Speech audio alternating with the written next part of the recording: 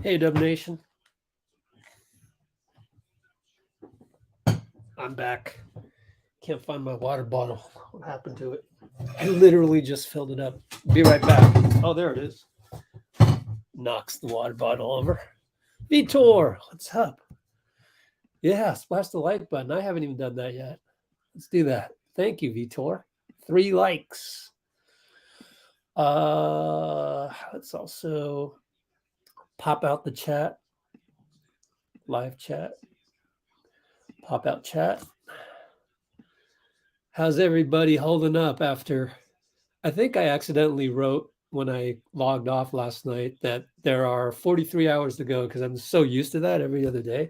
There were 19 hours to go before right now. So 19 hours ago, I logged off with you guys. I'm doing great, Vitor. And one reason why is because of you guys. I thought you guys really made it easier to get over the loss last night. So first off, let's talk about a few things. QGSW, Draymond is out, actually. Wiggins is out. Steph is out. But so are Jalen Green and KPJ, Kevin Porter Jr. So just an FYI on that. No Draymond. So Kuminga will start. Pull up the background here. Where's my background? Where did it go? Gotta find it. It's somewhere on my screen here. Let's go look for it.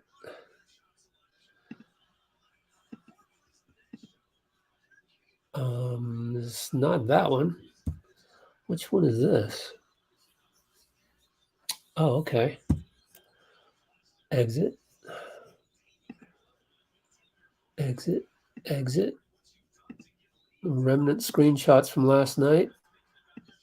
There's my screen. Gosh. What happened to it? By the way, Moody will play. I have no idea. How did I leave it with Moody right here? Speaking of which, Moody will play. So according to Steve in the pregame, we go to Let's Go Warriors YouTube channel. I already posted the pregame. You will see here, I'm going to play Moses. There it is.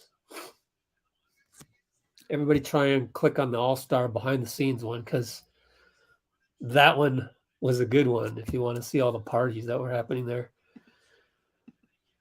Is Dray okay? Yeah, so here's where Draymond injured himself. It's not the easiest, not the highest resolution ever.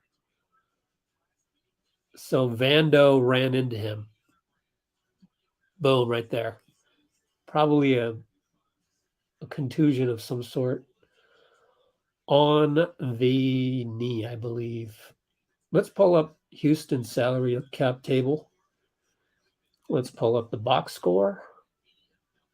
Houston, there it is. Let's put up a backup box score with Fox Sports. Update the standings. Update the referees. Scores. NBA scores. We play the Timberwolves in 48 hours as well. So I have my backup there. Referees tonight. Zach Zarba, he's not bad. Uh-oh. Gediminas. He will dish a tee on Draymond, no problem. CJ Washington's all right. He's okay. Standings. Pretty ugly. 10th. Can't even see it. Have to scroll down a little bit. 10th. At least now I know that here's where the line is of the comments when I put the comments up. But I think it also depends on how big the comment is. No, it'll go down a little bit. Okay. Vitor hopes. Yep. Let's see. No Mark Davis. What does that mean? I like Mark Davis. He's pretty good. But yeah, he's not in there. Hello, James Warner. Sorry. Bulls beating the Nets. Wow. You know, the funny thing is, the Nets are 10 games over, so we can't make fun of them. We just can't. We suck. They still technically don't suck yet. They'd have to go -10. Let's look at the schedule coming up. Timberwolves, Portland, Clippers, and then back-to-back Clippers, Pelicans, then the Lakers again at Crypto. Then away to OKC, then away to Memphis. Oh boy. Let's go Dubs. What am I forgetting to do? I've got my things set up here. I'm all good. Yeah. I know I'm forgetting something. Maybe I should tweet out. Yeah, I'm going to tweet out the link while I have time. Hold on. Let me see if the automatic post to Discord worked. Yay, it worked. Wow. I love it when things work. Hate it when things don't work. I do want to say, hold on. No, Draymond.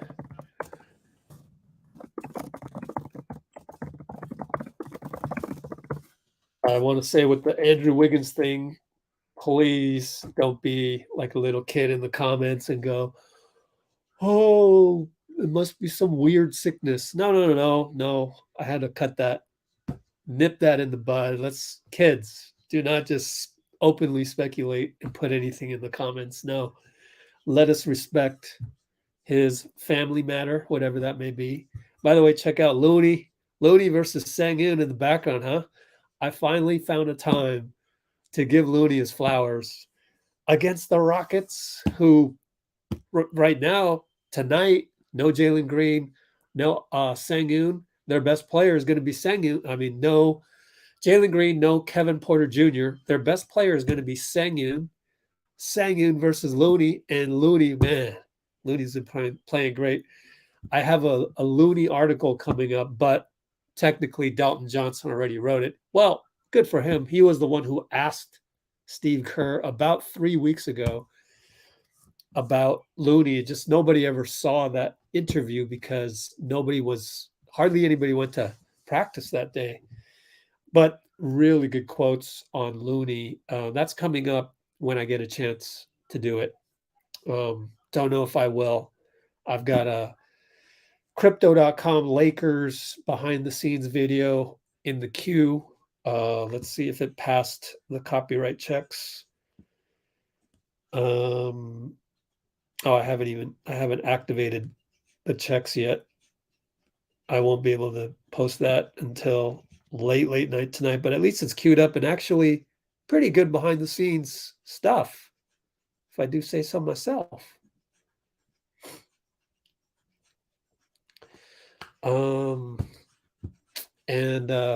Let's tweet out the link. So let's go here. Photo. Oh, hold on. Keep commenting. I'll get to your comment.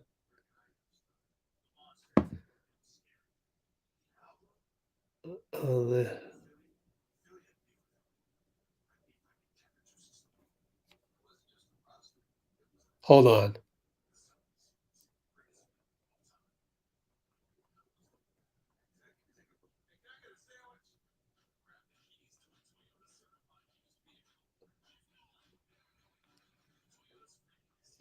All right. I am trying to keep it positive out there. People are jumping off cliffs, man.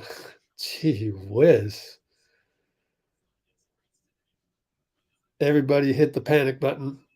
I kind of did too, as Blasian challenged me last night. But no, last night was a disappointing execution of game plan. And by the way, Steve went on the radio and it was a good one because it really told you about, kind of what goes on behind the scenes and just went into a little bit more detail. But here's the one. So he went on to 95.7, first of all, and also said, Well, I've been pleased with Moses Moody, etc. But he talked about the game plan execution, and the players did not execute the game plan. Too much fouling, etc., etc. Okay, so let me post the link to the game before we tip off. Oh my gosh. Oh, we've tipped off in real time. Warriors won the tip according to CJ Holmes. So I'm going to do the play-by-play pretty soon, coming up. Pretty soon.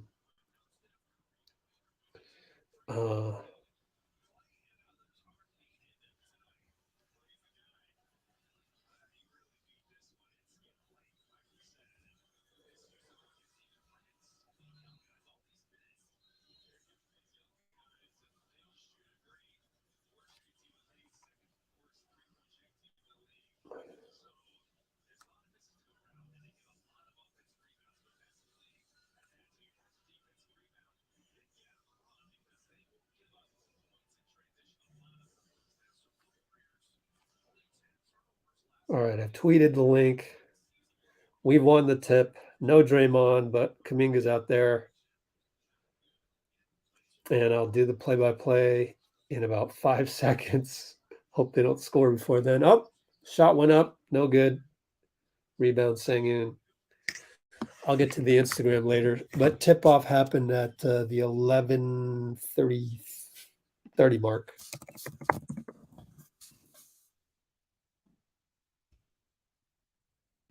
So this is Houston's first game after the break. Oh, Jabari misses a 3. They get a long rebound. Back to Kenyon Martin, the Sengun, back to Tate. I love Tate. He's good. It's good. Baker. Jae'Sean Tate, baby. Ever since we first saw him, just great player. Klay will shoot an open 3 thanks to a screen by Donte. The little subtleties. Good job by Donte.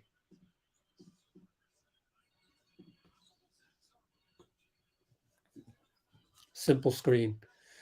Tate over to Jabari in the corner to Washington. Tate for 3. Wow, lefty good. Man, he's a baller. Would love to acquire him, but I don't know how we would do that. Oops, let's throw up the box score. Kuminga against Jabari. Fadeaway, good. Beautiful. Beautiful. I gotta clip that one. That one's beautiful. That's a different dimension, huh? You don't have Draymond, but you got JK who can post up. Sengun posting up Loon. 1-on-1. Little bit of help by Kuminga, but not much. Looney gets a block and gets the rebound. Donte goes. That should be a take foul. No call. JK over to Klay. Will take 3 instead. Nope, missed it.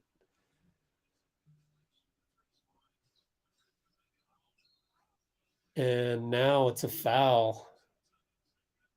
Kenyon will go to the line.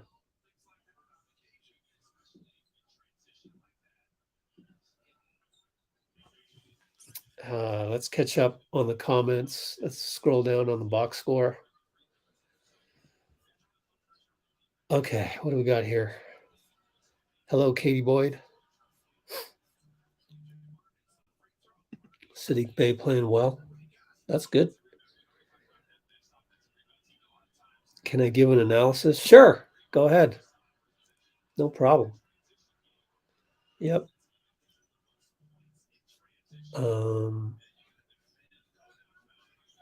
I've had interesting conversations. Wow, cool. I'll get back to your comment as we're back to live action after the free throws. We're good. 7-5 Houston. Klay going to go to Looney. Oh, the pass got deflected, but luckily JP was there. Klay in the corner with 4 seconds on the clock, air ball. And it looks like he wanted a foul because he's pissed looking at the ref. They score 94 feet. I should clip that just because of the bad offense. And now Jordan Poole shoots an air ball. So we see a cascading problems. Sengun up 9-5 against Looney. No help. Donte tips it. Almost steal, but no. Tate got it back. It's going to Euro against JP. Great defense by JP, but the help was there by somebody. The help wasn't there by somebody, and they scored and won. Wow. Pretty ugly sequence. Yeah, that's instinctive. JK should not help, but it's hard to really hindsight's 2020 on that one.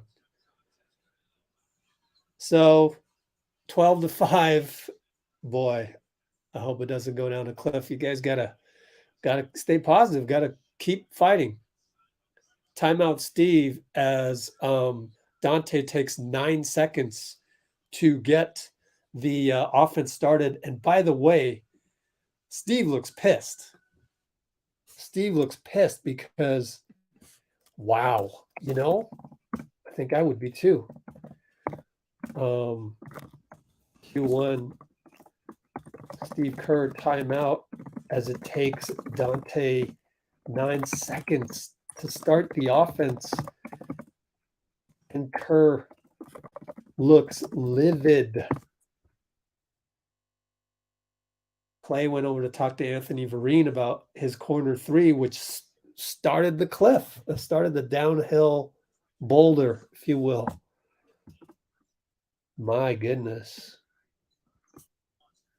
Again, did not come out executing. Let's see. Warriors would move forward, but Bob Myers doesn't have a history of trading marquee. Yeah, I don't know. James, it's hard to predict that, right?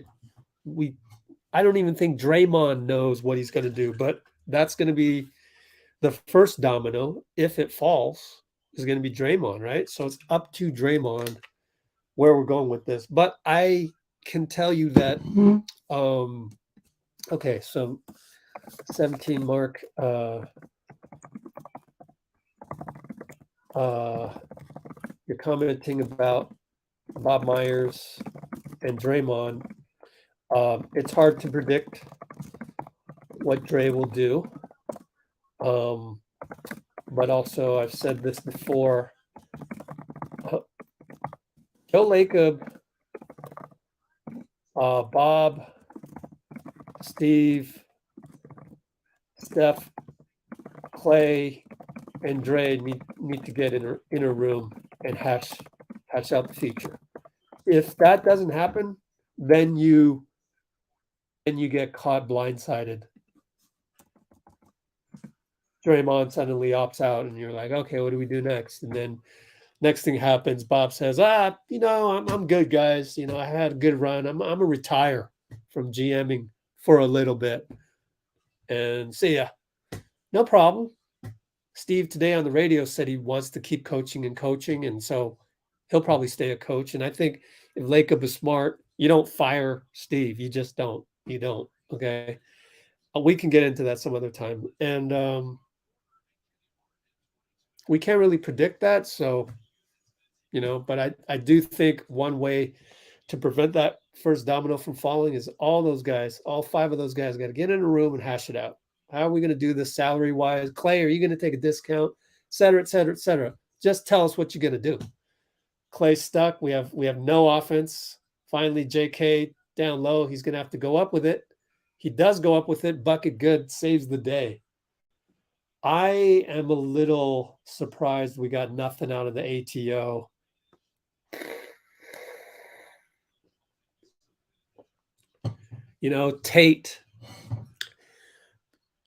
Tate went below the screen. Tate is good. Jayshawn Tate, my friends. He went below the screen. That was great defense. But JK, attacks no good on the layup. 12-7. Kenyon. Washington. 3 no good, thank goodness. Klay rebound. Donte fell down. He's back up. Klay over to Poole. Back to Klay. Fakes a 3. Jumper over Sengun is an air ball. One thing I know you're coming off of an Achilles, you're coming off of an ACL, but one thing Klay could do, 739 mark on the rebound, Klay could get better on dribbling this offseason. Oh, JK fouled. Very dangerous play but nobody's fault.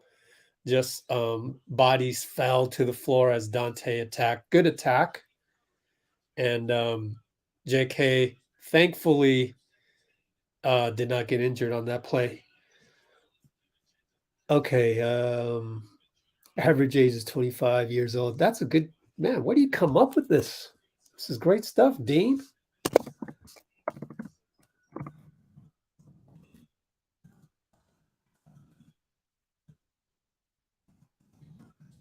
Average age tonight is 25. Great stuff, man. Gotta hire you to be our stat muse. Oh, front rim the second free throw. Down 12-8, only 4 points. Up top. Oh, Washington is gonna initiate. Over to Sengun, gets a screen. Oh, short on the push shot, but nice play, Sengun. And then we rush ahead. Klay trying to go 94 feet. I mean, actually, no, trying to get a layup out of it. He didn't go 94 feet. My fault. Donte, nothing there. To pull back to Donte for three. DiVincenzo. We need a nickname for Donte, man. Dontre.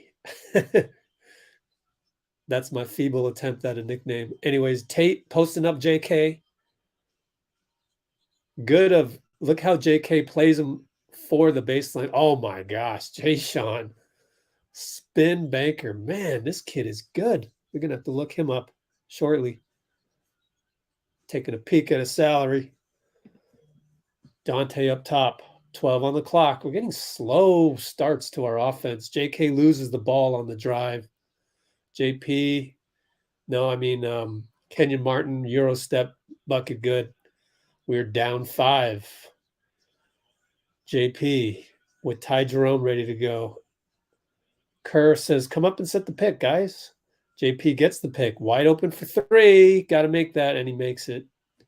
That was interesting because Steve was pretty emphatic on running the right play there. Oh, they miss. Okay. Thanks for the early shot, Houston. We like that. Down 2. JK. Over to JP. Over to Donte for 3. Catch and shoot. It's good. Dontre. 5:28 to go. We take the lead. 5:28 to go. We take the lead. That's better. Man. Much better. Wow, you're way behind, Vitor. How can you be? I'm so behind with my stream. Maybe you got a stream upon a stream. Okay. Hello, Smiley Amy.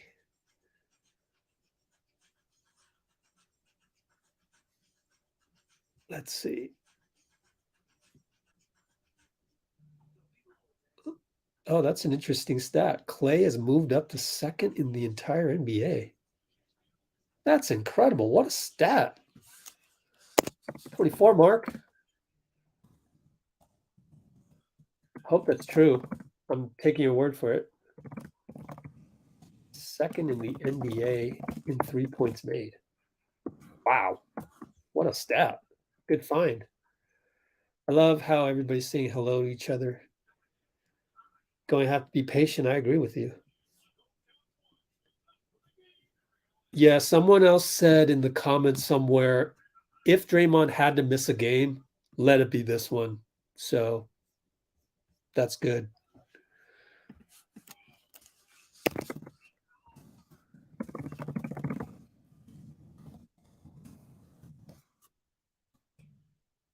Next topic.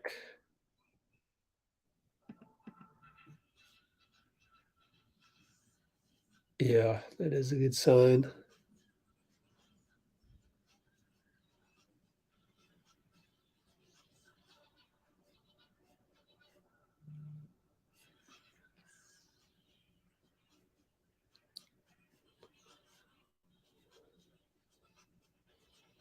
Well, I wouldn't say he hasn't adjusted. It's I think it's just growing pains. The other thing with JP that I realized today, one more thing with Jordan Poole, um, his role has changed again. He has got to be more aware that his mistakes are going to have bigger impact on us. So, like the dribbling, turnovers, all of that. Just hello, JP. Look, we don't have Steph anymore for a while. All the mistakes you make, they're just magnified, and they really are. It's not just superficial. It runs deep. You make a mistake, it's going to cost us. So I think it's just understanding your importance to the team, which, by the way, Steve mentioned in the radio show today, which is kind of cool. We are on the same wavelength. Anyways, JK throws the ball away, but this is after they turned it over to us. So we just traded AAU turnovers. Tari Eason in the game. Oh, to Sengun. Posting up Looney. Looney, good base foundation by Looney. Gets a rebound out of it. Throws it to JK. JK gets downhill. Finds Poole. Dunk. Beautiful. Beautiful. Way to run the floor, but mainly way to play defense, Looney. Looney's just awesome.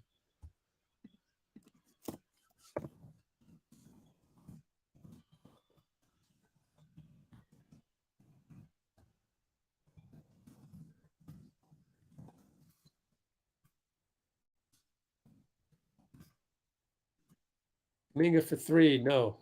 We're up three. It doesn't feel like we're up three. It feels like we're down seven. We're down five. Jabari for three. No good. Sengun gets away with the push. Looney smacks him, but I wonder if he goes over to the ref and say, hey, he's too tired to go over to the ref to say, hey, look, you guys screwed that up.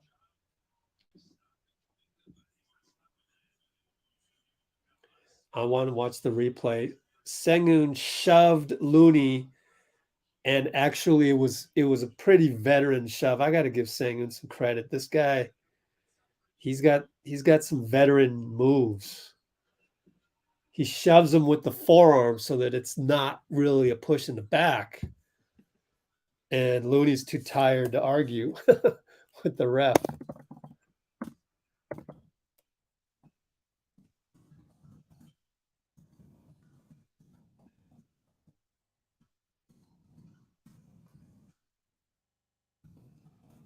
Oh, but Looney's still in the game, and he goes bank shot. Good. I thought he came out.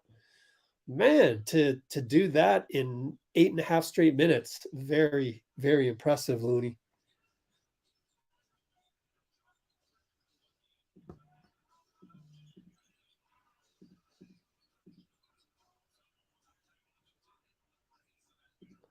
Oh, Washington hit a three.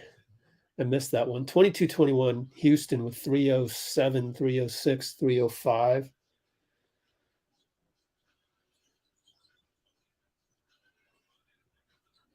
Ty Jerome, one of the few guys that's able to get in the paint. Anthony Lamb misses a three, but Looney got another rebound. How many rebounds is that?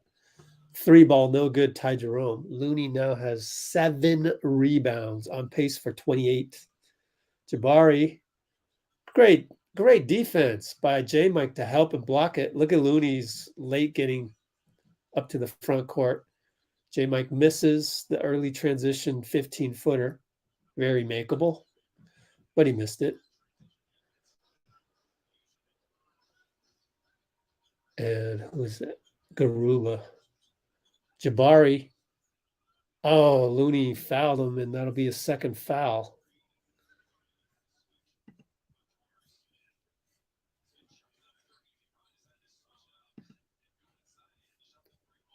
Smash the like button. Time to check the likes. How are we doing on likes?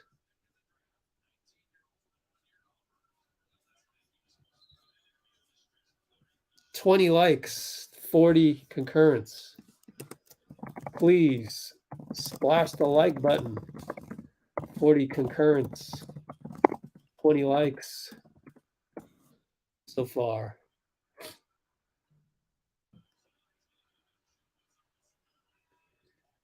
It does not affect Thompson's offense, only defense. Interesting. Which one, ACL or Achilles?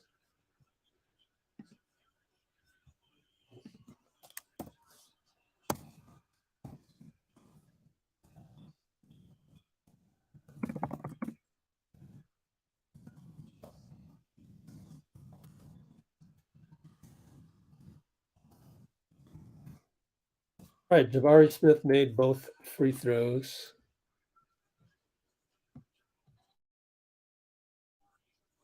Ty Jerome brings it up, pick and roll.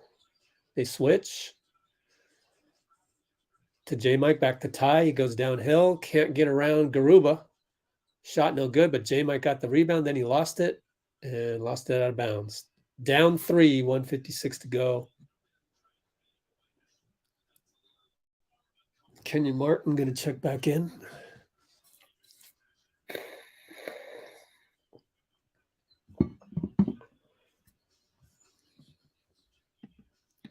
Oh, Achilles injury. Okay. Anyways, back to action. Dacian Nix. How do I know every Houston player? Weird. But we played them 3 times already. Eason, offensive rebound. Nix. No, not Nix. Damn, who was that? Josh Christopher with the strong finish. We're down 5 suddenly with 2 of our two-ways playing. Lamb doing his best. Bricked it. Fouled by Garuba. Go to the line. Let's catch up on the comments.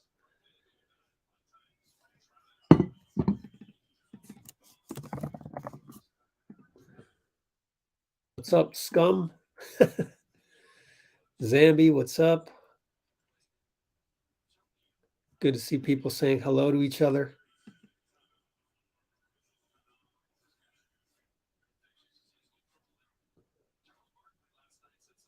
Derwin Gaston's in the house. Loon is super reliable. We got an infection control for Garuba, looks like. So we got a mini timeout. Catching up to all these. 6 minutes slow I am in the comments. Vaughn is just awesome. Just playing awesome. Let's see if PBJ plays tonight. What's wrong with Lamb? What did he do? He do something? Looks like Steph got I guess his hair is growing out a tiny bit, but his hair seems, he looks younger. Let me just put it that way. No Abraham Lincoln beard. Why do I got to put that in the comments?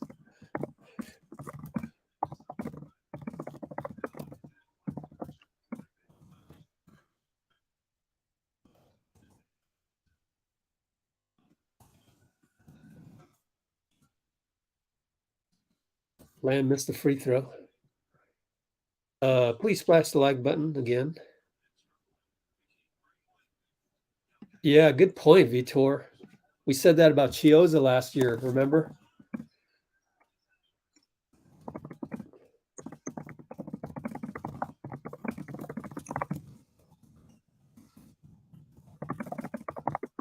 Okay, back to action as we made 1 free throw, down 4. Knicks for 3, no good.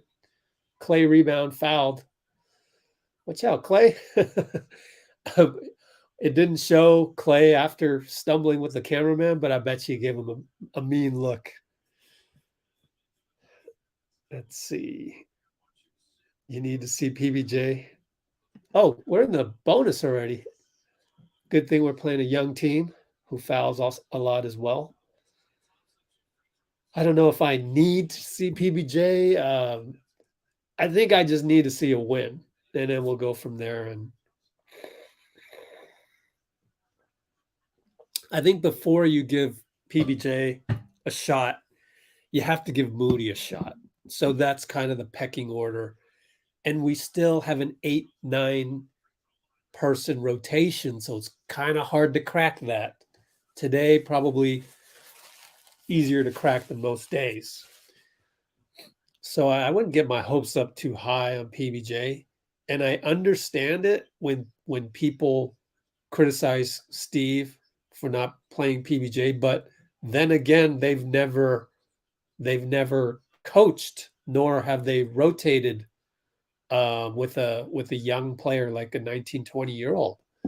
Anyways, Knicks tried a reverse layup, no good. Ty Jerome pulled down the rebound. 2-for-1 opportunity, but we don't have JP or Steph on the floor. And Klay is going to go one-on-one against Garuba. Draws a foul. Good job by Klay. 27 seconds. Down 2, goes to the line.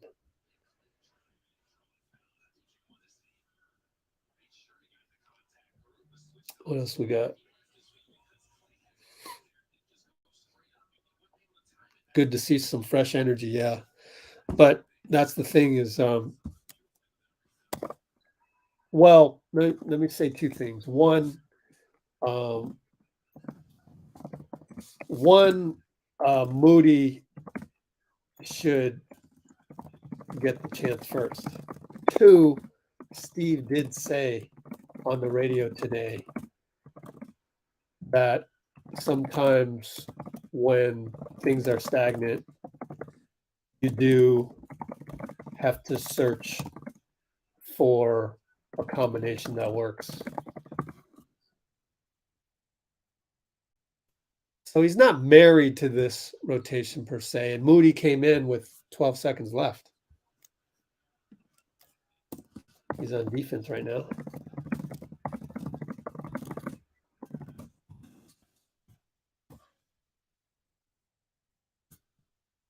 So Houston has the ball out of bounds, 12 seconds with 8 on the shot clock. Moody's going to cover the big. Man, Dacian just went right by Lamb. I'm a little concerned by that. They miss a 3. J. Mike pulls down the rebound. 3 seconds to go. Oh, lead pass to Klay out of bounds. Oh, well.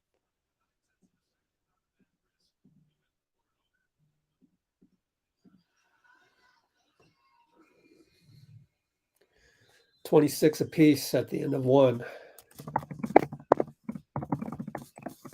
3 points does Klay have? 7 points for Klay. Not bad. I'm replaying that last play. Let me take a look here. Why did Lamb lose the guy? Yep. Just bad defense. But luckily, Houston missed the 3.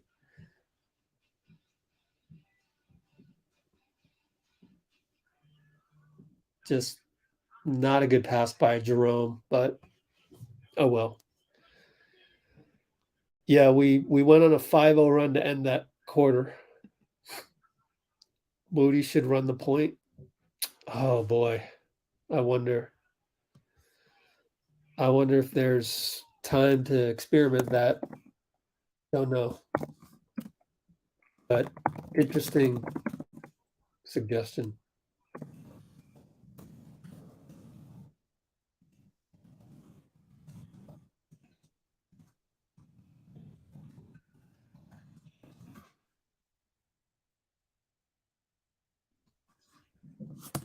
I think that kind of gets into the overall theme of the year.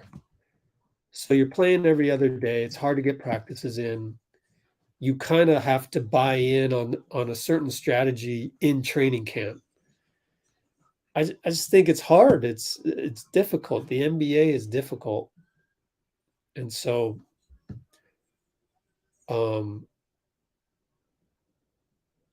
for people to insist that Steve be able to adjust to this, I think is a little bit too much to ask.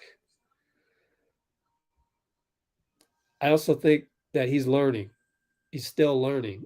And you just keep trying and you do adjust, but there's such micro adjustments that you can't really tell until a couple years or a year later. Things like that. But fans are impatient. They are. I've seen a lot of impatient journalists out there, though. That part if you're a journalist, you shouldn't really act like a fan. You should act like a journalist and do what I do, which is suggest reasons for things that you observe. So I'm thinking the reason why you don't see these automatic shifts over to PBJ. Let's take a chance on PBJ is because of the championship run that we're having, that we're in the middle of right now. We haven't been knocked out yet. And so you implement a system and you're pretty strict with that and you don't deviate from that. And when the main guy of how you came up with your offense goes down, then it's tougher, right? So um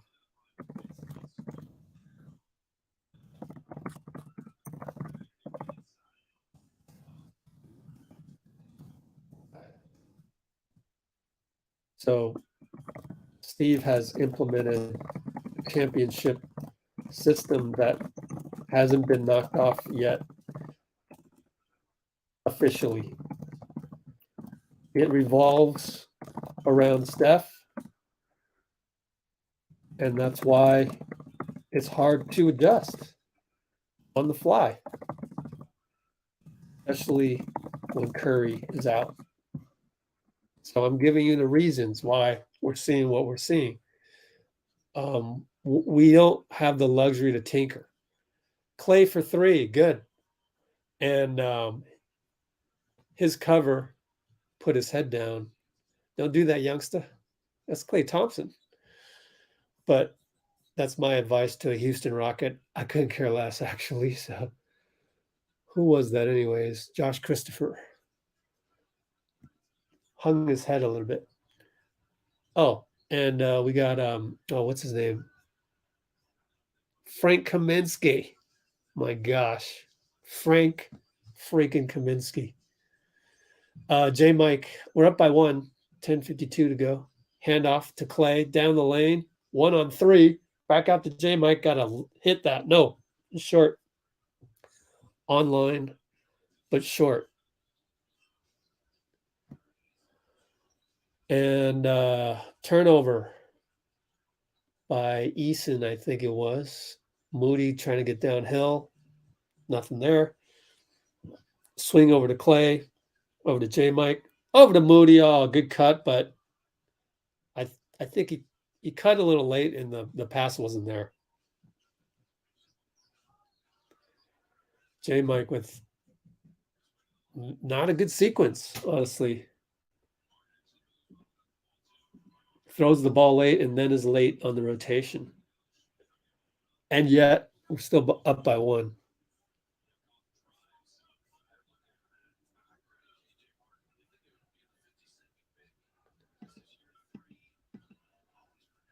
Oops.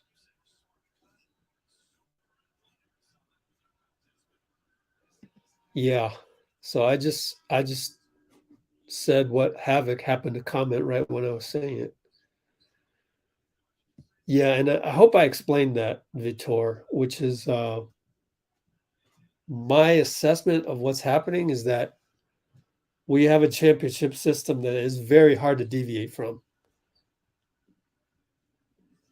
especially when you've got your regular guys back, the foundational 6, and you're like, guys, just play better. Run my plays that we won the championship with. Granted, we didn't have GP2, didn't have Otto this season so far. Lamb late in the clock, got the 3, shuts everybody up.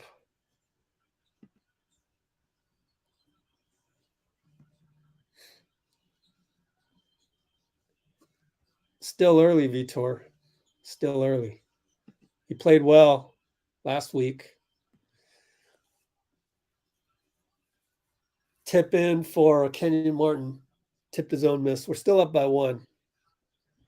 This might be one of those games. It's going to be really close all game long. Anthony Lamb, 2 straight good plays.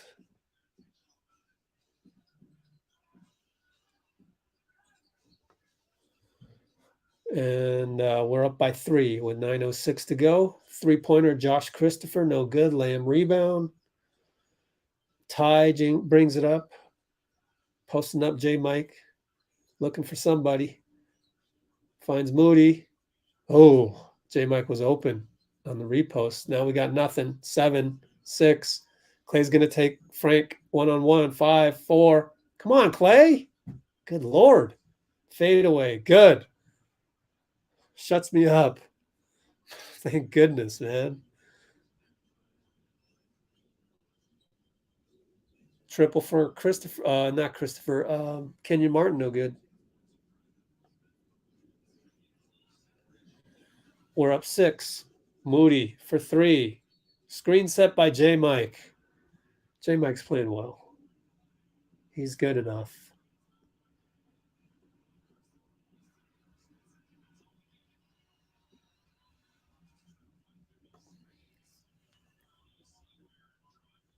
Got to give J. Mike some credit. Good screen.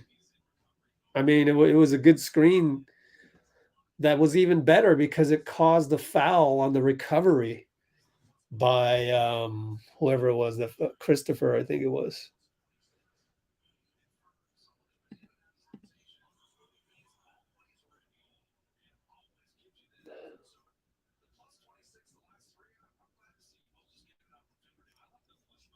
Trying to explain it to you, Ren. Trying to explain it to you. I want people to be less reactive to just, throwing a coach of all people, the coach. Any coach, whether it's Steven Silas, your coach at AAU down the block. Can you give coaches a break just a little bit? Give them a break. Timeout, up by 10. Somehow we went up by 10. Doesn't feel like it, but we're up by 10. And I wonder Moody's plus minus must be pretty good right now. Plus 13.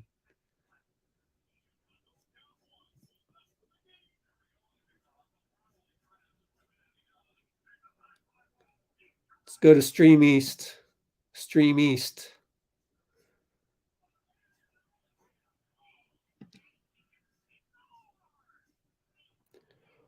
There we go. There's your positivity.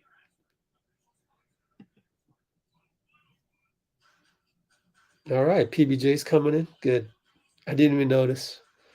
But we have a timeout now.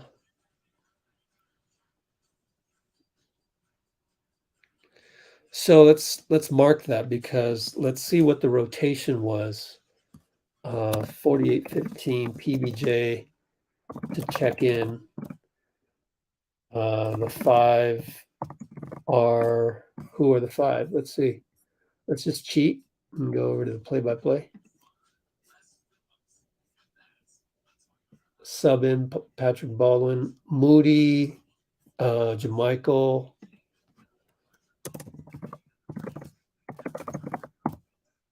Who else? He came in for Lamb.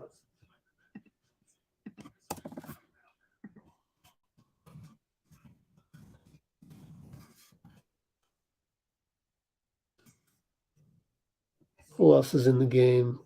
Klay.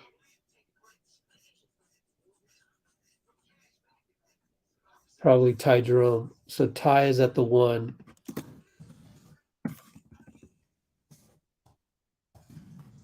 Yep.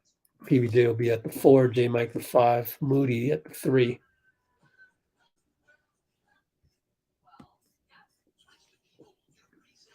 What's up, Percy? Good to have you. Let's go back to the box score. And while I'm still on commercial, quick look at Jae'Sean Tate, 3 for 3, 2 rebounds, 7 points. And Jae'Sean Tate,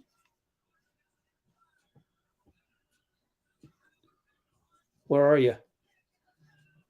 Oh, he's making $7 million? Wow. Salaries.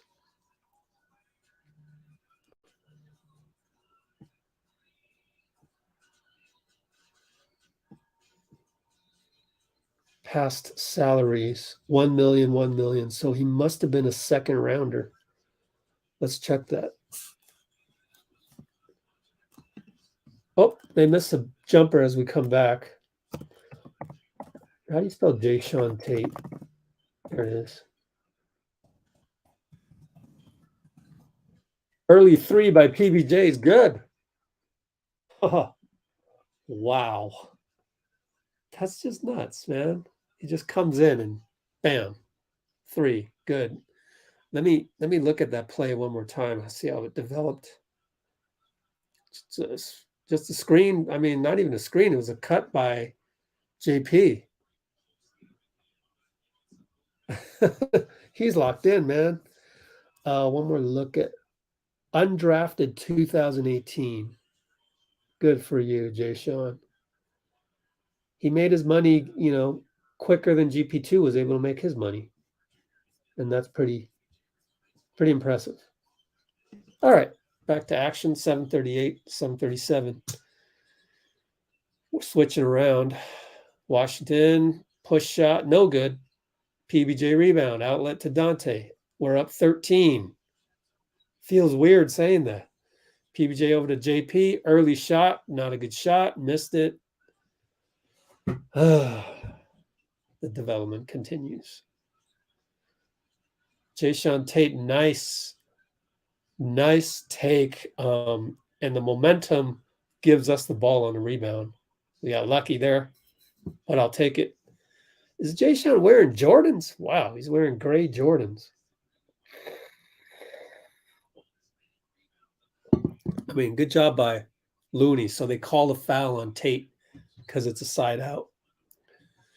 Donte brings it up 13, 709, 708, 707. JP left side. Can you make a better decision this time? JP hesitates.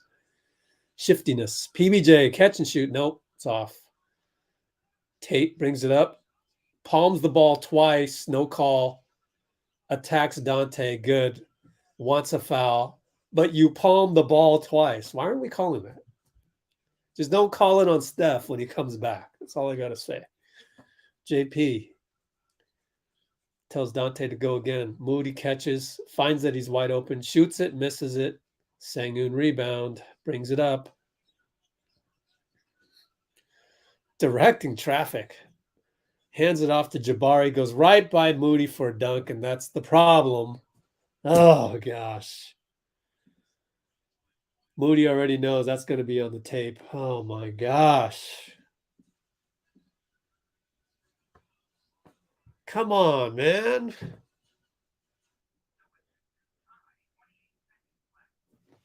I want to clip that for you guys. Why, what's crazy is that these days they just don't teach this coming up. They don't. It drives me crazy as a former defensive specialist in high school. I was so good, man. I was so good at the shuttle drill. I was the best at the shuttle drill, guys. They don't teach that anymore, and it drives me nuts. It's clear to me they don't teach it. So we are at currently let's see how quickly I can do this for you. We're at the 54 mark of the live stream. We have a timeout. It is 44:35 with 6:21. So 6:21 to go, right? Moody loses Jabari Smith on the POA. They just don't teach shuttle drill anymore. They don't. That's the ability to go from left to right laterally very quickly. Let me show you what happened. This drives me nuts. So we analyze the video.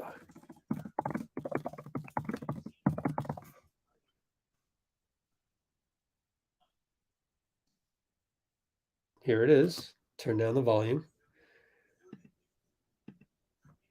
Here's Moody. Here's Jabari. He's going to come through two picks.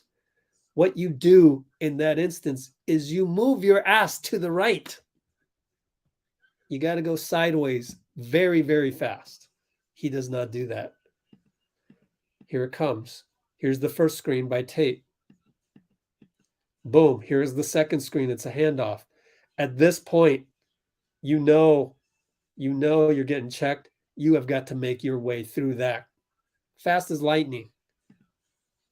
Unable to do that. Right here is where you would like the shuttle drill to come into play, where you gotta get lower than that so your center of gravity is down and you can be more mobile to get over there to the right. Doesn't happen.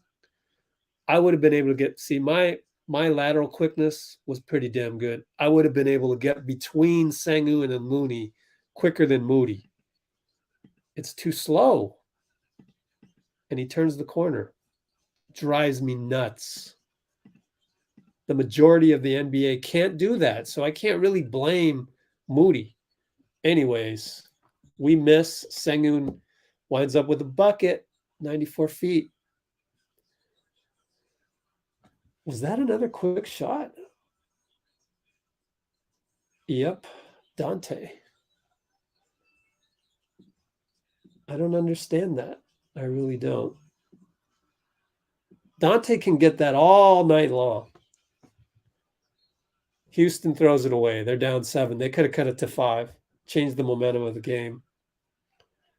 And then Sengun to go 94 feet. That's inexcusable. Oh my gosh. I hope I see improvement on this tonight, because I don't want to, even if we win, I don't want to go into the Minnesota game shaking my head like I am just now. Oh my gosh. JP had the lane and gave it up, went with the double step back. Oh my gosh. Some of these mistakes are unbelievable. Unbearable.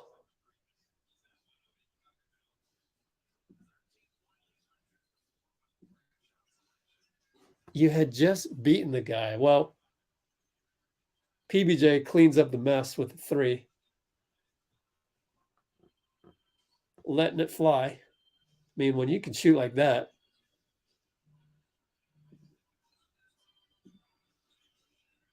might as well. Yeah, they just leave him open.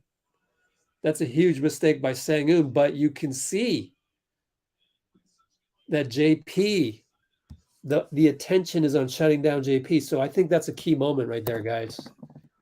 58-minute mark on the live stream. That was at the, 4:45. That's a huge moment. Sengun basically doubles. I'll just call it doubles Poole, leaving PBJ wide open. And JK loses the ball. Pushes off. Eason does, no call, misses the dunk. Sengun push shot. Get after that ball, guys. They get after it. JP gets a long rebound, 3-on-3. Finagles a foul out of it. But again, going back to that one where PBJ hit the 3, maybe you think about having PBJ and JP on the floor at the same time, especially in Steph's absence. I think that could be a big moment. But PBJ.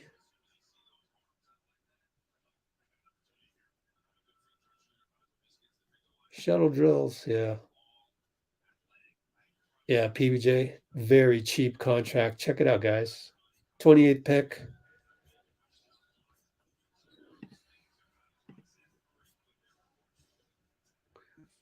There it is. $2 million, $2.3 million, less than a veteran's minimum.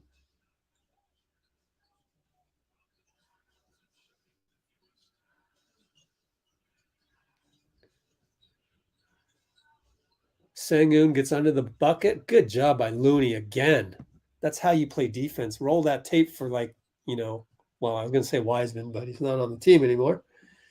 And that kind of defense leads to excellent offense downhill by JP, doing what JP does best. So defense, so important. Here's Klay. Oh, Sengun had him, but spun back. Sengun's got some moves. Klay wanted to travel. And we end up fouling him for and one. Kuminga can't believe it. Don't complain no more, Kuminga.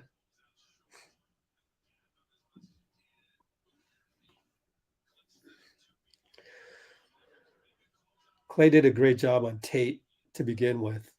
Then he did a great job on Sengun. And then let me replay this.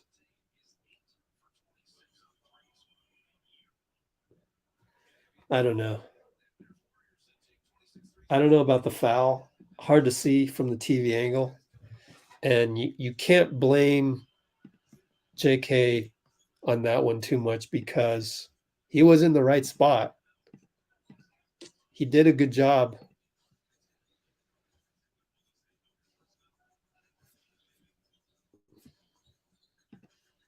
All right, JK handoff Klay. Could have just pulled up, instead threw the ball behind JK, turnover. Kenyon Martin somehow scores. Let's get the ball in, guys. Let's go. He slipped. We're only up 6. Pick and roll Klay and JP. JP gets the switch. Got to get rid of it. Lamb's wide open for 3. Front rimmed it. No good. Let's go back to the box score. Tate over to Washington. Post up Sengun against Lamb. Donte helps. Good help. Good block by Lamb. We get a steal out of it and a foul. And that's their 4th team foul. Got to give Lamb some credit.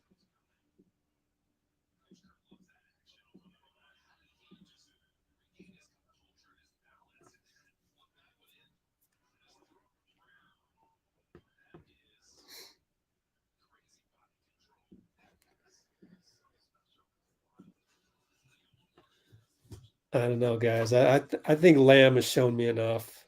He deserves a 15th spot somewhere in the NBA. Klay gets open. Good. That's the play we want.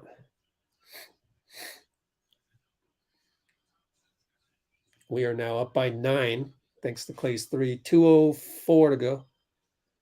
And 2:01, 2 minutes. Jabari against Donte. Good defense. Too hard.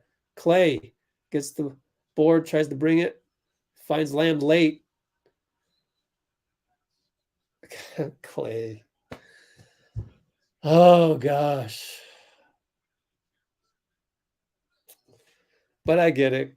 Klay needs Steph on the floor with him. Just some shaky ball handling, to put it mildly. Golly. Donte finds Klay, who finds Lamb, who finds Poole, baseline, fouled, no call, pushed.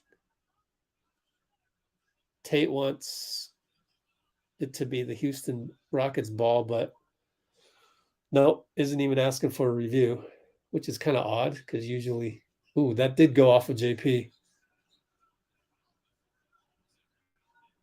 And now it's a foul on Houston on the inbound. That'll give us 1 free throw. Klay says, no, I'm shooting this. Oh my gosh. That's hilarious. I got to clip that. That's hilarious. But yeah, JP should defer to the veteran, but now he's got to make it. Klay says, no, let me shoot this. I'm shooting the technical.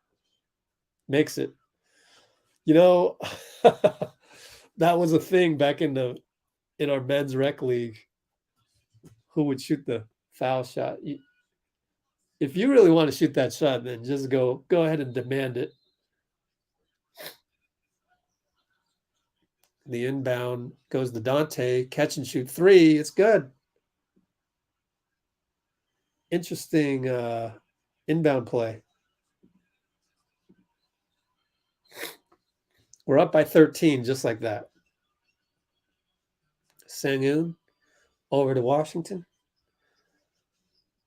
Back out to Kenyon for 3. No good. Klay with the rebound. Finds Kuminga. Good job by Kuminga to close the gap and finds Donte for three. There you go, JK. There you go. That's how you run the offense. Did you see two guys bite on JK? That was wonderful. Lamb grabs the rebound. Man, this unit's doing well. Lamb going 94 feet. Missed it. Draws a foul. This unit is going nuts. Good job, unit. This unit of Donte, Klay, JP, Lamb, and JK is producing results.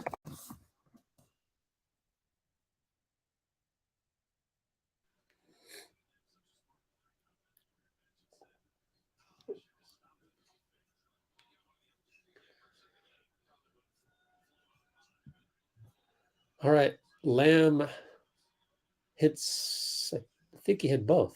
We're up by 18, 43 seconds to go in the half. Good job, second unit. Wow. Actually, there's three starters out there. No, there's four. Oh, it's basically Lamb for Looney. Interesting. Interesting. So Lamb is our de facto Draymond tonight, right?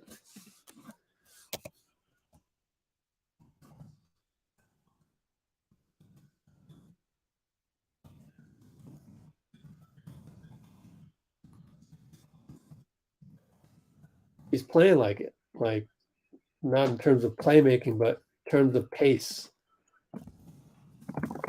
Doing well on the pace department. Of course, nobody can really do the playmaking like Draymond other than Steph and yeah, basically.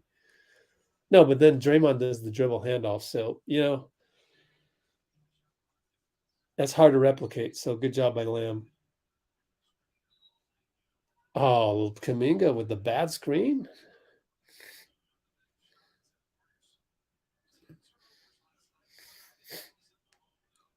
CJ Washington just ignores Kuminga. Let me look at this play with Kuminga, see what he does. He's just moving. It wasn't so much physicality. He just moved laterally too much. You got to stay set. Lamb stays in front of Washington, but he gets a and one. Klay's like, I don't even know what kind of call that is, but up by 14 now. Let me watch that play one more time.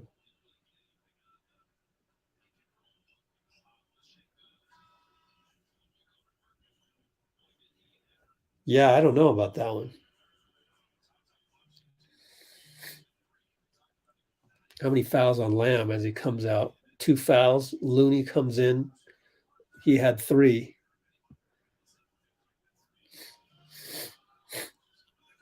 Uh-oh. You're saying Poole did something? Don't spoil it. I think he spoiled it, huh? Gets a 3 at the buzzer. You spoiled it. Oh, man. So we'll take a 66-49 halftime lead. Now, why didn't they get in front of JP? Yep.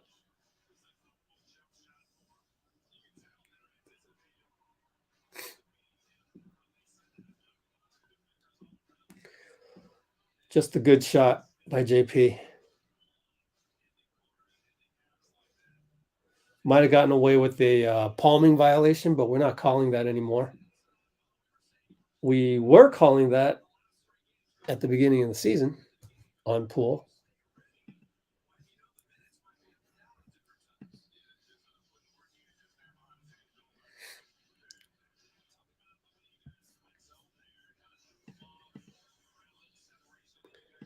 JP. So we're up by 17. They got Moody mic'd up for halftime.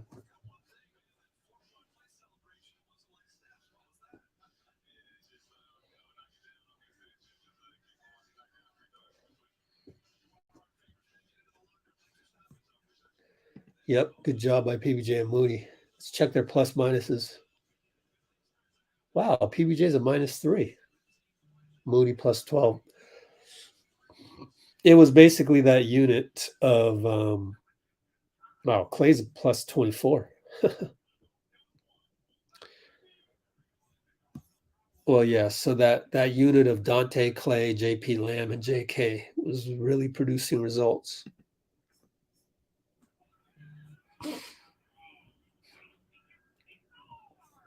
Yeah, there must be baddies. There must be baddies at Chase Center. Let's look at TweetDeck, see if there's anything out there.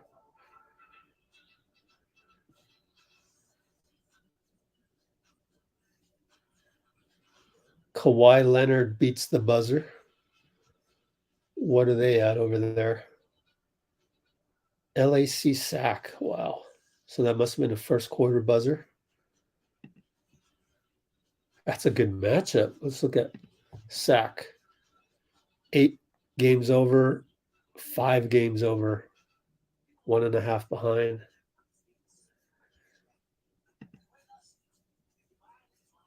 First time in a long time that I've kind of had a break at halftime where nothing to talk about. We're just playing well.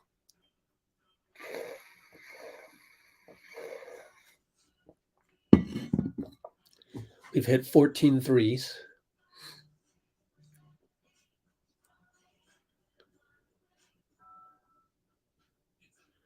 $40 points against each other. Yeah. 46-43.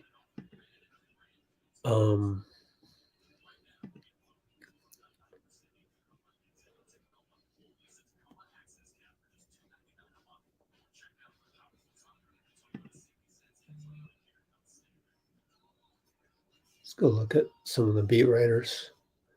Oh, I know what I forgot to do. I got to post. We got to post my link on Instagram.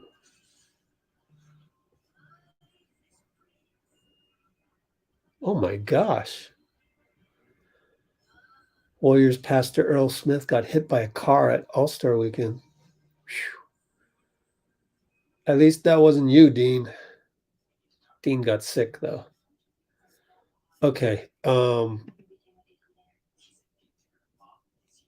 got to post on Instagram real quick. Anybody got a good comment can put up here? Let's see. We're only 3 games behind Sac. That's amazing. 12.5. No, we're 4.5. 4.5 behind Sac. So if we won 4 games and they lost 4 games, and then another half game would tie us up. So we're 4.5.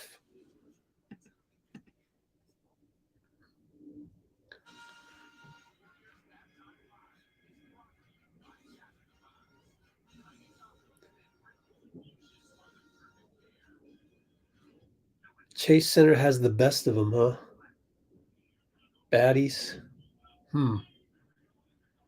I would have said crypto because it's LA, but I don't know.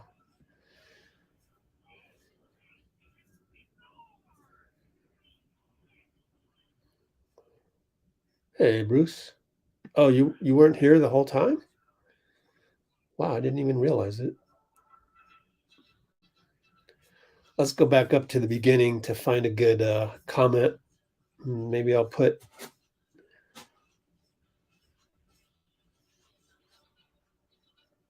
we'll put Katie up there. Yeah. So this will be our screenshot for Instagram.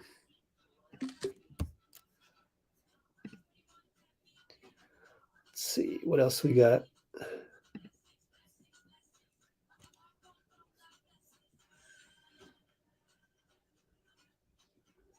Yeah, it must have been fake baddies in LA.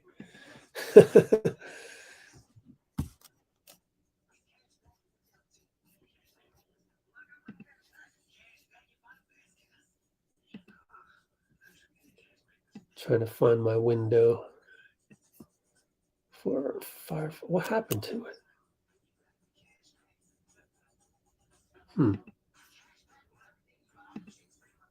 There it is.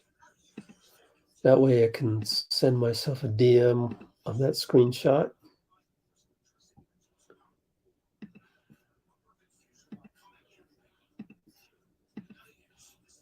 There we go. Send. Give me a moment. I'm going to go to Instagram. Uh-oh, got a comment. It isn't a bad comment, thank goodness. I was worried we get comments on YouTube, and I always worry, is it somebody going to throw somebody else under the bus?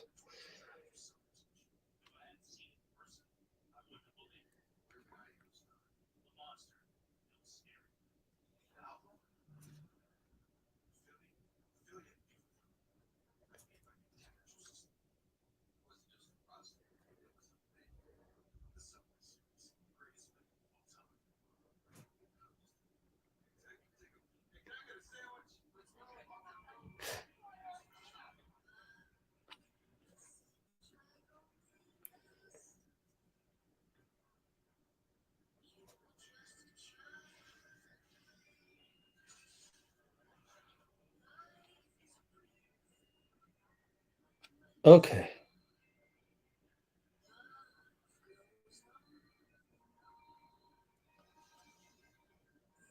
All right. While that posts, let's check out the comments again. Yeah. Thoughts on PBJ, yeah. Oh, Dean's in the comments. Hold on, let me do my thoughts on PBJ in a moment as I post this on Instagram. Hold on. Let's see.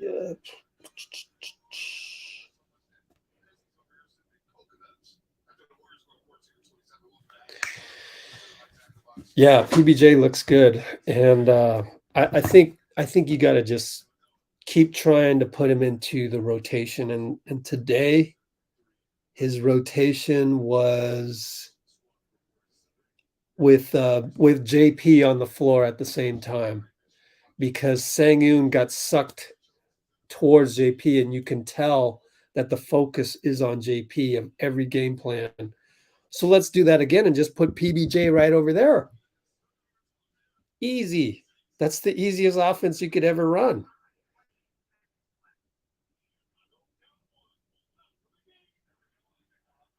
But I do think it starts with defense too. So you just got to make sure you got the right personnel out there.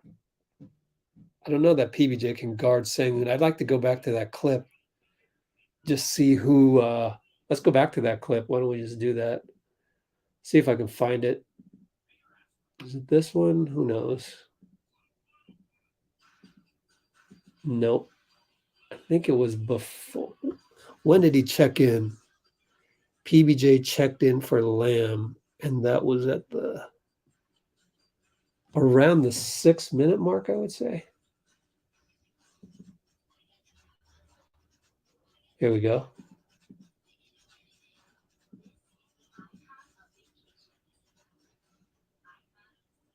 PBJ and Looney was there.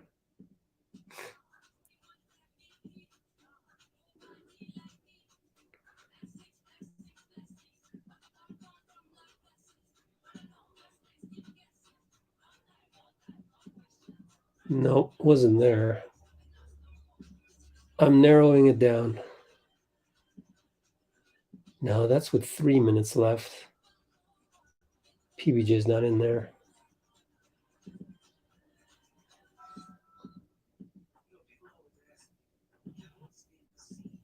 Got to be this one.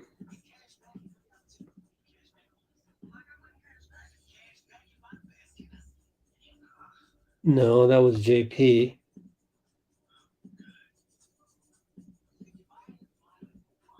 That was breakdown on defense there. There we go. Let me airdrop that clip over to you guys. I mean, the simplest play in basketball. What's up, Dean?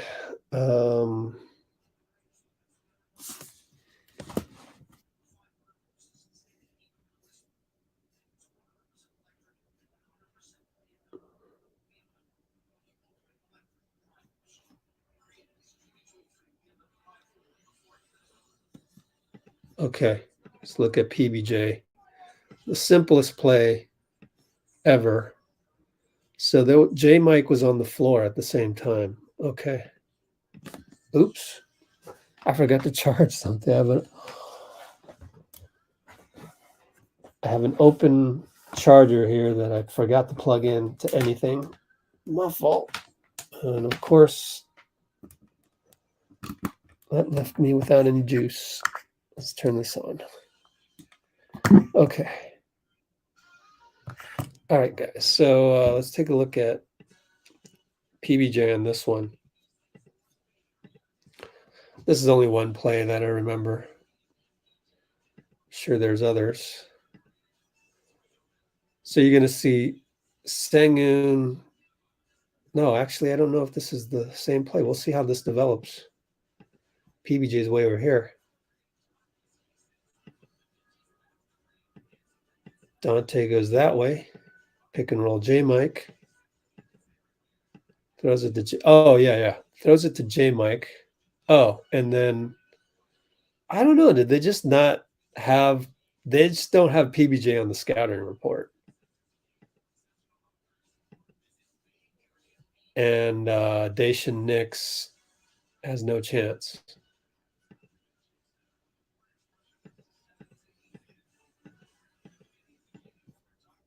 So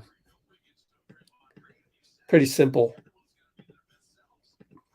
Pretty simple offense when it comes down to PBJ just catch and shoot, and been going in lately. Let's check his numbers. 6 points, 2 for 3, 2 for 3.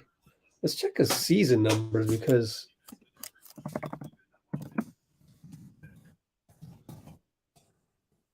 all the win.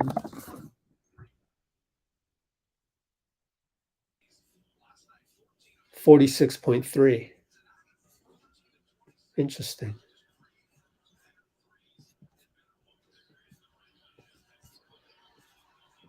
So his totals are 25 for 54.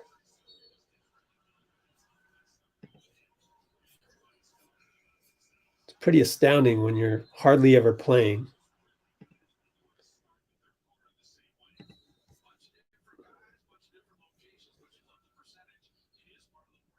Three for 5, 2 for 3, 1 for 2. Wow.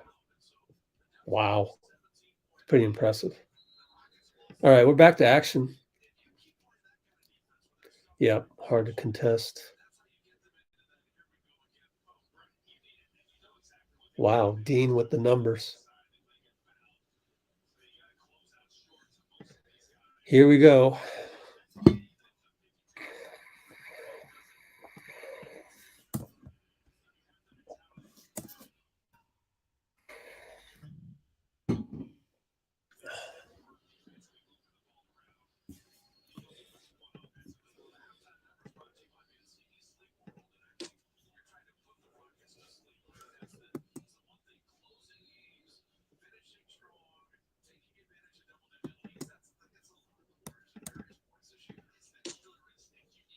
Okay. 11:52, 11:51, 11:50, 11:49. Rockets handoff over to Jabari. Extra pass. Washington step back. Corner. No good. Too hard. Klay rebound. JP brings it up. Same starters with JK and Looney at the front court. Picked by JK. JP finds Klay in the corner. Klay throws the ball away again behind the back. Hangs his head. Doesn't get back on defense. Foul. Foul on JK. Come on, Klay. Good Lord. And then you don't run back on defense. What is you doing?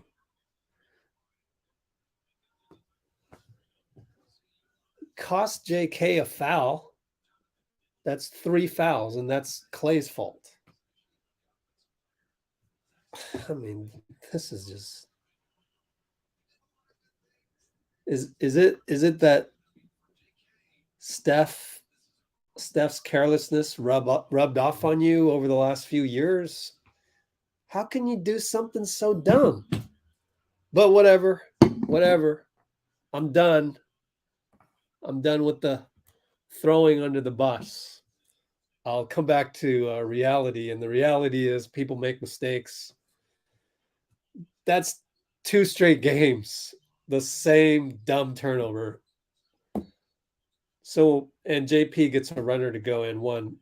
So, like when people want to throw Steve under the bus, I go, if you're going to throw Steve under the bus, where's your throwing of Klay under the bus? Because that's not Steve's fault. You can't blame the coach on that. What are you going to do? Like not start him?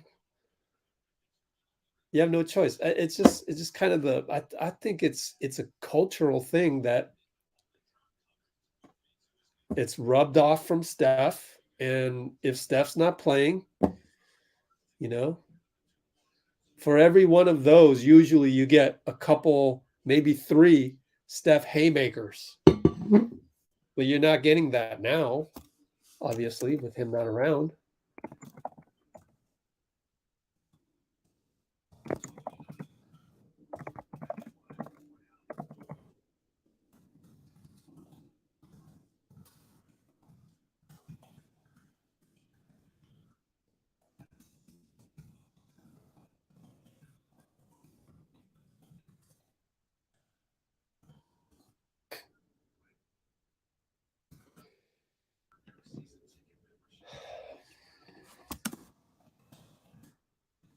Anyways.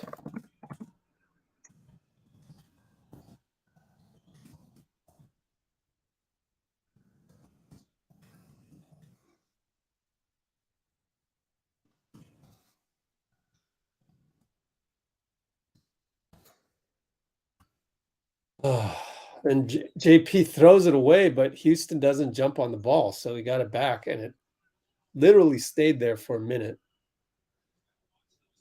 And then Donte steps out of bounds. Good Lord. AAU turnovers. But we're up 16, so I guess you can excuse those. Should be up 30. Kuminga rebound on the push shot by Washington. Man, we're lucky Kevin Porter Jr. is not playing tonight. They don't really have anybody to initiate the offense. JK is going to post up on Jabari. Just fade away. Oh, he goes strong. Good job, but missed it. Gets trampled by Sengun. Our ball. JK has to shake off the physicality.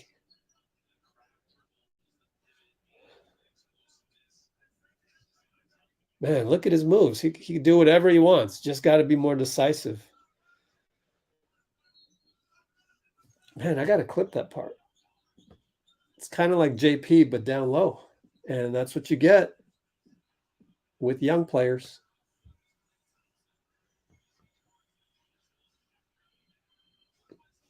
So Klay hits a 3. I didn't see it. Didn't get the privilege of seeing it. Was it on the ATO? Not the ATO, the inbound? Tate. Charge. Finally got him, JK. Finally.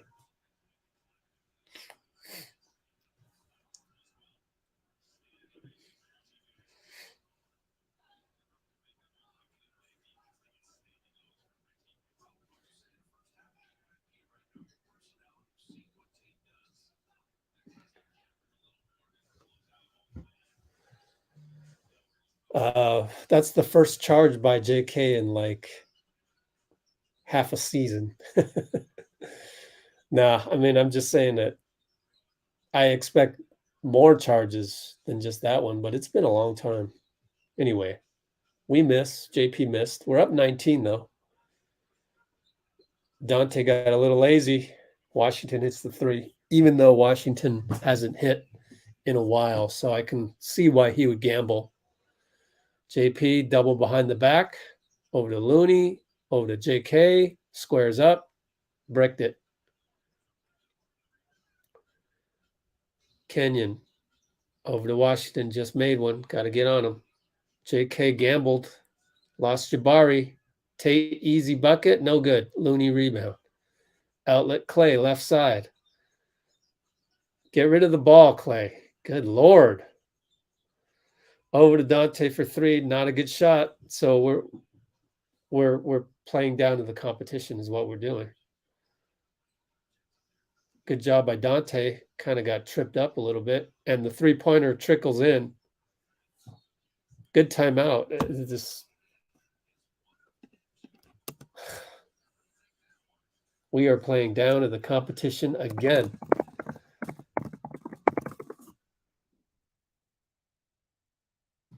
It's hard to really pinpoint it. I mean,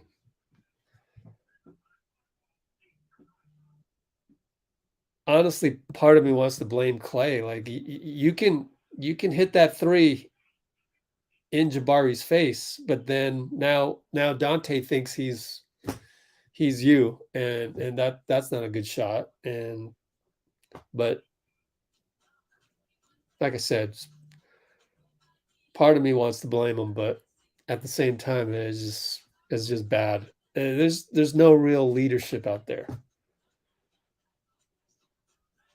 And that's why you call timeout. Let's see if there's going to be some leadership. Up 13, though, so I get it. You got to get through these doldrums. Think you're going to sleepwalk to a win. It doesn't happen that way. Got to be careful. Only, less than 4 minutes have gone by.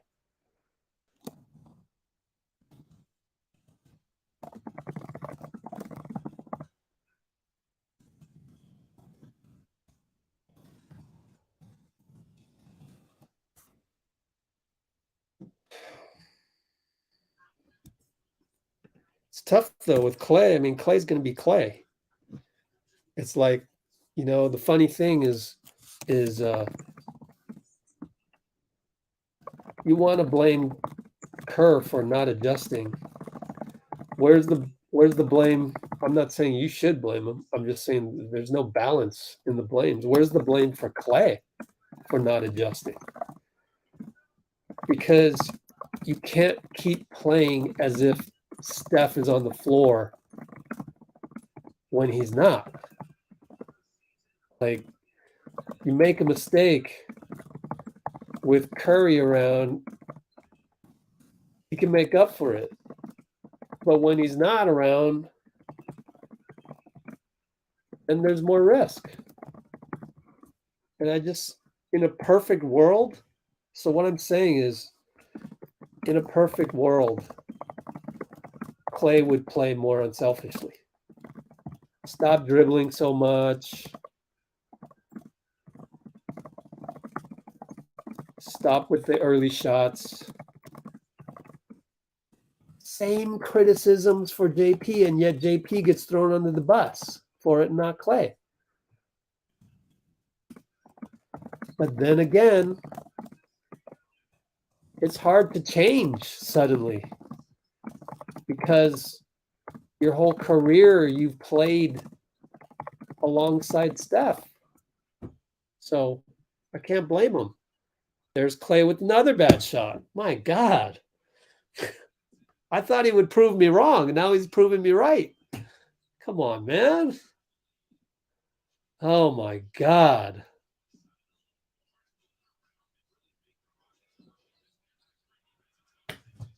Well, Houston messes up. JP finds himself downhill against Sengun. No call. JK, great rebound. Out to J. Mike. Wide open. Good for three. So tonight we're getting away with it.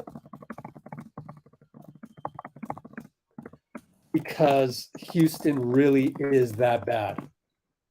And you know how I know they're that bad? because I'm seeing things as a coach that drive me nuts.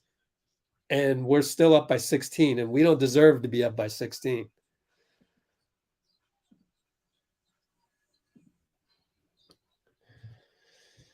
J Mike in a post up gets doubled by Tate. Man, this kid Tate is good.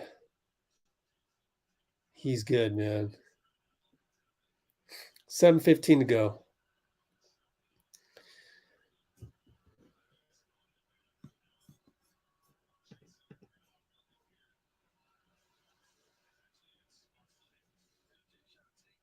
I'll get back to your comments. I saw some comments in regards to my comments about Klay. Overall, I get it though, right? I get it. I'm never outraged, really. In the moment, it might sound like I am, but overall, I always take 32,000 steps back and have the wide view. J Mike, deep in the shot clock, no good. So my wide view is that I understand why Klay is Klay. He's Klay. But the same defense should be afforded to Steve Kerr. Everything is built around Steph. Everything. And you expect him to change automatically like that, then you should expect Klay to automatically change like that as well. And if you have patience with Klay, then you should have patience with Steve.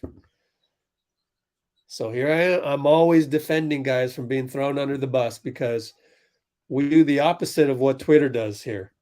They throw people under the bus. I try to find explanations and calm people down. JP, late shot, had to just throw it up from 35 feet, no good. Klay, good job staying in front of Kenyon. Donte, good job staying in front of Jabari. JK does a good job, even though I thought he was kind of late to the play, but he caught up and got a block.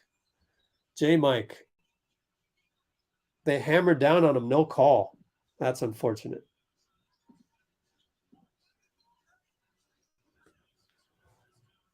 And Houston scores. Jabari.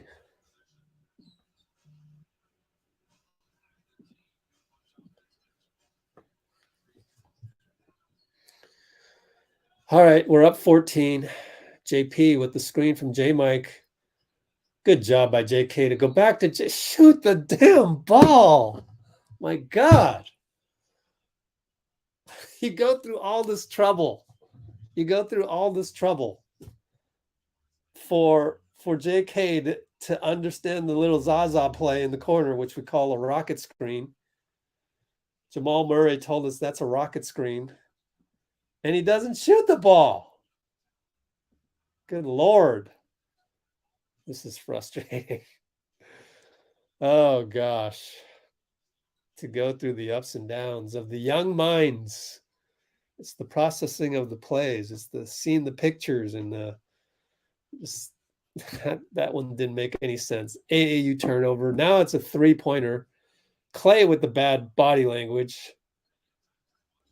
I tell you what, I bet you deep down inside, Klay's thinking, man, I want to play with some vets. Oh, what's Klay going to do? Swing pass. Now JK with 7. Klay's going to shoot a late shot clock. Got it. Swish. I don't mind those. You got to shoot those. So we're up by 14 again. And he's got 23 points. 6 for 9 on threes. Up by 14. 4:22 to go. Sengun. Corner. Sizes it up. Tari Eason hits the 3.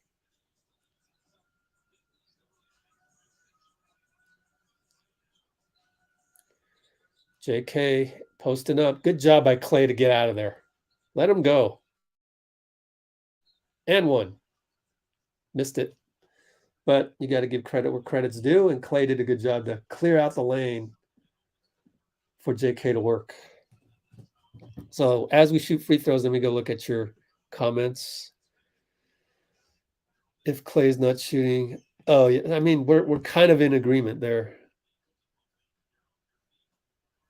Good point. Good point, James. But then again, we are 28 and 29, so at some point got to play mind games with yourself, don't you think? I mean, I was the same way when we played against a sucky team in men's rec league. You kind of take it down a notch, but you can't. You have to just keep going. But anyways, I get you.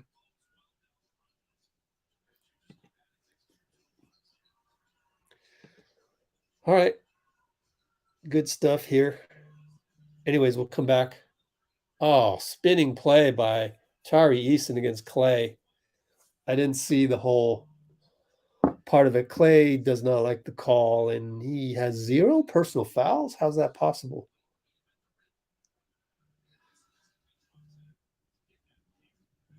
Oh, it's a reach-in on J-Mike. Oh, that's what Klay's mad about. Klay isn't mad that they called a foul on him. He's mad at J-Mike for reaching in. Ah. What are you doing? He just can't help it.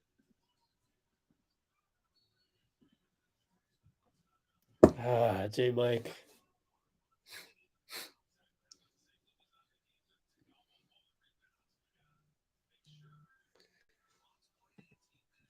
It wasn't you guys. It was just me. I was criticizing him.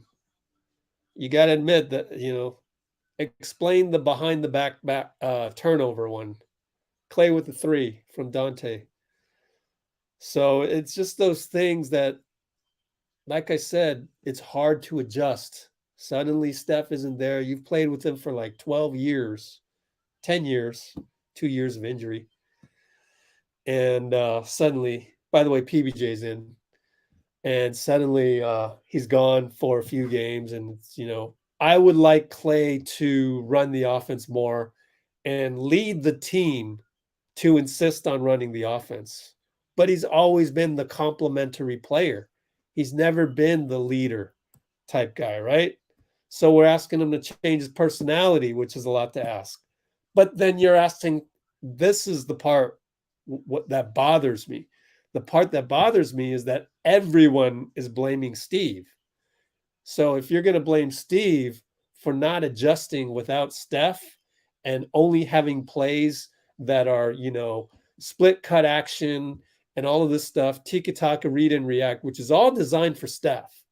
We wouldn't be here running this stuff if it weren't for Steph. And so stop blaming him, because you're not blaming Klay. It's the same thing. So it's I'm not throwing anybody under the bus except the people that wants to throw people under the bus. Then we got an argument. Then I'm going to pull out my sword. Otherwise, I keep the sword sheathed. I don't go cutting up Klay or Steve or anybody. It's the people that have already waged war on Steve. Now I'm going to wage war on the people that's waged war on Steve. Paint me the villain. Fine. I'm the bad guy suddenly for doing that.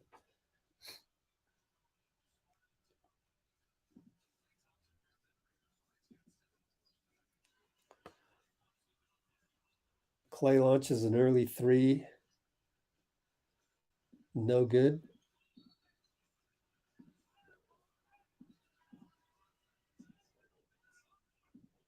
Let's see what happened on that one.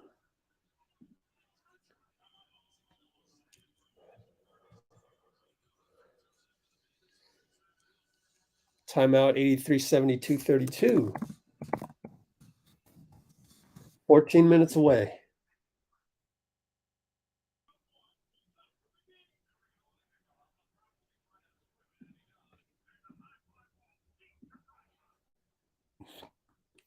The body language of Klay, though, even on the one where Ty Jerome got tied up, should have passed to Klay, never was able to because he's not athletic enough. Bro, I there's got to be another way to lead this team. But then again, I don't expect you to instantly change your personality. And Steph will probably come back in, 5 games from now or something. So this is not a long-term issue.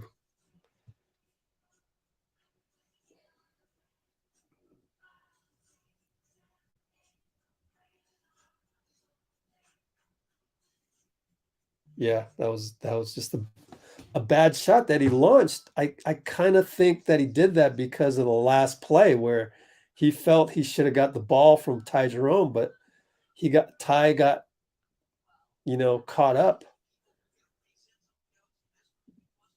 Let me see how far down the shot clock that was.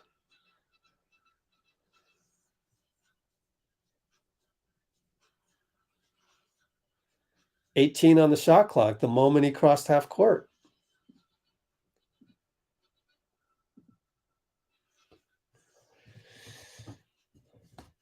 It's like the problem I have with people throwing Steve under the bus for all of this. And that includes, oh, you got to play PBJ suddenly. I get it. But I'm not here to, it's like when you're on the playground and a group of kids is making fun of the other kid. Do you jump in and you also laugh and point your finger at him or not? I'm the type of guy that goes in. I never laughed with the group because I felt bad for that person, but I was never bold enough to go fight the guys bullying the one guy, right? On Twitter, I've started to, and here to the point where I've left Twitter because there's too many of them. It's a zombie apocalypse. But as far as my own channel here, I will defend guys that's getting picked on.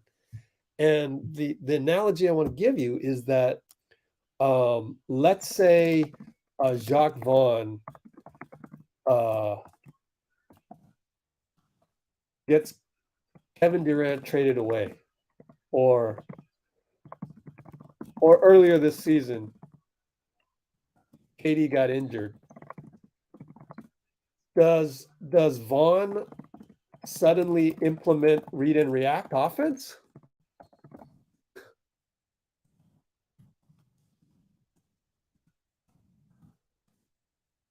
Well, why doesn't he get blamed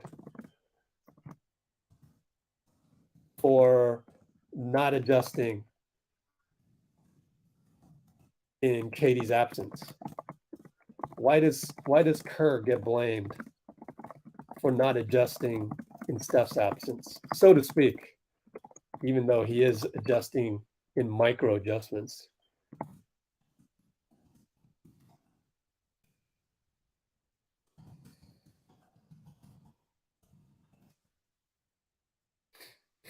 Watch Christopher scores after Ty Jerome couldn't get a shot off. Now we're only up 11. Got to be careful. Once it hits single digits, it can be a psychological thing.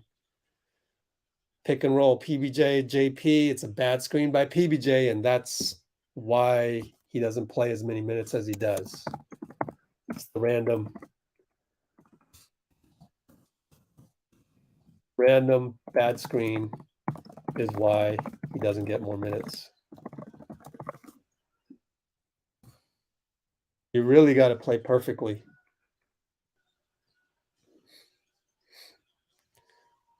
Good job by PBJ, though, to close out. And they hit a three on Jerome. Jerome hangs his head. Don't want to do that. Only up 8, 1:24 to go, third quarter. JP, PBJ, just don't get called another foul. JP doing everything. PBJ, catch and shoot. Got it. I mean, so the same reason that keeps him off the floor should keep him on the floor. The offense, 3 points is going to be bigger than 2 points. So maybe, consider that. Steve, right? PBJ, catch and shoot. 3. Maybe 3 is better than -2. JP finds Moody, late shot clock. Nope, too hard. It's not hitting those anymore. When's the last time Moody hit a 3? Should be a charge? No. It's going to be a block on Lamb. Let's see.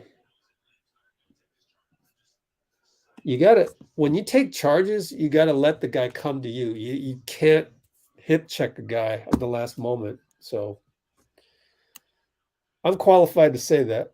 I led my team in charges constantly. Every single team I've ever been on, I've led in charges, except for late in my career when I was the oldest guy on my team, my rec league team. When's the last time, not Lamb, Moses Moody. When's the last time Moody hit a three? We're only up by 9, 32 seconds left as we close this out.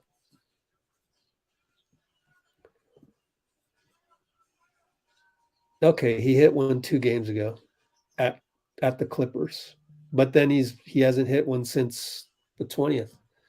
JP bricked 14 seconds. They can cut it to 7 or 6, 8 seconds. Martin almost throws it away. Ty Jerome deflection. They'll take it out with 3.9. And then I'll catch up on your comments.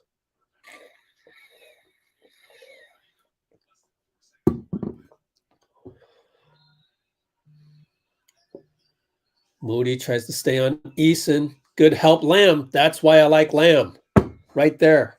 That's why I like Lamb. I don't know why there's so much hate on Twitter for Lamb.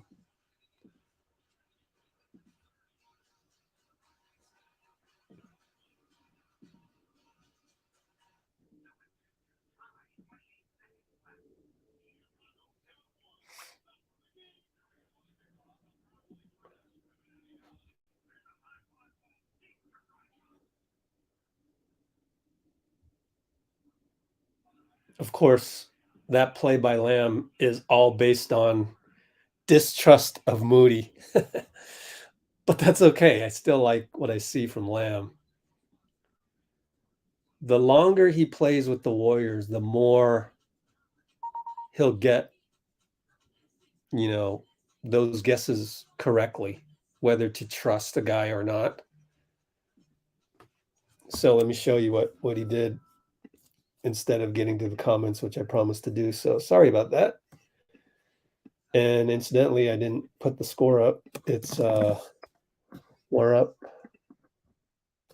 86-77. Okay, so let's take a look at the last play by Lamb.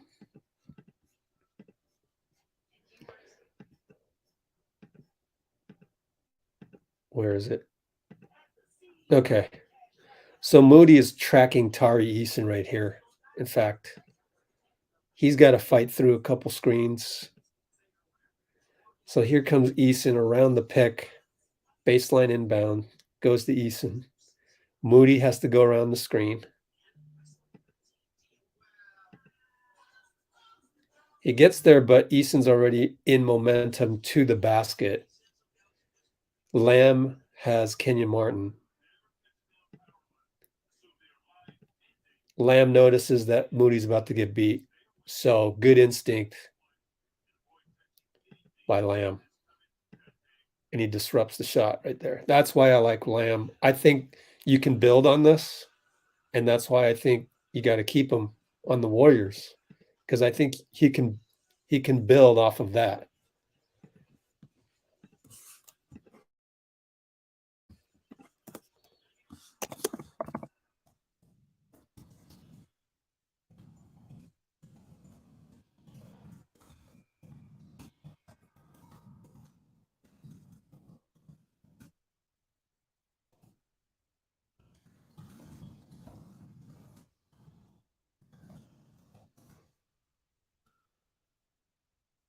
Play for 3 to start things off. Puts us back up by 12.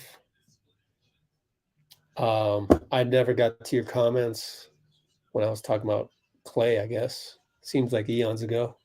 So we'll get there. Christopher over PBJ, good.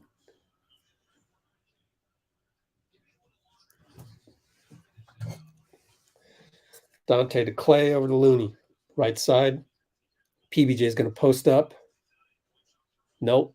We had One cutter didn't find the ball. Now it's back out to JP. No, I'm back out to Klay. I'm sorry. Ty Jerome for 3, catch and shoot good.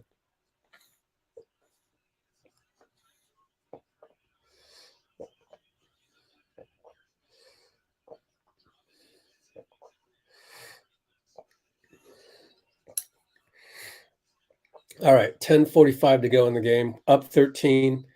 Good sequence here. Josh Christopher beats PBJ. Right hand. You got to cut off his right. Man, should I clip that? I guess I'll clip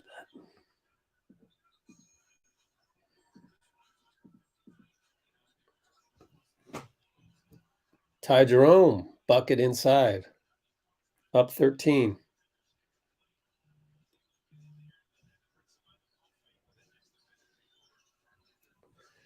And here we go. Christopher against PBJ again. Gets beaten. That's the problem. Oh boy, he's gotten beat twice.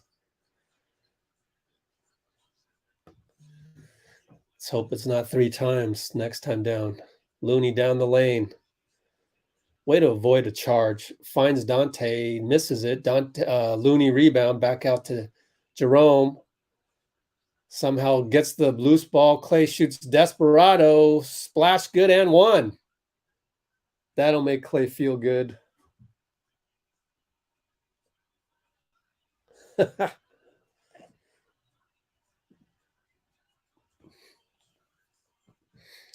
Sometimes it's good to be, forced into a shot. And that's the beauty of the NBA, right? You got a shot clock. You got, clock stops on a made bucket under 2 minutes and under 1 minute in the first 3 quarters type of thing. So he's a clutch shot maker. So, this has nothing to do with my earlier criticism. These can be mutually inclusive. Him hitting clutch shots, no problem. Him shooting clutch shots, no problem.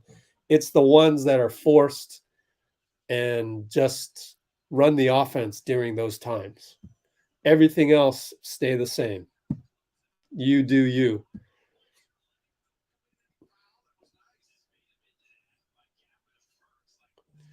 All right, up by 15. Feels like things are back to normal. Looney finds Klay. Back to Looney. Tiki-taka. Oh, but Looney lost the ball. Rare turnover. One of his only mistakes of the game. Only one I can remember, really. Out to Knicks for 3. Good. Former teammate on Ignite with Kuminga. Good to see him make it. I didn't think he would make it this far. Klay against Garuba. He wants to take him one-on-one, sees the mismatch, pulls up for 3. He's feeling it, and it's good. And those, after, hitting a couple heat checks, don't really have a problem with that one either. So we'll take a timeout.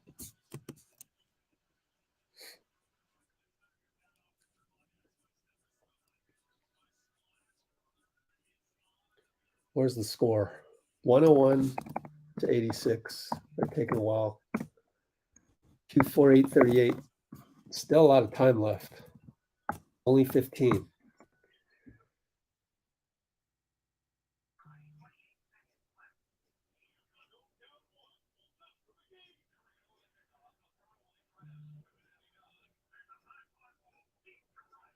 That was a good block by JK.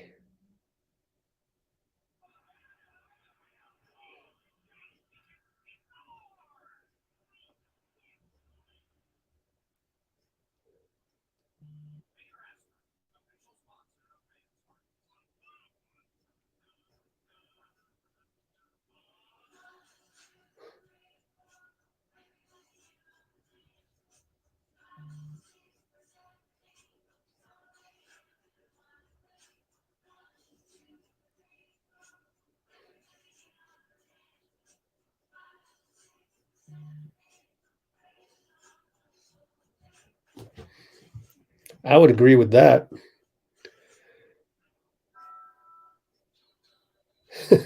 Lancelot Rich, I love it. That's hilarious. I gotta screenshot that. Lancelot. Oh, hilarious.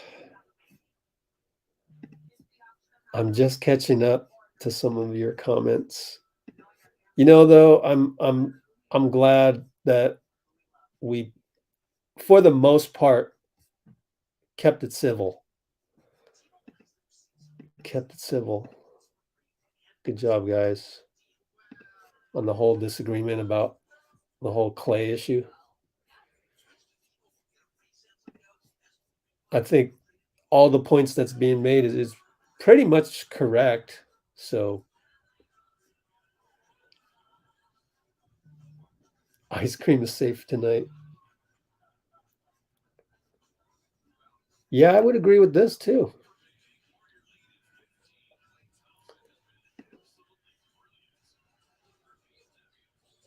Let it go, guys. Let it go.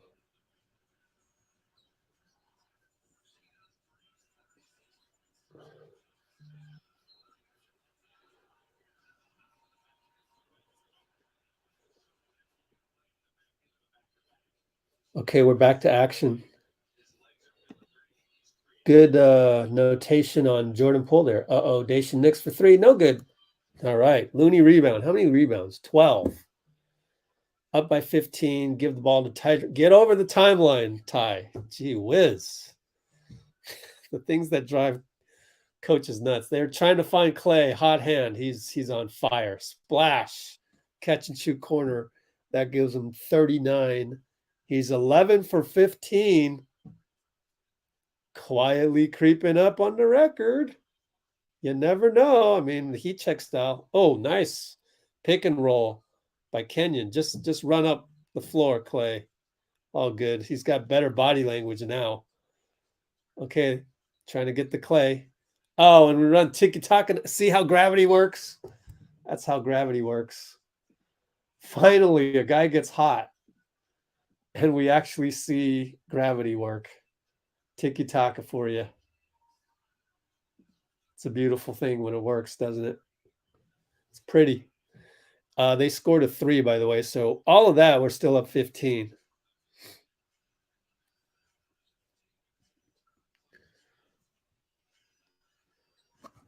Let's see what they do this time. Ty Jerome.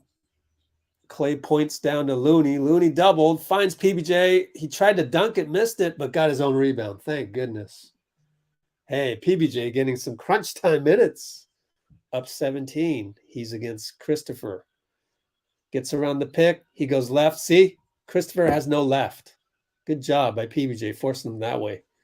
Donte rebound. Great box out. Oh, between the legs. There's 3 guys on him. Careful. Our ball out of bounds. Thank goodness. 6:42 to go. We got a timeout. Timeout Warriors. Got a little sloppy, I guess. And Steve's like, oh, hold up, guys. Clean this up a little bit.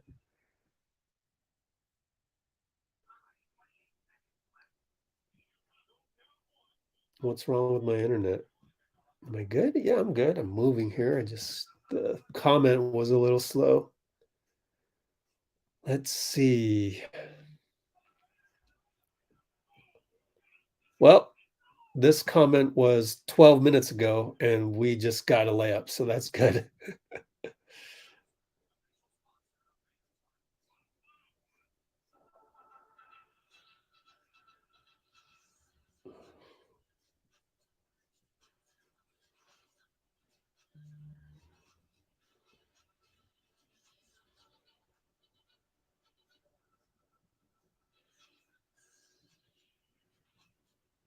Oh, interesting stat there. Highest three-point attempts, 43. That's good. That's good. Where are the Klay comments?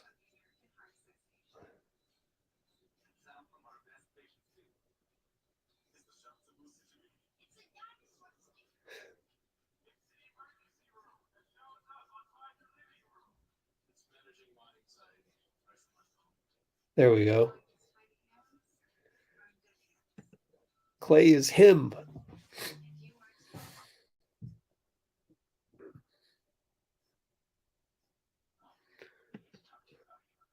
Klay is hot. Here's our current break. Is that right? 8:38 to go. No, 6:42. That was old. Sorry.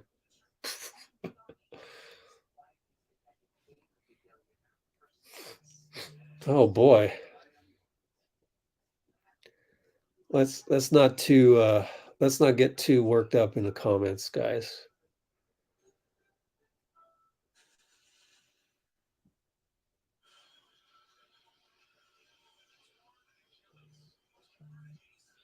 Eleven threes for Klay.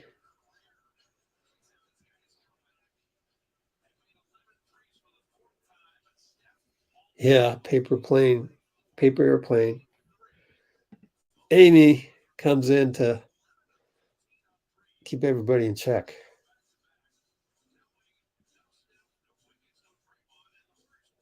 Oh, so here we are. I'm caught up on the comments, I think.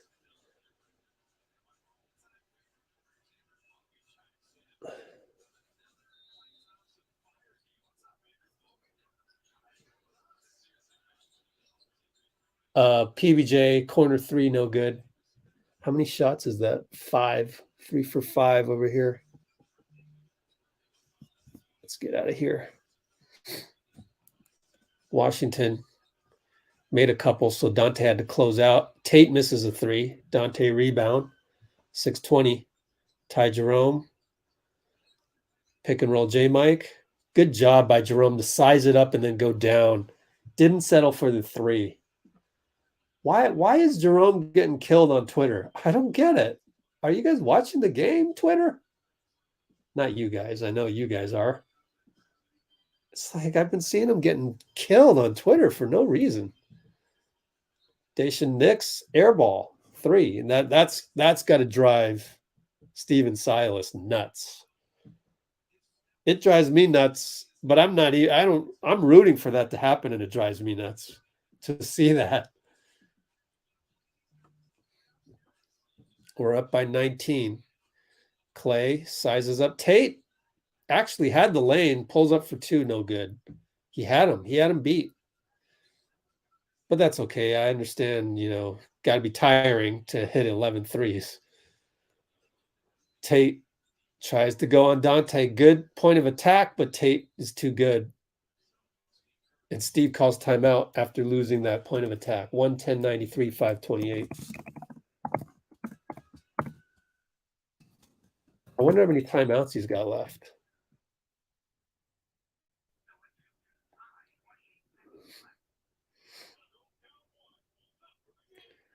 Yeah, I don't. Ty Jerome did have a really dumb turnover, did he? I can't even remember it.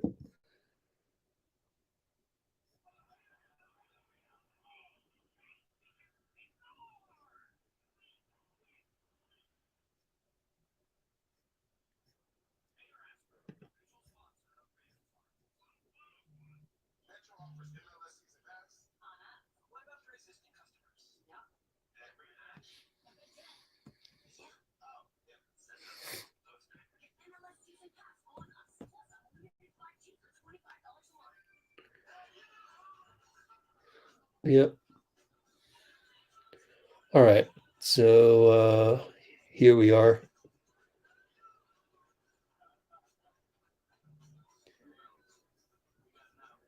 Yeah.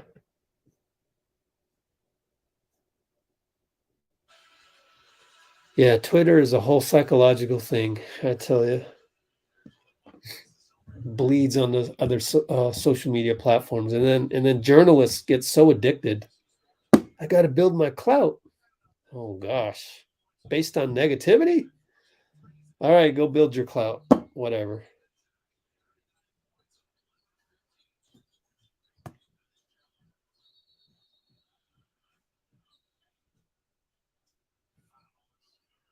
Okay. Anyways, we got a foul. Luckily, gives me a little break here. What's he gonna do? I forgot. It's gonna go do something.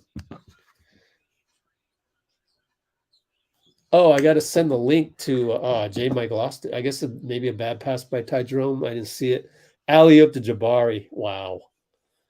Nice alley-oop, Dacian Nix. Okay, only up 15, 5 minutes even. PBJ has come out. Jordan Poole in. Boy, I hope JP can not make his plus minus worse. Oh, but J Mike just, oh gosh, horrible pass.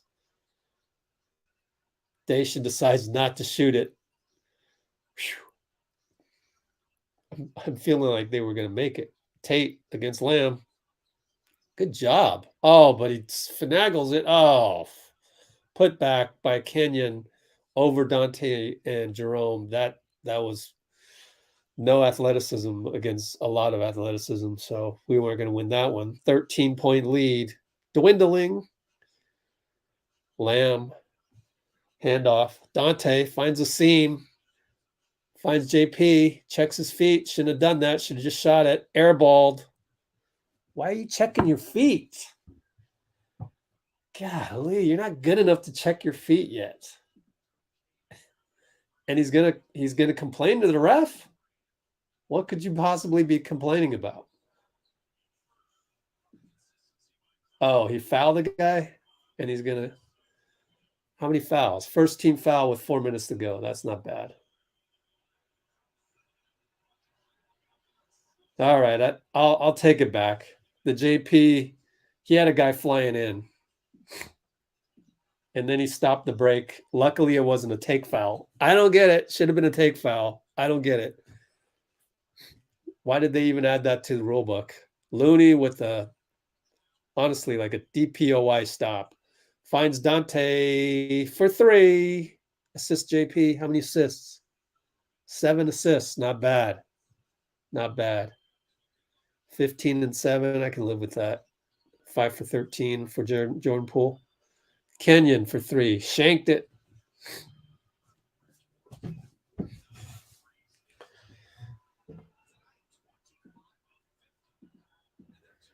I mean, you can see, right? The key to our success is the defense. It's the defense. Get Jordan Poole downhill. Good things will happen. Klay catch and shoot. No good. Oh, well, don't know if that record's going to happen. 3:13 to go.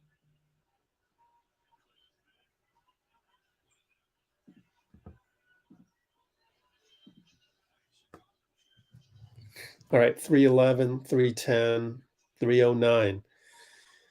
Up by 16. Pick and roll. Wow, look at Kenyon get up. Jeez. That was reminiscent of his dad. Even though he looks nothing like his dad. Doesn't even have the mean look. Klay catch and shoot. Hits it. 12 threes. 2 more to go. I guess there's enough time. Up by 17. That's got to be a record for Chase Center or a home game. Got to be a record. Oh, look at Kenyon. Missed the putback, though. Looney pulls down his, 13th? 13th rebound. Jeez, Looney. Jordan Poole get the ball to Klay. Where's Klay? Comes off of Looney. Didn't get him. JP, late shot clock, 7, 6. Looney will find Klay. Nope. Far. 3. Shoot it. Lamb, shoot the ball. He shoots it. Misses it. God, you got to have an internal clock. You got to know that. 2 minutes to go. Up 17. There's no way we can lose this, right? No way. Knicks over to Tate. Fakes a 3. One more pass to PJ. Not PJ. Ty Washington. Keep thinking PJ. Timeout Klay. Klay's like, come on, ref. Don't you see me? I'm calling timeout. Klay beckons the crowd, but pretty sure Steve will take him out at this point. And 116.99 with 141 to go.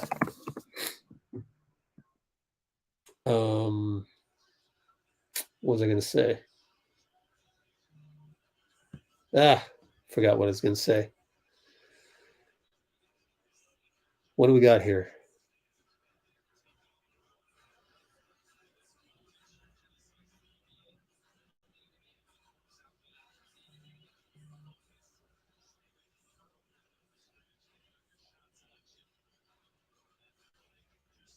Oh boy. Vitor, Curry fanboy isn't all that bad, but beware. If you're going to engage him, beware. 12 threes.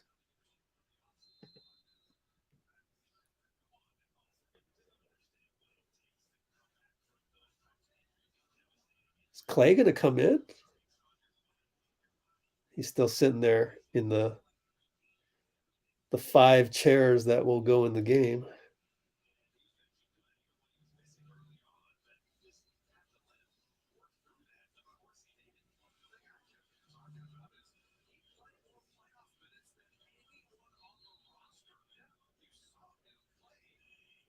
So Klay's out.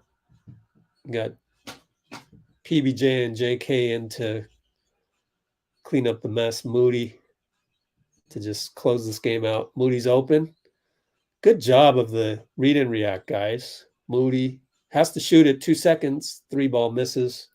Went a little too deep with the read and react.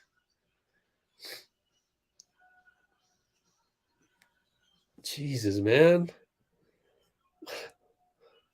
Where did this guy come from? Did you really come to the comments just to say bad things, Brandon?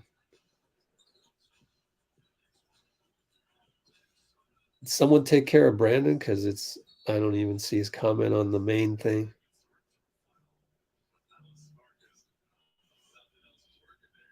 Huh.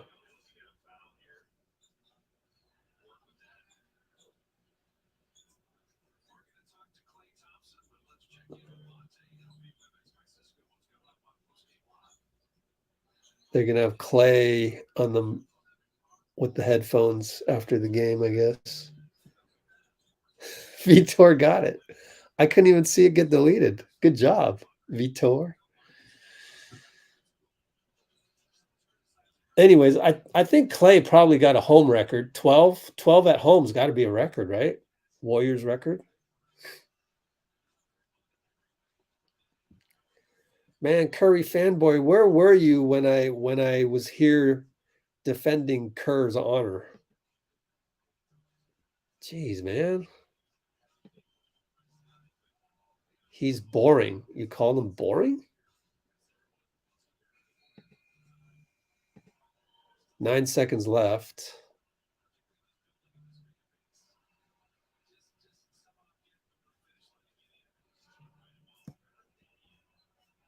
I don't know that you can really say that. I thought we played pretty well overall. Good defense by Looney. You know, the Looney good defense, rebound, outlet JP, downhill, pass to Donte for 3. That didn't involve Klay at all. So I think we played well enough to win, even if Klay didn't go off. No, even if he had, half of those threes, I thought we played well with the right intentions and the right focus. Donte played well.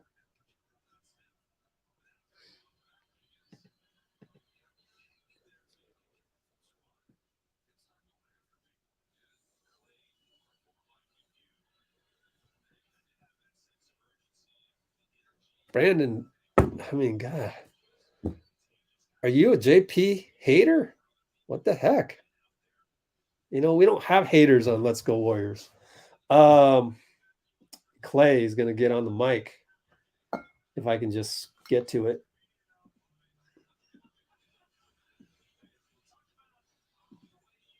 Uh-oh, Kalena went with the talk about. Talk about this or talk about that. Just kidding. I don't mean to throw Kalena under the bus. I'm just saying you try not to do that when you're a journalist, but it's hard.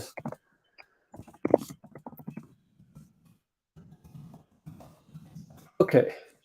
We're going to go Klay on court audio now on. He looks so happy now. Finally. Oh, you should see the video from last night I have of him. God, he looks so pissed when he entered the arena. the guy taking the film for the NBA, he was like, "Hey, Klay," and Klay just shut him down. Silence. It was so mean, honestly. It's an NBA photographer talking to you. You see him all the time. And he just straight ignored him. Klay was on something yesterday. Anyways, let's go to Klay right now, right? Let's go to Klay.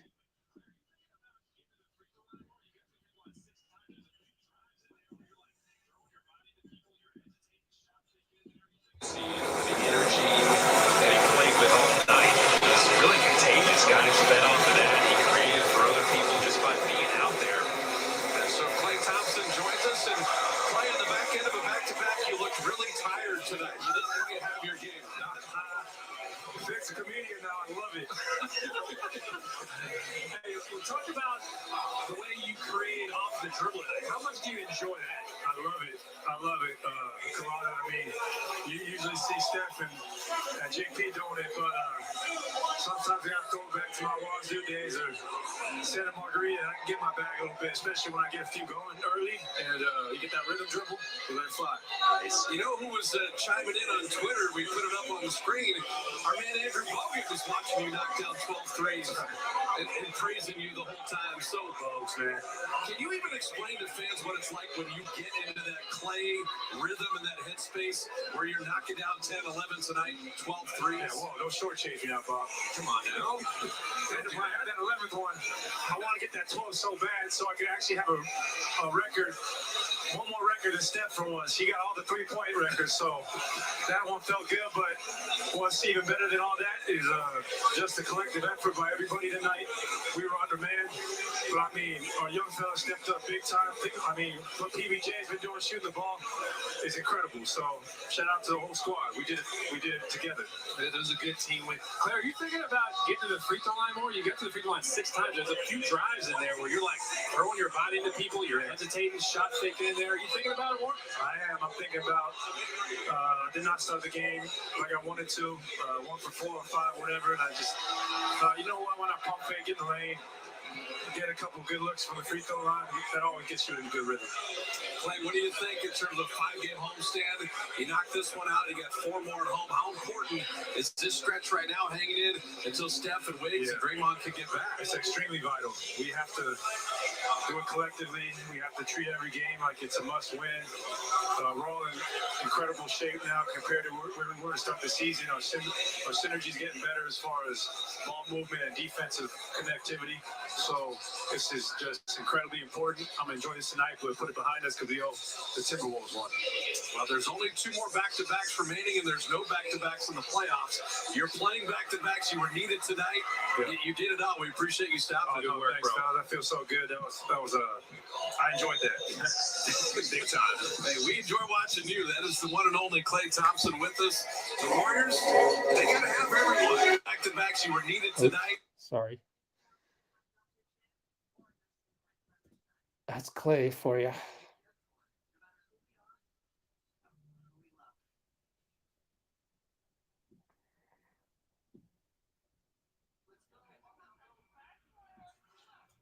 Okay. Great. Now I got my dad texting me. He's happy.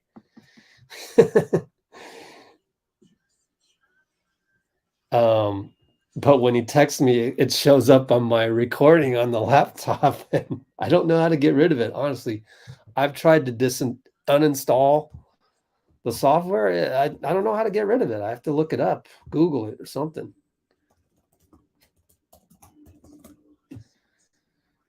Someone let me know how to get rid of your iMessages on your laptop. It's a ridiculous thing that I can't get rid of it. Like, I want everything going to my cell phone to stay on my cell phone. Where are all those people? I know that the majority of society wants everything everywhere. I don't. Can I opt out of that?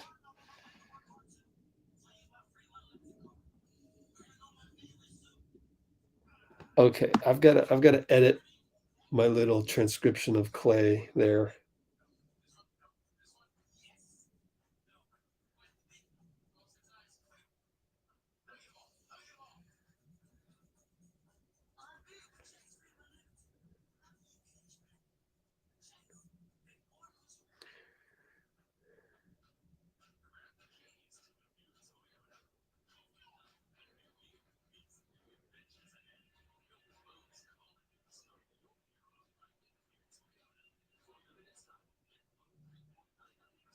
How many threes did Klay get? He got 12, yeah.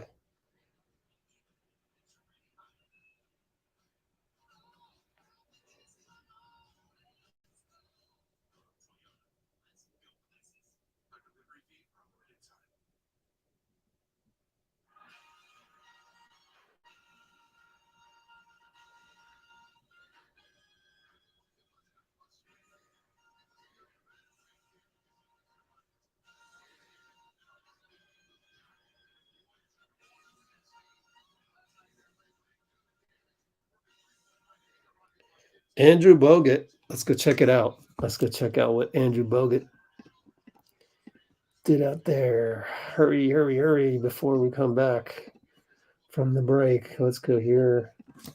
Twitter.com, Andrew Bogut.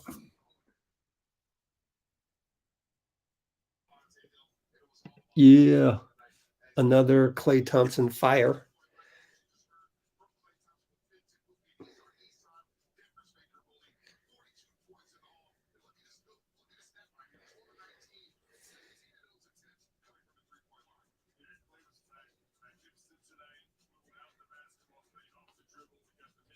Cool. Almost ready here. Let's see if I can finish before Steve takes the podium.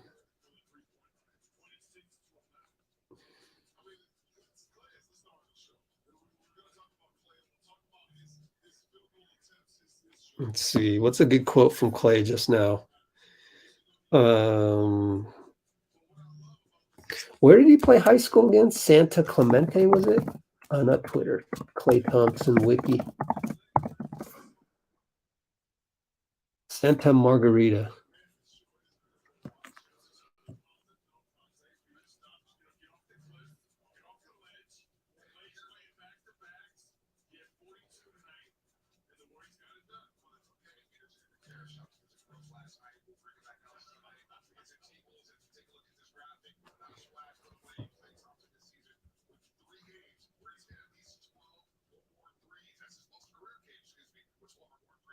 Huh.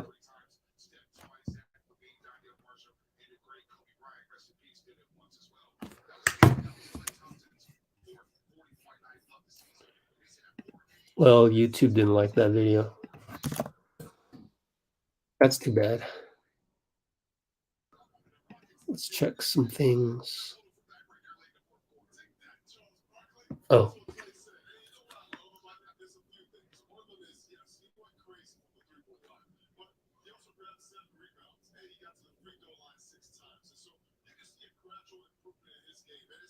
Huh.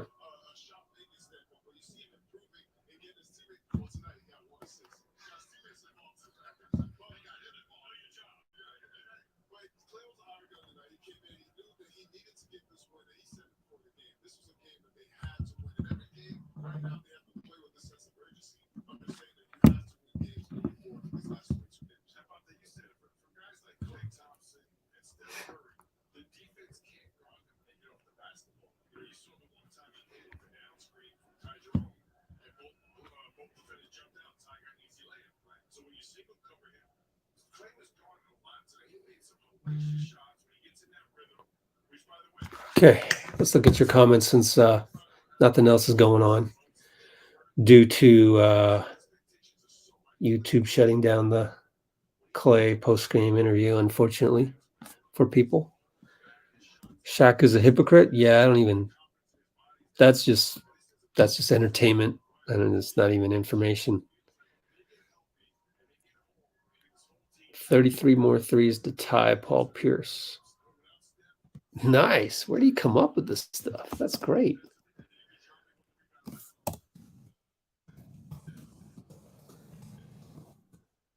Let's see.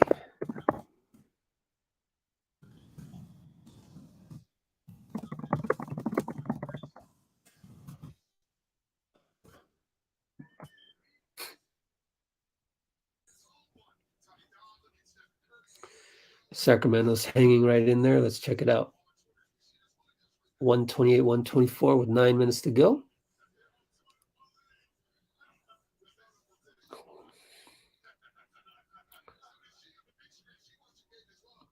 Let's see.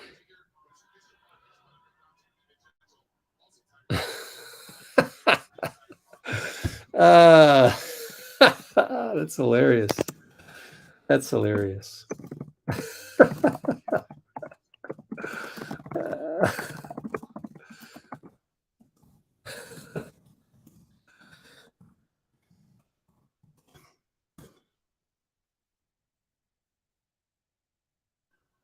People have selective memory, yeah. Kawhi is 38.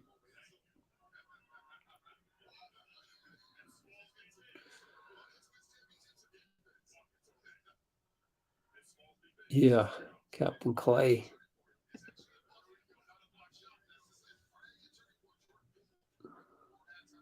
$12 for 17. Yep. 17 threes. It is crazy. D'Lo, they'll get D'Lo back. It was just a tweak of the ankle. Let's see what else. Yeah, Timberwolves always tough. Yeah. Oh, I see. They don't have D'Lo. Yeah, yeah, I get you. Back at 500. Looney the Iron Man. 13 boards. Katie Boyd, what up? Let's see. PBJ and Moody played well. Everybody played well. 42 points. We won, I know. Let's see.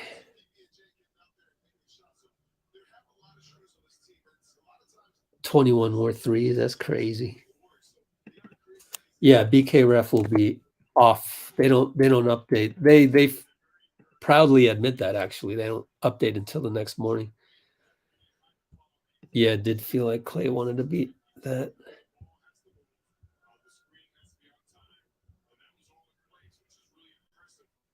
This would be poetic, wouldn't it?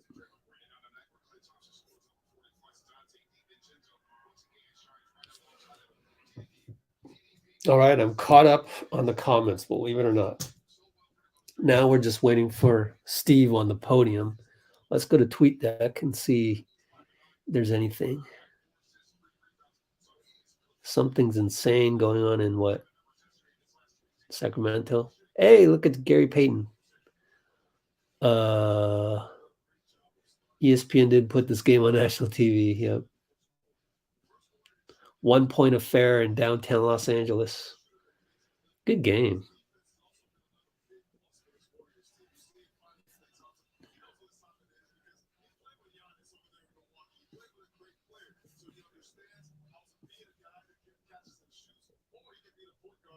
Look at that. Klay's on fire against the Rockets.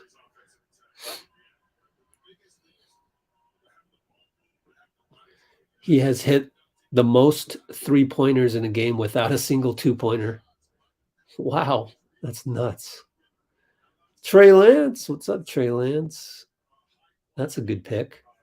Yeah, I'll put that on the – let me put that on the YouTube stories. It's a good one.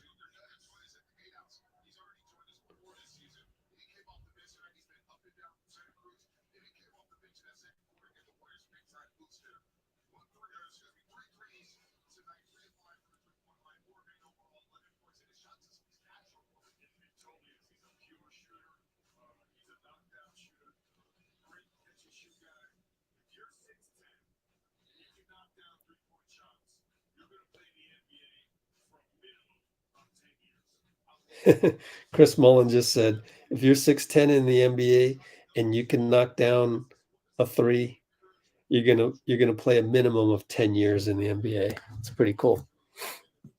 All right, Vitor. Take care. Yeah, pass Ray Allen pretty soon.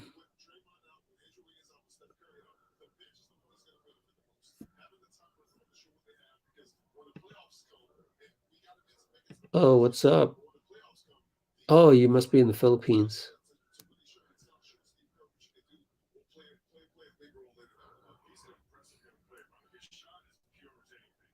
Cool stuff, man.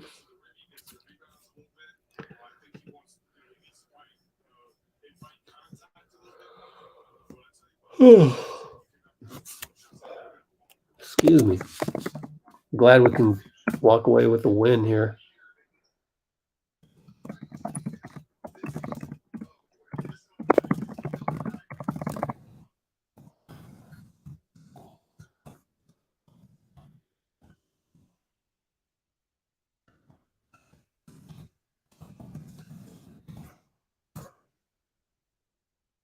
I once asked Klay in the Oracle locker room about this was 10 years ago. I asked them about Ray Allen hitting the three from the corner.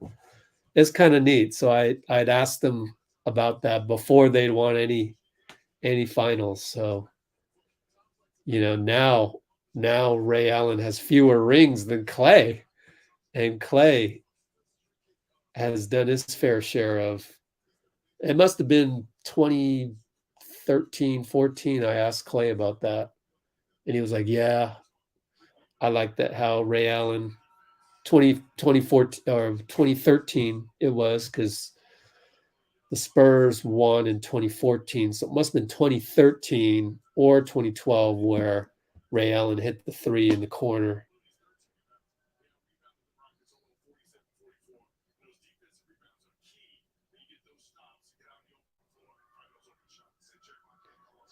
All right, thanks, Vitor. Take care.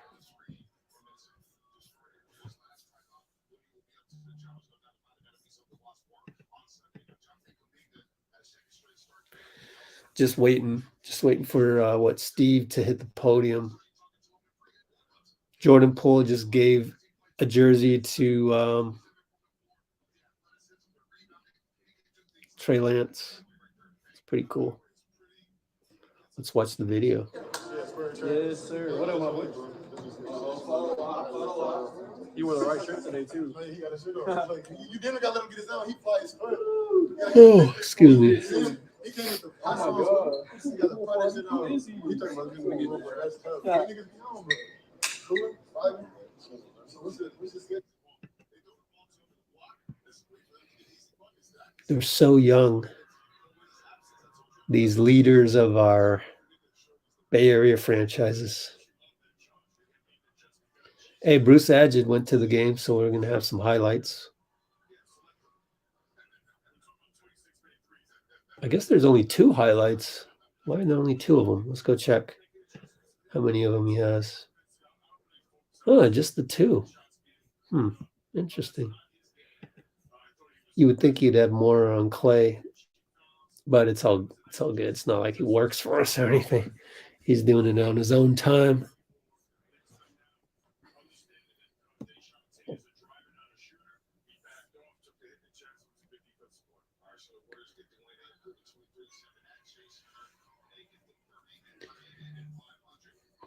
So still waiting.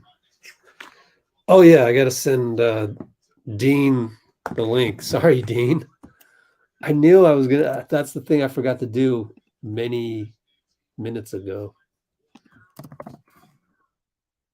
Dean Chambers.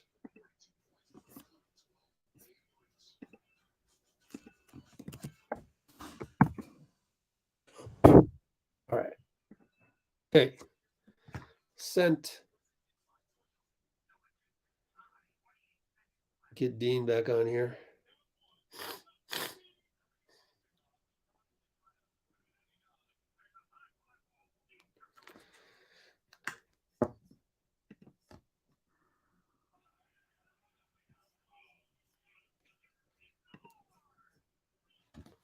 Does Peyton come off the bench?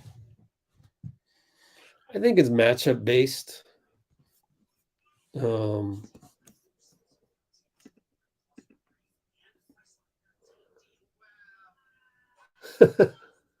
I would sell it on eBay.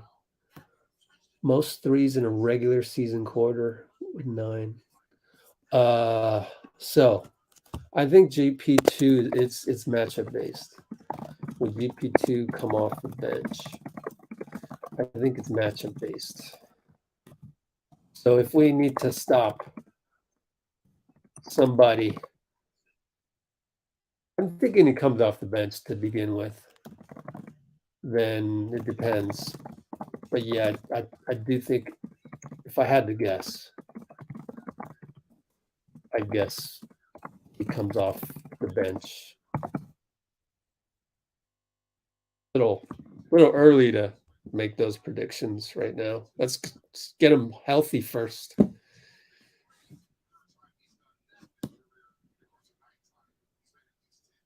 12-0 Clippers run, by the way. They're up by 13 out at Crypto.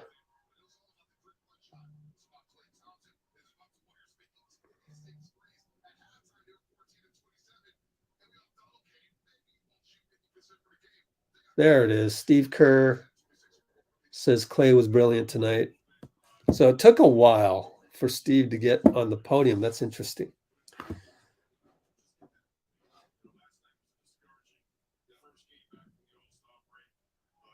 It's crazy that just 24 hours ago, we were feeling really down about the team, right? What a win can do for you.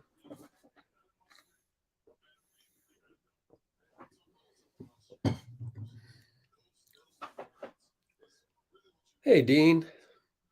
Let's welcome Dean in here. What's up? How's it going, Rich? Good to have you. Yeah, finally. You're feeling better then. That's great. Yeah, fever's gone. Yay. Still a little congested here, but yeah, it was good. A win Good to be cured back. your sickness. Really? Yeah, when cures everything. Kidding. Yeah. Oh. If they won earlier, maybe my cough would be gone too. Yeah. Okay, we're gonna get Steve on the podium. So you have 30 or 40 seconds. Go ahead. Yeah, just awesome game from Klay. Warriors really looked like they were kind of stuck in the mud in the first half and then just turned it on. It's great to see. Must-win game. I know it's only against the Rockets, but we could not go 2 games below 500. So instead, we're right or back lose there. to the Rockets, who didn't. Yeah, have but I mean, no matter what, no matter who it was, we just couldn't. Yeah, 23-7 at home, 7-23 on the road. Unbelievable. All right, so can you mute your mic? Yep. Gotcha. And I'll get Steve up here. Excuse me. So here's Steve. Oh, wait a minute. Here it is. Oh, getting further and further behind. There he is. Okay, let's do Steve podium right now.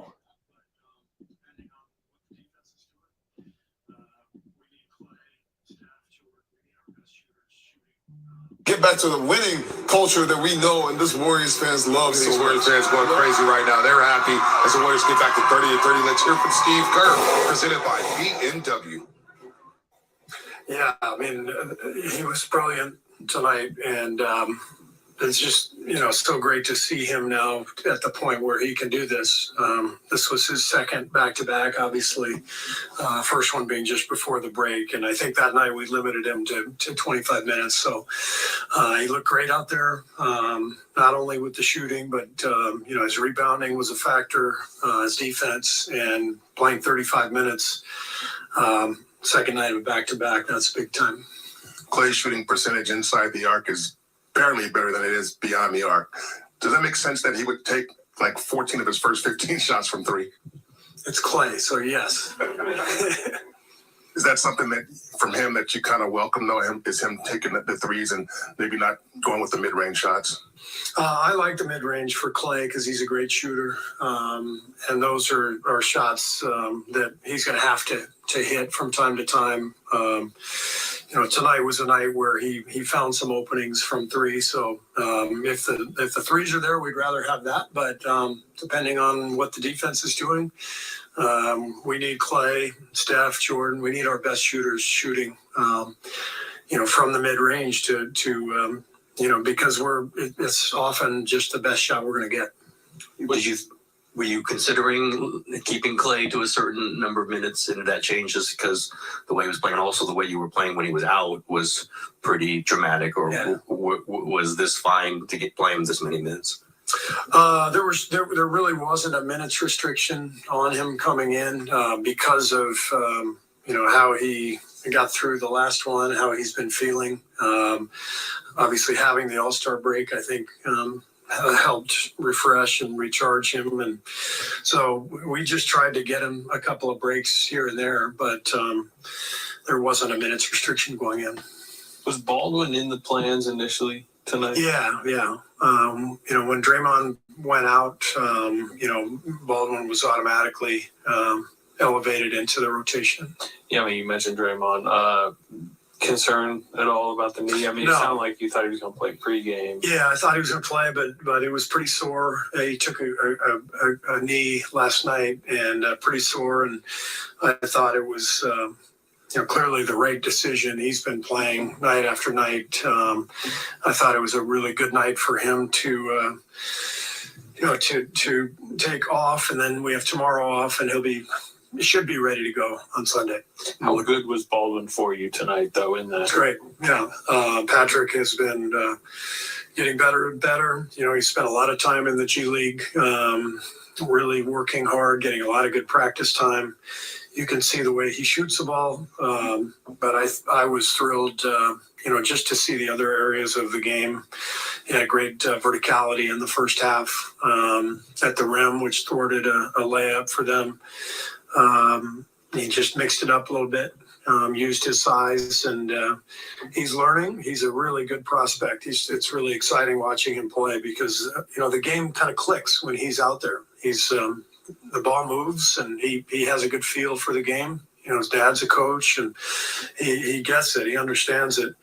But he's a young guy, and he has a lot to learn, but he's on a great path because of the work that he's putting in every day. He got minutes at the 5, obviously with the foul trouble with the two guys, but could Baldwin be some different look for you playing him at the 5? Could that be a way that he could sneak his way a little bit into the edge of the rotation?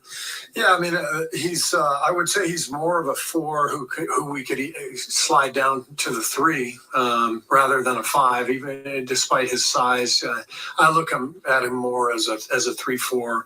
Playing him with Draymond, with Loon, and even potentially both of them because of the way he shoots the ball.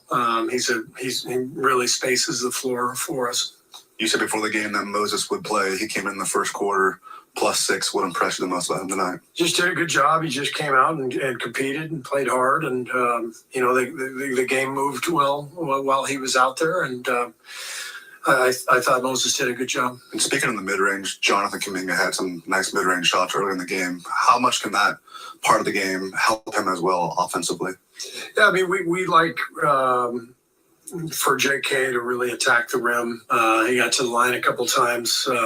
Sometimes, you get into the paint and the drive is cut off, and he's got that pump fake. He's drawing a lot of fouls that way, and he's capable of making that little turnaround 10, 12 footers. So JK is coming along well. Steve, Vaughn has 13 or more rebounds in 5 straight games now. I mean, we've seen him do this, but that's pretty remarkable. And that you guys out-rebounded him just by a handful. What does that say about just what he does every single night? Yeah, it's his consistency. It's who he is now. He's one of the elite rebounders, per minute in the game. And, I'm so happy for Loon because of the work he's put in to get himself healthy. 3 seasons ago, I think he played 20 games with the nerve stuff, and he worked so hard. He's really learned a lot from Andre Iguodala over the years. I told the coaching staff, I think Loon is the most mature person in the organization, including the coaches. He's just a grown man who understands the job and puts in the work, puts on the hard hat every day. There's no drama. There's, when we put him in, he plays well, and when we take him out, he understands we're just, taking him out. And it's a joy to coach Kevon. He's been we'd be in huge trouble without him, and we don't win the championship without him last year, and probably a couple more. So what an incredible rock he's been for us over the years. Just with knowing everything that Klay has been through, and for him to have a game like this tonight where he has 12 threes, no Draymond, no Steph, and for him to step up in that way, just what is it like to see him, flourish like that? Yeah, I'm really happy for Klay. He's put in the work. I really loved the fact that he got 7 rebounds. I think, we are challenging him to get on the glass. It's part of his evolution.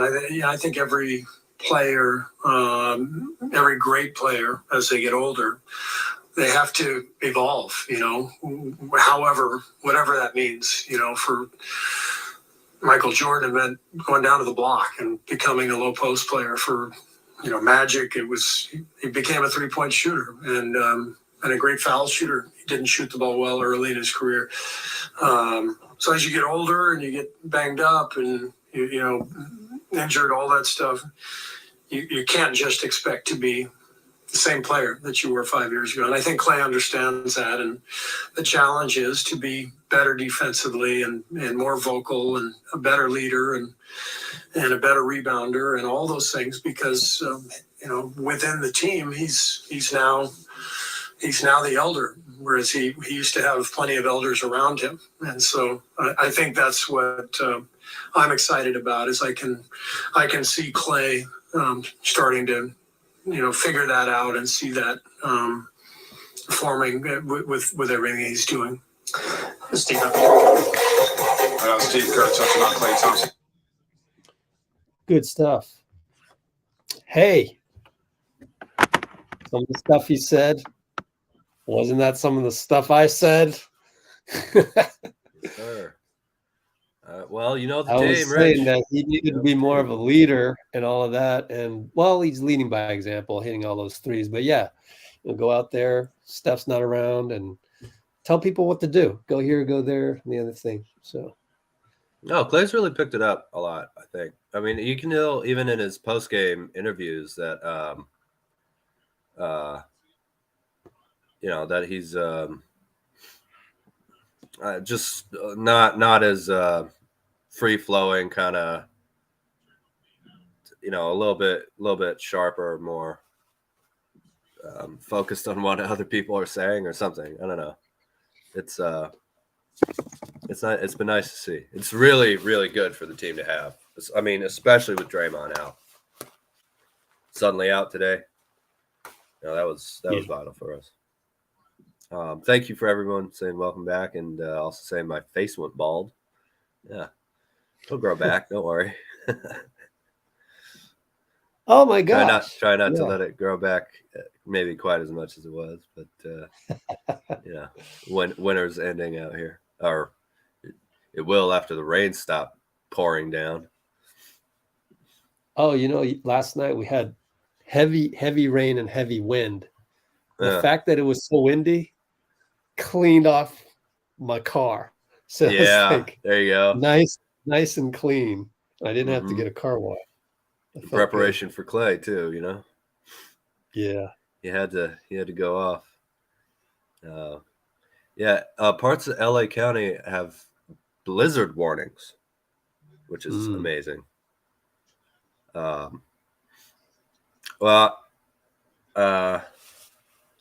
Just touching on what Coach Kerr said,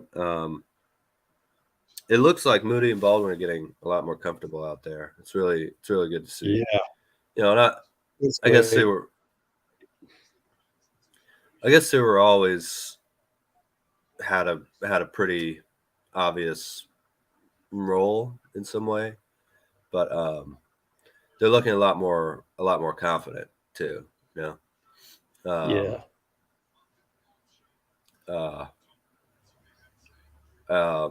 glad that Moody's getting more minutes. I love his game. You called it last night. Huh? You called it last night in the comments. What do you mean? Yeah, you said you'd like to see Moody get more minutes. Oh, Didn't well, you? I mean, Pretty sure that I was guess, you. yeah, I guess I did say that, but it doesn't always, I guess I don't always get to call it, you know what I mean? No, Steve watched the live stream and he got your message. What? That's it. That's what we're going with. Dade got sick. I guess I'll throw him a bone here. Part of his chicken noodle soup broth. Instead of my normal beverage, got some chicken noodle soup over here. Trying to recover still a little bit.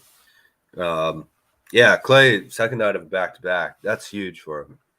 You know, they say, I mean, I guess it makes sense. They say it takes you 2 years to really get back, probably from both of those injuries. And it's been, last year was 2 years since the ACL, and this year's 2 years since the Achilles. So for him to get yet another 12 3-pointer game, and I think I saw him force one shot, 3-point wise. I mean, really force it. He was just, and the great thing about that is it's not just when Klay's hitting them, but when he's playing like that, when he's playing very efficiently, when he's playing very,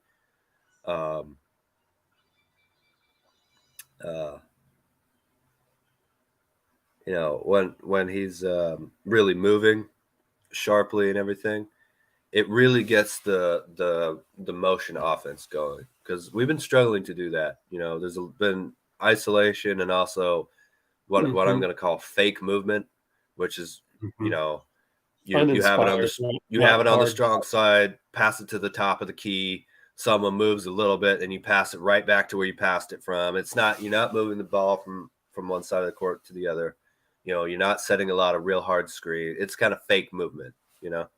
But when Klay's playing like this, it's real. It turns into real movement. So that was great to see. Bruce said I got sick from watching that All-Star game. That's pretty funny.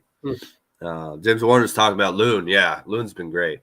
It says, reminds me of Haslam, who's the highest paid assistant coach in the league. Yeah, but reminds, I know what he means. He means prime Haslam. Yeah. Absolutely. Just one of those Rock of Gibraltar type people, you know. I think Haslam's was a little bit more of an enforcer in his prime than Loon, a little bit more of a fighter, but just in terms of skill set, you know, someone you can throw out there, right place, right time, always gives 100%, you know, on defense, rebounding, boxing out. So yeah, I like that. Well, we don't do comparisons, of course, but you know, I like that connection there that those two guys have.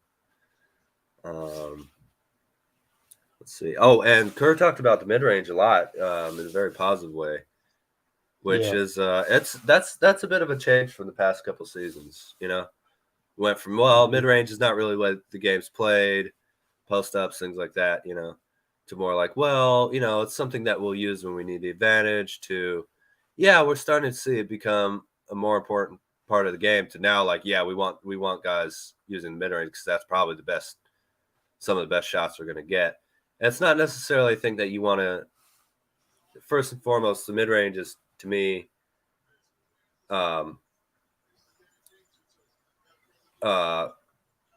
it's not really a role player shot quite as much. Maybe a little floater in the paint or something. It's more of a Jordan Poole, Steph, Klay, Wiggs, you know, the kind of big volume scorer shot.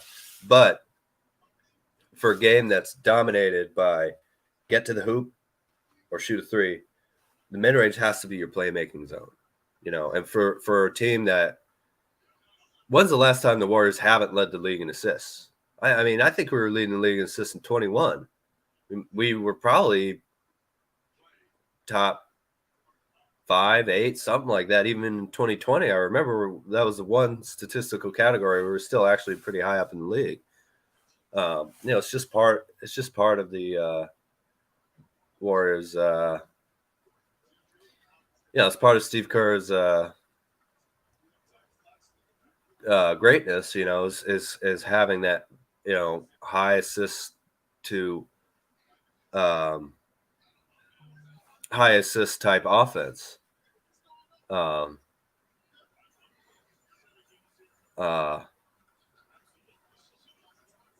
It's 153 to 153. That's crazy. What, Clippers? Clippers Kings, right? Yeah. Yeah. That's it. And that was in 4 quarters? Sorry, I didn't mean to get distracted there. That's crazy. Klay has had 3 career games with 12 or more threes. So it's these two that we just saw in the 14 one, right? That's got to be it. Mm-hmm. Yeah, crazy. Talk slower, maybe. All right, Slevin. That better? But anyway, I think that mid-range creation zone is really going to be important because it's difficult to guard all 3 zones, and most teams just don't even have much pressure there, So if you can create from there and kind of choose to go back to 3 or forward to the hoop, to the restricted zone or paint extended. Oh, I think that'll help the aggressiveness of the team, because there are times when we just stand around the perimeter or drive into the paint, don't even look at the basket, turn around and throw it back out to 30. And now instead of 12 seconds on the clock, there's 6 seconds on the clock. So I think that's probably something that will help the team. But the energy that we showed, was great. And it's also something that's a little frustrating because you see that all the time at home. Just play the same way on the road. It's no different. Love the booze, You don't need cheers all the time. So, yeah.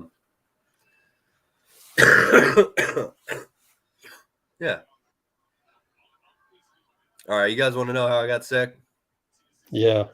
Yeah. Okay, so my phone died on Saturday at the arena. No way. Yeah. I looked. Yeah, I know. I thought there would be a way to charge it, right? Yeah, there might not be. Oh, really? There was. But you needed a charged phone to download an app and scan a QR code. Oh, no. They didn't have any where you were sitting, and I wouldn't be surprised because there's so much media. I went in the media room, and they kind of gave me a cold shoulder, like, "Oh, I'm using mine." Yeah. Okay. Yep. Yeah. What a congenial group. Yep. Oh, that's okay. They don't know me, so yep. That's all right. Anyway, so I had to ask a couple workers to get directions back to where I was staying, right? Oh gosh. I should write this down. Ask them if they have a pen. Nope. So I went over and asked some cops because I know they have pens. Let me borrow a pen. Uh-oh. Wrote it down. Huh? Wrote it down. Okay. Made sure to give the cop his pen back. So I went, okay, fine. I'll remember to bring my charger next time. Sunday night, I really enjoyed All-Star Saturday night. It was because it was competitive, and all the teams that I wanted to win won. The Jazz won the skills competition. Damian Lillard won it in the Weber State jersey. For guys who don't know, Weber State it's in. I got some video of that coming out. Yeah, actually, it's out already. Yeah, let's run that in Utah. Yeah, run that in the background while you keep talking. Yep. Yeah. And then Mac McClung, obviously everyone at this channel, I'm sure, was rooting for Mac. I mean, if you weren't, I don't know. Come on, man. You know. Exactly. We did a Mac live stream with this trainer. Yeah. Yo, Danny Cooper. Yep. Yeah. Awesome to see him win. Such a humble dude, you know. Didn't miss dunk, which is great to see. Probably should have gotten straight 50s, but you know, only one missed point. That's awesome. Yeah. But anyway, I said I'm not gonna forget to charge my phone, or not gonna forget to bring my phone charger. And my phone's charged okay. The family that I was staying with, old high school friends, and their parents, wonderful family. We all decide to go people watching around Salt Lake, you know. So I'm walking around Salt Lake from 3 or so, and I don't have a car there. They have a light rail called the Tracks. They decided to take the Tracks up. We're walking around, and I decide, you know, there's just a lot of dead time. It's kind of hard to realize how much dead time there is in the All-Star game when you're watching on TV, because it's full of commercials and it's edited and whatever, but there's just a lot of downtime. So I turn on the podcast and listen to it, you know. But my phone starts to die, and I think, well, I could charge it, but I don't, you know, this is going in the fourth quarter. I'm trying to take some photos, right? And I actually got the photo of Damian Lillard hitting the game-winning shot. I figured, well, it's kind of sad that my phone's about to die again, but I'm gonna try and rush home, see if I can catch the end of the broadcast, you know, see if I can come on, maybe talk about it a little bit. But so my phone dies. I just decide to get on the tracks, leave the stadium, right? Well, anytime it's nighttime, even when I was in high school and everything, I'm taking the tracks, just the rocking of the train or whatever, it always made me fall asleep. So I missed my stop. I'm asleep. I missed my stop and go to the end of the line. Thankfully, the train's still running. I get to go back, right? I was confused because the train stopped on one side of the tracks, but then it took off on the same side, and the conductor's like waving me onto the train, like we're going the way you want to go, you know. So I'm thankful for that. It would have been like a 20-minute wait, right? Whatever, all good. I get to my stop though, and there's a guy waiting at the bus stop. He's like, "Well, about 4 trains went by before you got here, and your train was the 5th one, and the bus still hasn't come." And I went, "Oh man, it's Utah on Sunday night. I bet the buses aren't running anymore." 6th train comes by, and there's still nothing. He asked me for a cigarette, whatever, and a rolling one. So I don't smoke cigarettes anymore, but I was in Utah and they didn't have any marijuana. So anyway, he lights the wrong side of it, and the filter starts burning. I'd say, "Oh man." I was going to pull it out, but I noticed there's blood. Like there's a line of blood on the cigarette. What? His hands, his knuckles cracked from the cold and it's bleeding. Oh and so I God. said, "Man, I'm sorry, buddy. I'm just going to start walking." He's like, "Okay.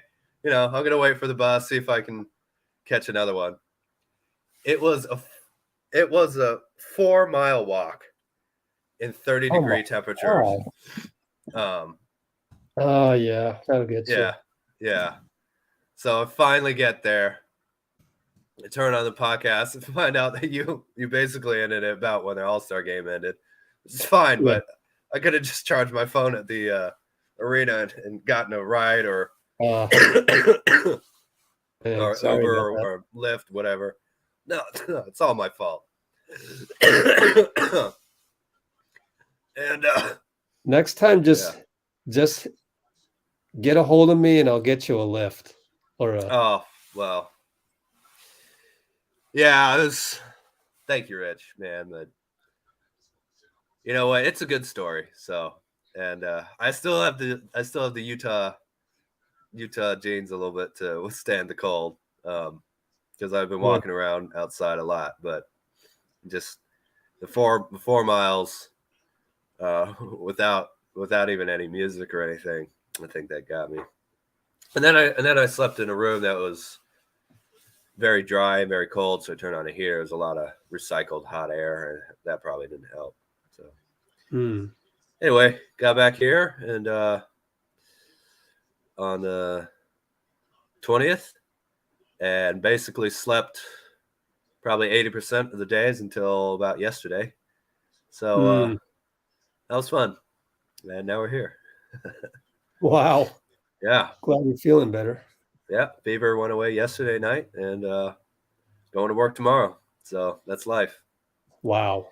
Yep. Well, good thing you had these 2 days off. Good thing the Warriors won, man. Yeah.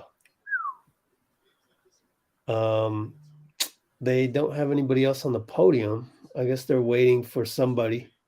Klay's got to be on the podium today, right? Yeah, but he might, take a shower, take his time kind of thing. Who knows? Well, I hope he does. He's on fire and needs to cool down. They should get PBJ up there as well, in terms of who can I get up on the podium right now. And PBJ would have to do it because he's a rookie. Yeah. I would love to see Moody up there, Yeah, I don't know what his stats were, but I really, every time he's out there, he just plays hard, and just love seeing him. Play. 4 points, 1 for 4. He's struggling on the 3-pointers, but it's getting better. He just brings energy, and 3 things go right and 1 thing might go wrong. So overall, pretty good. Oh, we're gonna get somebody on the Donte. So you got 30 seconds. There we go. Yeah, wasn't the most exciting All-Star game, but just a lot of fun. I really appreciate it, Rich. Great to go to the town of my birth, and just really appreciate all you guys, in the comments, all the regulars and all the new people supporting me. That was really wonderful. It's really nice. Cool. All right, just hang on here. I will airdrop that over. Let's do this. Let's put this on pause. There we go. There's Donte. Oops, wrong button. There we go. Mute your mic for me, please, and we'll go with Donte now. Okay, let's see. We're hoping to be joined by Patrick Baldwin Jr. at some point during the postgame show, but in the meantime, let's hear from Donte DiVincenzo, who tied a career high with 5 3-point makes tonight. To me, it's no different, to be honest with you. That's what he does. He's a shooter, one of the best shooters of all time. So when he gets it going, feed the hot hand, he has a night like tonight. What about the overall shooting effort from you guys tonight? 26 threes. That's 1 shy of tying your franchise record. I didn't know that. I think the best thing that we did is, in the third quarter, I think we kind of took a few tough threes. And then once we started touching the paint and kicking out, those are when then it started rolling. And I think that was the best, quick little adjustment we made of like, all right, let's not get, complacent just chucking up threes. Get to the paint and still take the shots that we want. But once we touch, 2 feet in the paint, kick out and swing, that's when we got what we wanted. You answered the question I was going to say, because it looked like the 3 balls opened up, and you just answered it. So you did. Yeah, absolutely. Yeah, just with Patrick, what are you seeing in what he's brought to the team and the few chances he's got for you guys so far? He's confident. It's not easy to be a rookie and get thrown in randomly and come out and, what was he? 3 for 5 from 3, 4 for 8 from the field. Like, it's not easy to do, especially when you just, you're not playing consistently. You're not playing with normal people that you play with. You're going back and forth to G League. It's hard. So to have that, mental strength and to be confident and come in and, do what he's doing is much needed and is much appreciated. Oh, that's too bad. I wish we had Donte for longer. Let's see. Did we lose Dean? Oh, Dean's still here. Yeah, I'm here. Is there more, or that's like, was that a clip? That was the whole thing? That was a clip. Oh, yeah. Yeah, let's go check out. So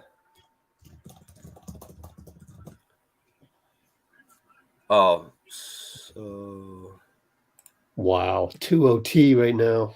That's crazy. Double overtime.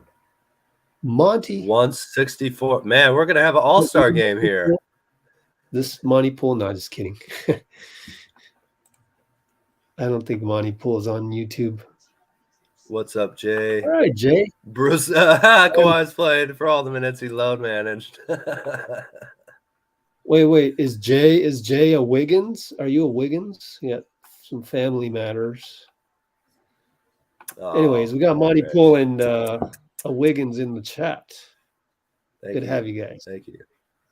It fell off, man. It ran away. It froze off. Yeah. It froze off in Utah. It broke off like icicles. I believe it. Oh, I barely got out of there before Utah got slammed, apparently. Just absolutely dumped on with snow. So that was nice because it's a little scary taking off from the airports if there's, I guess snow isn't that big of a deal, but ice on the runway is not great. On it be a Wiggins. 328 points going into double overtime. My dad saw a Lakers Pistons game back in the 80s, Magic and Isaiah and everything that went to triple overtime, and I think set the record for most points back then. They were like 170s, 180s, something like that. Yeah. Which again, the All-Star game did in probably 40 minutes. 3:34 to go. Those two teams look great, man. Kawhi's 15 of 20 from the field, 6 of 9 from the line. Fox and Monk with 40 each. Russell Westbrook's already playing for him. Unbelievable. Hey, shooting about 50% from the field. 12 assists, man. You know what? I was never a big Russell Westbrook fan, but the kind of disrespect he got, that didn't sit well with me. He didn't do it. He was never. What? You said disrespect, and 5 seconds later, they said disrespect on the TV. Nice. I got a little. I said disrespect, and then on the TV they said disrespect too. Got a little. Yeah, we heard it. Oh yeah. Okay. Little cameo. Thanks, Dad. Anyway, yeah, the disrespect that he was getting, I thought was just that was I don't know, it was over the top, really. So glad to see him on an organization that actually check it out. It's the wants him. second highest scoring game ever. Yeah, And it's KOC. 171-169. Oh my god. Minutes to go too. 42 from Malik. Wow. Let's see who else is on the podium. Donte. Paul George isn't even in there. Did he get hurt? Well, Kawhi's only played 44.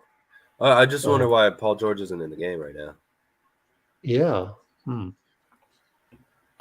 don't know? I know this is Warriors stuff, but this is a crazy game. So, hey, Yeah, it was a brick machine. Okay. It doesn't mean you have to call him a vampire. Like, have people disrespect him constantly, scream at him. Yeah, that was say kind he of mean. to blame for everything. I mean, oh, PBJ, still, you got 40 seconds. PBJ's actually got more than 40 because I'm stuck on a commercial on the stream, but PBJ's in the studio, so it'd be a longer. I'm just glad he's playing basketball right now because that injury he had early in the year did not look good, and he just bounced right back from it. PBJ. Oh, okay. Yeah. What injury was that?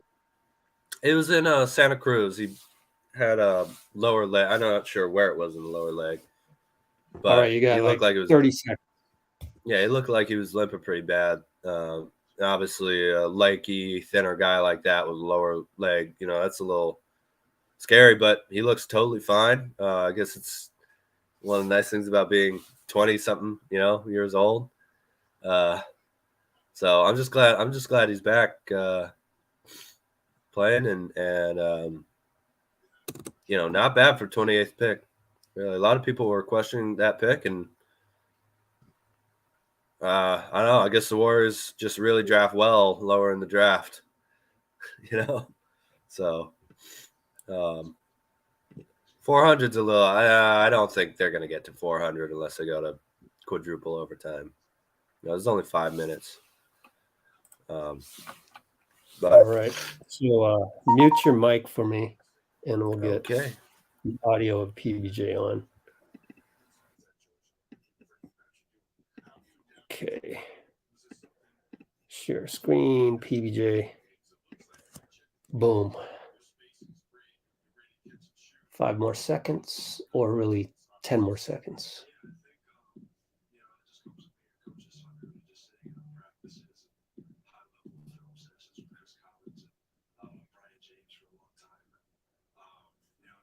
Is no longer there. Malik Beasley's no longer there. Jared Vanderbilt. So we'll see what Anthony Edwards and company has cooked up. But we have a star here at the Gatehouse at Thrive City. Patrick PBJ, first round pick. Been back and forth from the G League, but he stays ready. And that shot looked good tonight. But however, Klay Thompson overshadowed you with his night. But you had a great night. What was it like being back here at J Center playing with the big league club? Yeah, I mean, I'm not a star yet, but it's always great to get back here and get with the big club and get some run. But thought it was a good effort across all boards tonight. And, Klay had his big night. Everybody else contributed, and it was a good win tonight. Patrick, we were just talking before you got here how impressed we are the fact that you stay ready, whether you go down the G League or you get some DMPs. Tonight you check in the game, you knock down your first 3-point shot. You've got a beautiful shot. It's automatic. I know you're working on it all the time. What other aspects of the game are you working on? Yeah, I think, I already have a skill that I've established and, it's productive, but just building all around the game, in the paint, defensively, just being a 3-level scorer, just being, with good play connected. That's what we need. So, whatever I can do to impact winning and, just get better at that, I think that's what will help me go forward. Trying to get a poster tonight. I love that, man. I love the aggression that I saw tonight. I have an interesting question. Your first year, getting through the cuts, right? They had the trades here a few weeks ago. What was that like? What was it like making it through that deadline and being still here with the team? Yeah, I think, my agent just told me, just stay kind of level head through all this. And, every year it's going to come up and, there's going to be rumors. But I think to be able to just kind of be with the team now and be able to play out the rest of the season, I think that does wonders for a lot of players' confidence. Yeah, how about this offensive system? It's very unique in the NBA. Not many teams, if any, run the same read-react offense the Warriors do. You played for your dad in college, and your dad now is at Georgetown, my good friend Patrick Ewing.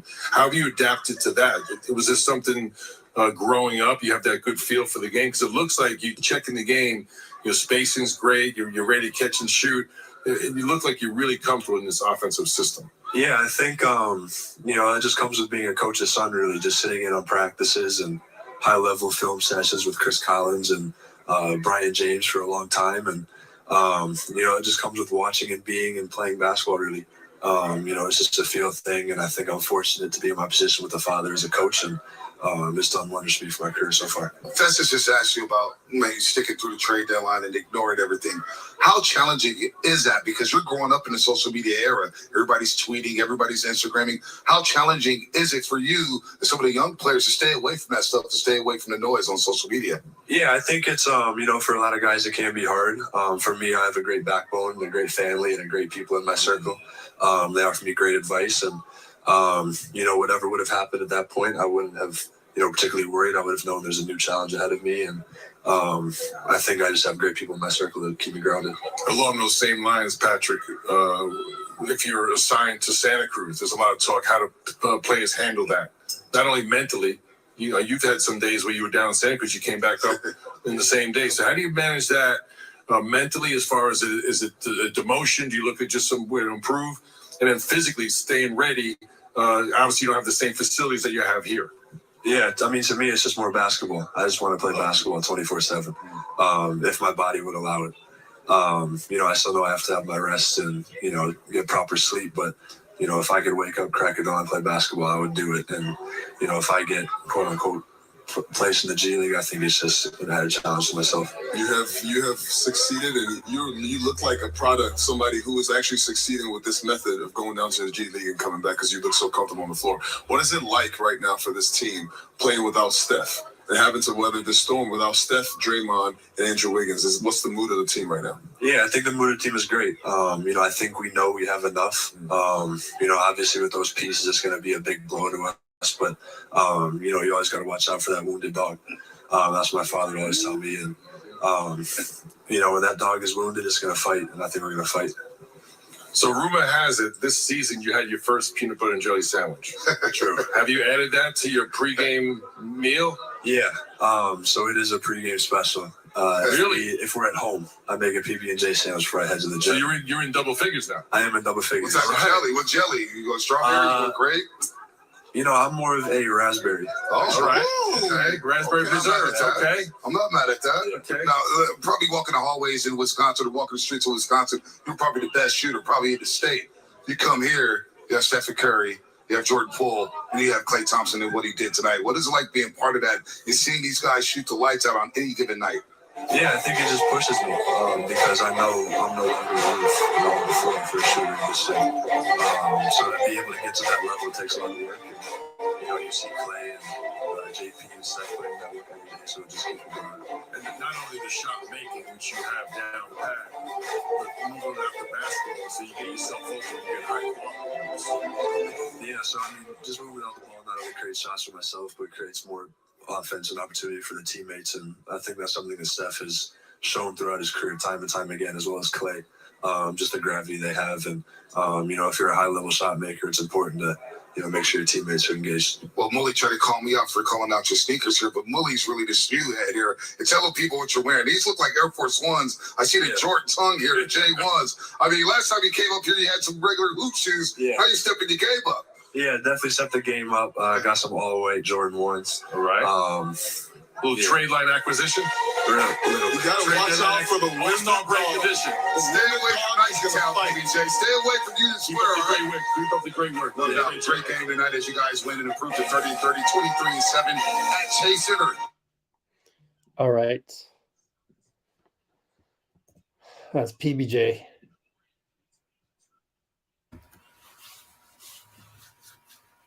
That was a good one. Yeah.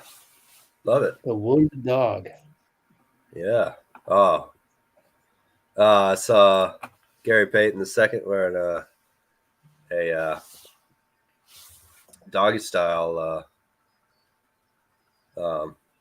Snoop Dogg doggy style album. Oh. Okay. Yeah. Album cover. Yeah. So I wasn't sure where you were going to go with that. Oh, come on. It's just an album. Okay. Yeah, I bought the album way back. The CD. Yeah, it's a great album. Great album. Yep. Looks like, don't mean to spoil, but looks like the Kings won it by 1 point. That's good.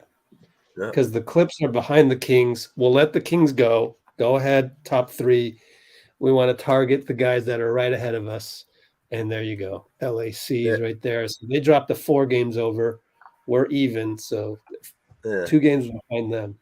The Kings have played a lot fewer games. Clippers are 33-28. Kings are 33-25. So, and we only have 2 instances of 2 days off, meaning I bet the Kings have quite a few back-to-backs coming up. I'm sorry, what? I bet the Kings have quite a few back-to-backs coming up because I already know our schedule. We have 2 more back-to-backs and every other day. Only 2 more instances of 2 days off. So it's going to be jam-packed for Sacramento, no doubt. Yeah. Klay Thompson's at the podium. Sweet. Do you know there's talk about like strength of schedule? Do you know what our remaining strength of schedule is? I'm gonna try to look that up if you don't know. I did see a tweet about that, or somebody. So this is all hearsay, so I don't really know where this comes from. Somebody said 16th, but I don't know if that's Tankathon right or wrong. And I shouldn't even say that because I don't know. No idea. 22 games left, and we have Tankathon, huh? Awesome. Let's look it up. Tankathon.com. I think it looks, remaining strength of schedule. And I think the higher the strength of schedule it is, the cool. Yeah, we're 14th. We're 14th. No. We're at 14 drafts. Sorry about that. I read this wrong. Here it looks like we're 8th. We have the 8th hardest. So okay. Take that for what you will. Where is it? But we have, fortunately, in the Pacific, we have the second easiest. So the Phoenix, Clippers, and Sacramento all have harder. Yeah. Wow. Cool. Yeah. Mm-hmm. Something new every day, man. 5. Batum missed. Wow. Hopefully they're tired. Who do they got next? Let's take a look. NBA.com Clippers schedule. Looked it up before. They each scored over 22 points in 5 minutes in the overtime. That's ridiculous. Wow. There was 1, 2, 3, 4 40-point quarters from one team or the other in this game. And I guess basically OT, that's another one.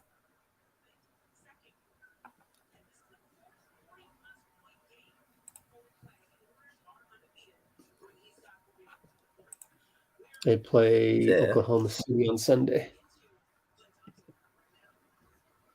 All right, so Klay's coming up at the podium, so we got 40 seconds. Give me 42. Go. If you want. You don't have anything to say that. Oh boy. Dude, gosh. man. Okay. Don't kill me, buddy. Oh my gosh. 70-minute game? What do you mean? Got 15 seconds. Surely 20. It was a 58 Clay's got to look game, up. right? Come on, Klay. Look up. Double OT, 48 minutes. 5 minutes each.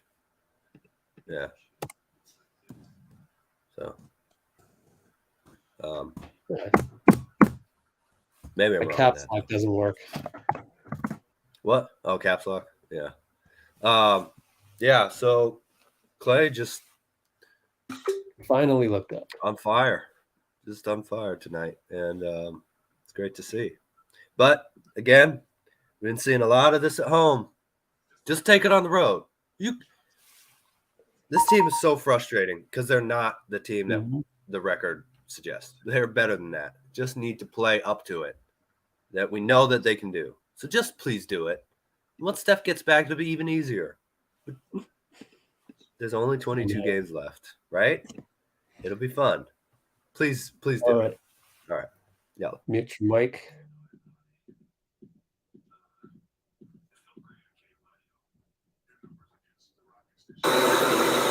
I think how special it is just to see how far you've come, that you can now play these back-to-backs and flourish and just shine. I mean, you knew, you've thought it would come, and you said it might take time, but how gratifying is it for you to perform like that? Oh, it's incredibly gratifying. I mean, I always reflect on the years that I was not playing, and I think about the times that I just was sideline watching, and it was a weird time. And now it's easy to put everything in perspective and appreciate nights like this, and just appreciate being able to move my body and play with great pace, great flow, and not even hesitate or think about anything. And I give our performance staff all the credit in the world, because they pushed me through some really hard times, and I'm just incredibly grateful for our partnership. I think 14 of your first 15 shots, I think, were from three. Was it just a matter of getting open shots and taking them, or what was the deal? I think it was just, like you said, getting good looks from beyond the perimeter. And, I got a lot of great looks off pin downs and split cuts and a couple dribble into threes. So it was just one of those nights where I had the hot hand, and it felt great. I can't lie to y'all. Your numbers against the Rockets this year have been pretty impressive. Yeah. Are you aware of that? And is that, are you paying these guys back for the years of in the past, or what's going on there? I think it's just coincidence. They're a young team. They got a lot of room to grow. I just think it's coincidence. Steve said that you're one of the elders now, and with Draymond and Steph out, I mean, how much do you feel like you had to shoulder that responsibility of being a leader tonight and going forward? I just try to use my voice tonight. I try to be loud on defense, try to be encouraging on the bench. I actually saw a great video of Gino Auriemma talking about his players and how he might not let the girls get in if they don't show great body language, how he watches game film, and he observes his players if they are engaging on the bench and if they're being a great teammate. And that resonated with me a lot. I mean, this year I would be in my own feelings because I wasn't shooting the ball well, or I didn't feel like myself. And after hearing that, Gino's been around so much greatness. I just reminded myself to be a leader. I've been here so long. I got to lead. I got to use my voice, and it was a great challenge for me tonight. I thought I took a good step. When did you watch that video? And is being like a leader like this something that you're comfortable with, or is it something that you kind of have to work into? I saw that on an Instagram reel this afternoon, and it was really great. He's an incredible speaker. And then I'm not the most comfortable using my voice, but you got to be comfortable with being uncomfortable, and that's how you grow into be great. And tonight I just did a good job of leading by example and using my voice. Kerr said he was almost as happy with your 7 rebounds as he was anything else. And he said they had been emphasizing that to you, or the full game. When have these conversations been taking place, and what does it take for you to commit yourself to the full game? I actually talked to Steve and Bruce Frazier about it on Q. And Steve was just telling me how my game needs to evolve as I get older. He used Michael Jordan as an example of how when he got into his mid-30s, he became such an incredible low-post player. Not saying I'm Mike or anything, but I'm just saying like I can evolve in other areas. Like, Q told me I'm going to go down as one of the greatest to ever shoot it, no matter if the ball goes in or not. And he was just telling me to go for triple doubles and become a round out my whole entire game. And I felt those things because those guys they're straight shooters. They want to tell me I'm capable of those things if I wasn't. So that really resonated with me, and I'm going to try and continue to rebound at a high rate and play make the rest of the season and my career. When they had that conversation with you? I had that conversation with Q last week, and me and Steve had a good talk this afternoon.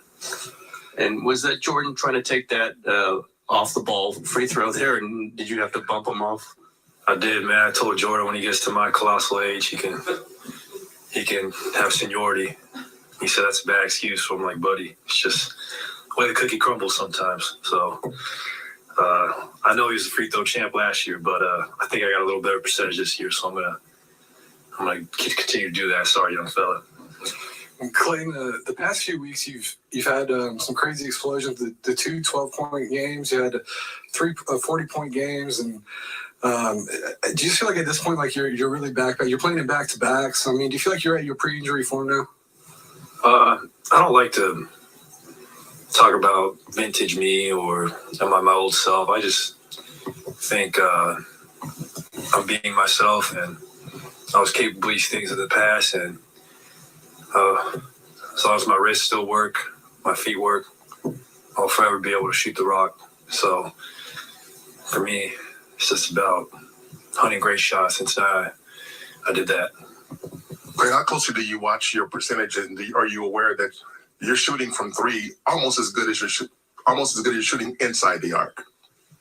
I'm aware of it because I take my job serious and I like to shoot the ball at an efficient rate, but it doesn't make or break me. I mean, like, I always want to be a high volume but efficient scorer. I mean, who doesn't? But I would like to improve my 2-point percentage. That'd be nice. You know, above 50 would be ideal. So I still got some room to grow there. You guys scored 40.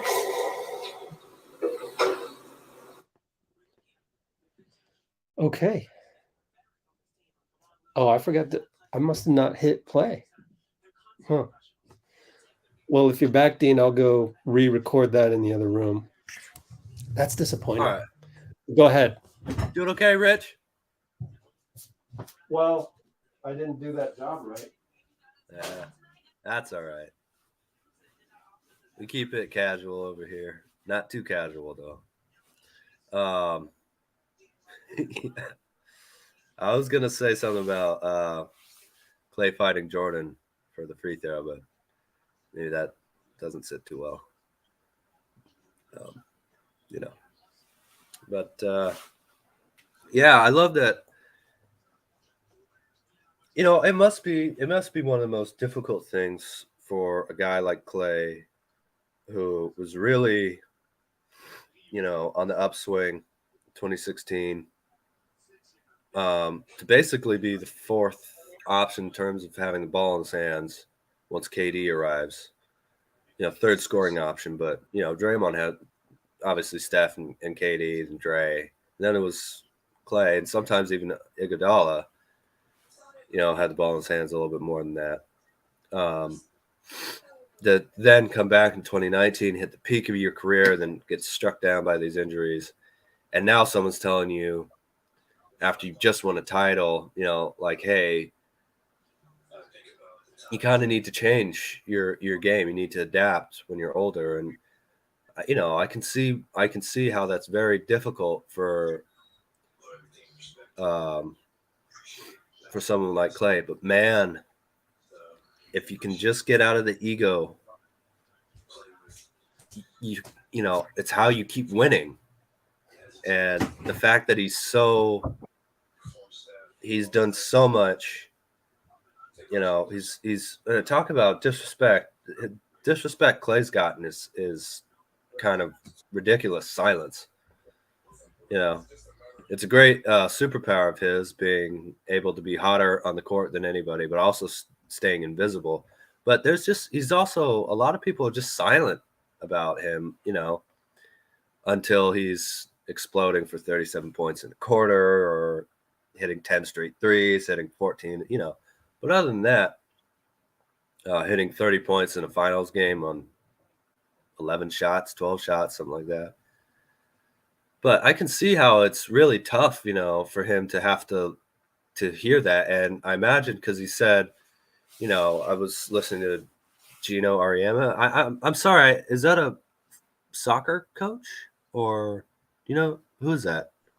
Gino Auriemma is the coach of UConn women's. He's, Hall of Oh, Fame right.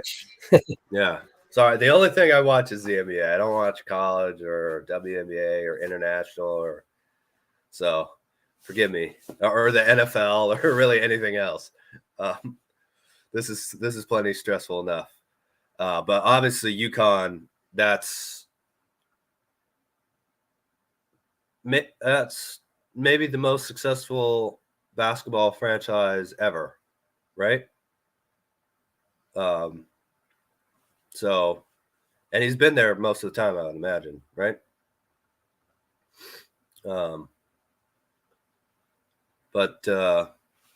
Anyway, he mentioned seeing that today, and then I forget who talked to him about it a couple weeks ago, but Coach Kerr telling him to change, to adapt to changing his game and things like that. He said this afternoon. So I imagine he's been kind of struggling with that a little bit. If he's been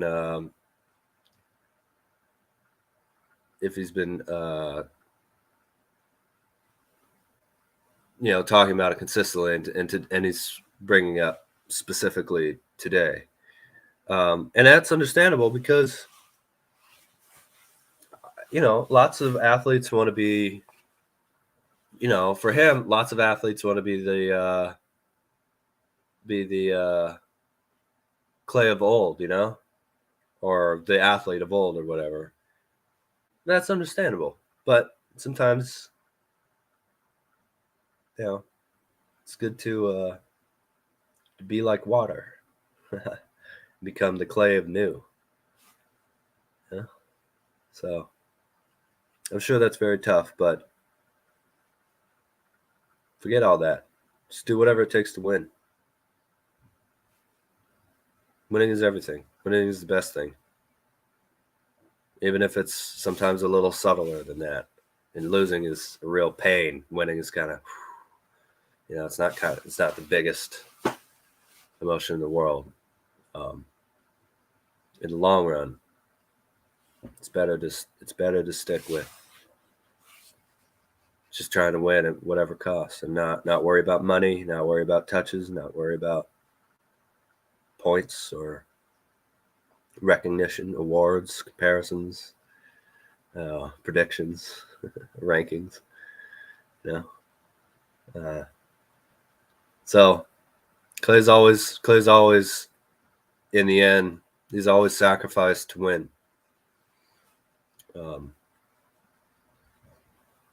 And so is all the trio. So have all the Warriors, really. And that's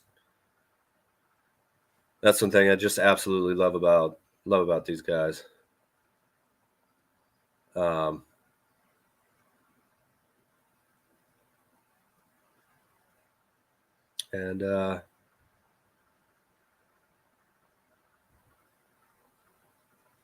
Yeah. It's been great. Well, you know what? Let's look at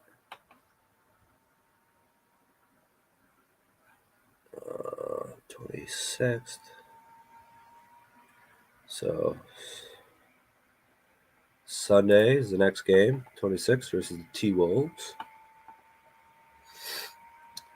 Man. Oh. We have Steph, Gary Payton II, Wiggins, and Dray out right now, which means only Klay's the real full starter.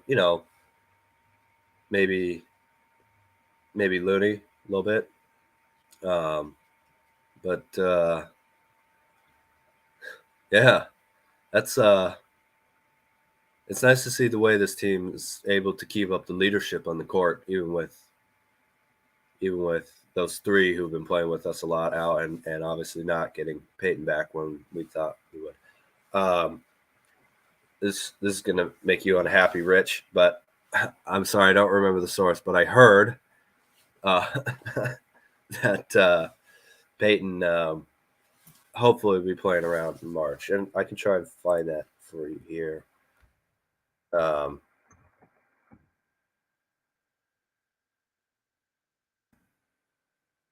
Turn date.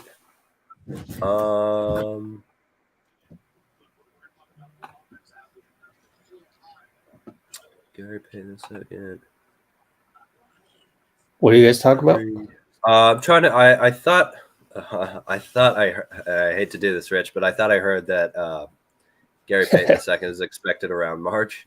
I was trying to also be a little CD Jones. He will tell you.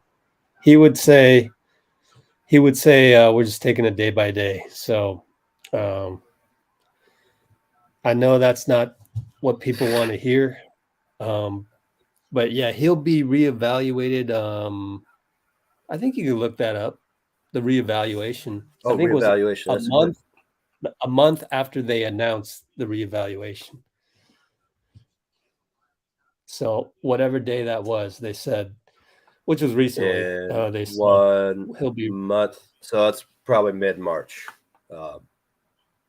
Probably. We can find it. We can find the exact date. Go look at Warriors PR. Well, it's saying February 13th. Gary Payton's set to be reevaluated in 1 month. So, there you go. March 13th then. Yeah. Or around but is then. Exactly March? I don't know. Beware of the eyes of March. It's not. It's never exact. It's just he'll be reevaluated in a month, and then a month later, we're around that time, and Anthony Slater goes, "Hey, when are you going to reevaluate him?" And then they say, "Oh, it'll be whenever," but it's around that time. Yeah, Warriors a pretty secretive organization with that type of stuff. They just don't like talking about anything like that. Oh, we're reevaluating. The Warriors are, or everybody is. I don't. The know Warriors that more. Everybody is, but the Warriors are especially like that. They just because other teams feel pressure. I don't think so. The Warriors are more than most. I would say. All right. I disagree. What are you, pretty much the same journalist who's been around the game forever? Okay, fine, you win. They don't know, and that's the problem. Like everyone wants to know. We don't know. I'm sorry, but we don't know.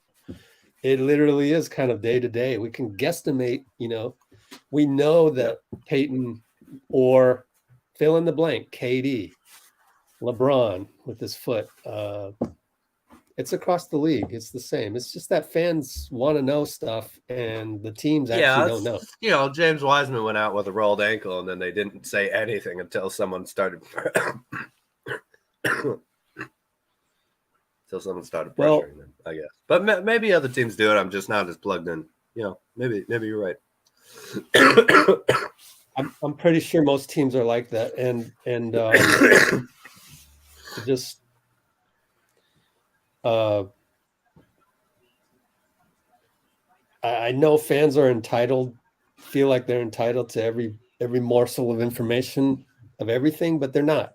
And sometimes you just don't know when James is going to come back, and that ankle is like that. And the reporters get tired of asking it, quite honestly. You're out there every day, I'm doing my job, and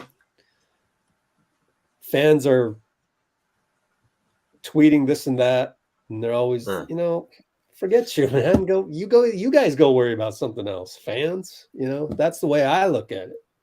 And I know fans out there are going to be mad at me hearing that come out of my mouth, but just, settle down. Otherwise you're this.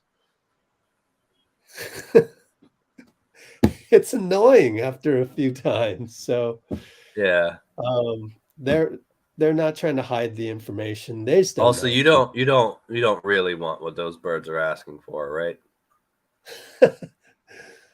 Oh man, I don't know. Sometimes I look like the bad guy. I look like the bad guy when I'm trying to calm fans down, but I get it. Go ahead, target me. Oh, this is That's a win, what Rich. Come on. You got to wait till a loss to say that type of stuff. I know. No, you know how I get.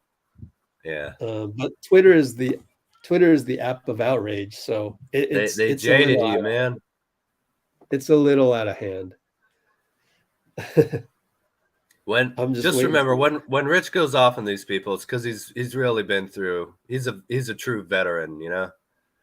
He's been through the. I've been crucified more times than anybody will ever get crucified on social media. I had to go to the Warriors Reddit guy to ask him to go delete the character defamation post on Reddit. I have stories.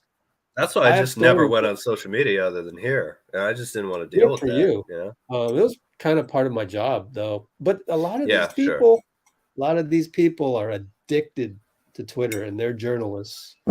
And it's sad to me because they're going to meant to be addictive. That's what it is. Yeah, it's purposely designed to be addictive. That's an endorphin, you know, just like anything else. Yeah. Anyway, yeah, I got stories, but it's, you just move on. It's just like Klay going through an ACL tear and then an Achilles tear, and then the reporter asks, "Do you feel like your old self?" It's like, it's not about the past. We just keep going, and it shapes you, and hopefully you come out of it wiser and more positive. Quite frankly, what happened with it's helped us. It's helped Let's Go Warriors. So I'm kind of glad. I'm glad I got crucified on Reddit and Twitter. So got the character defamation out there. Hey, that's fine, because on here, I found you. You've been a incredible inspiration to the channel and everybody else. Amy, Jay, good to have you, Jay. You gotta go, no problem. But yeah, because a good place for nice people to hang out. And it's nice. Ryan B, what's up? Every time I see Ryan B, it reminds me, I got to start shipping out all these little mini prizes over here. Yeah.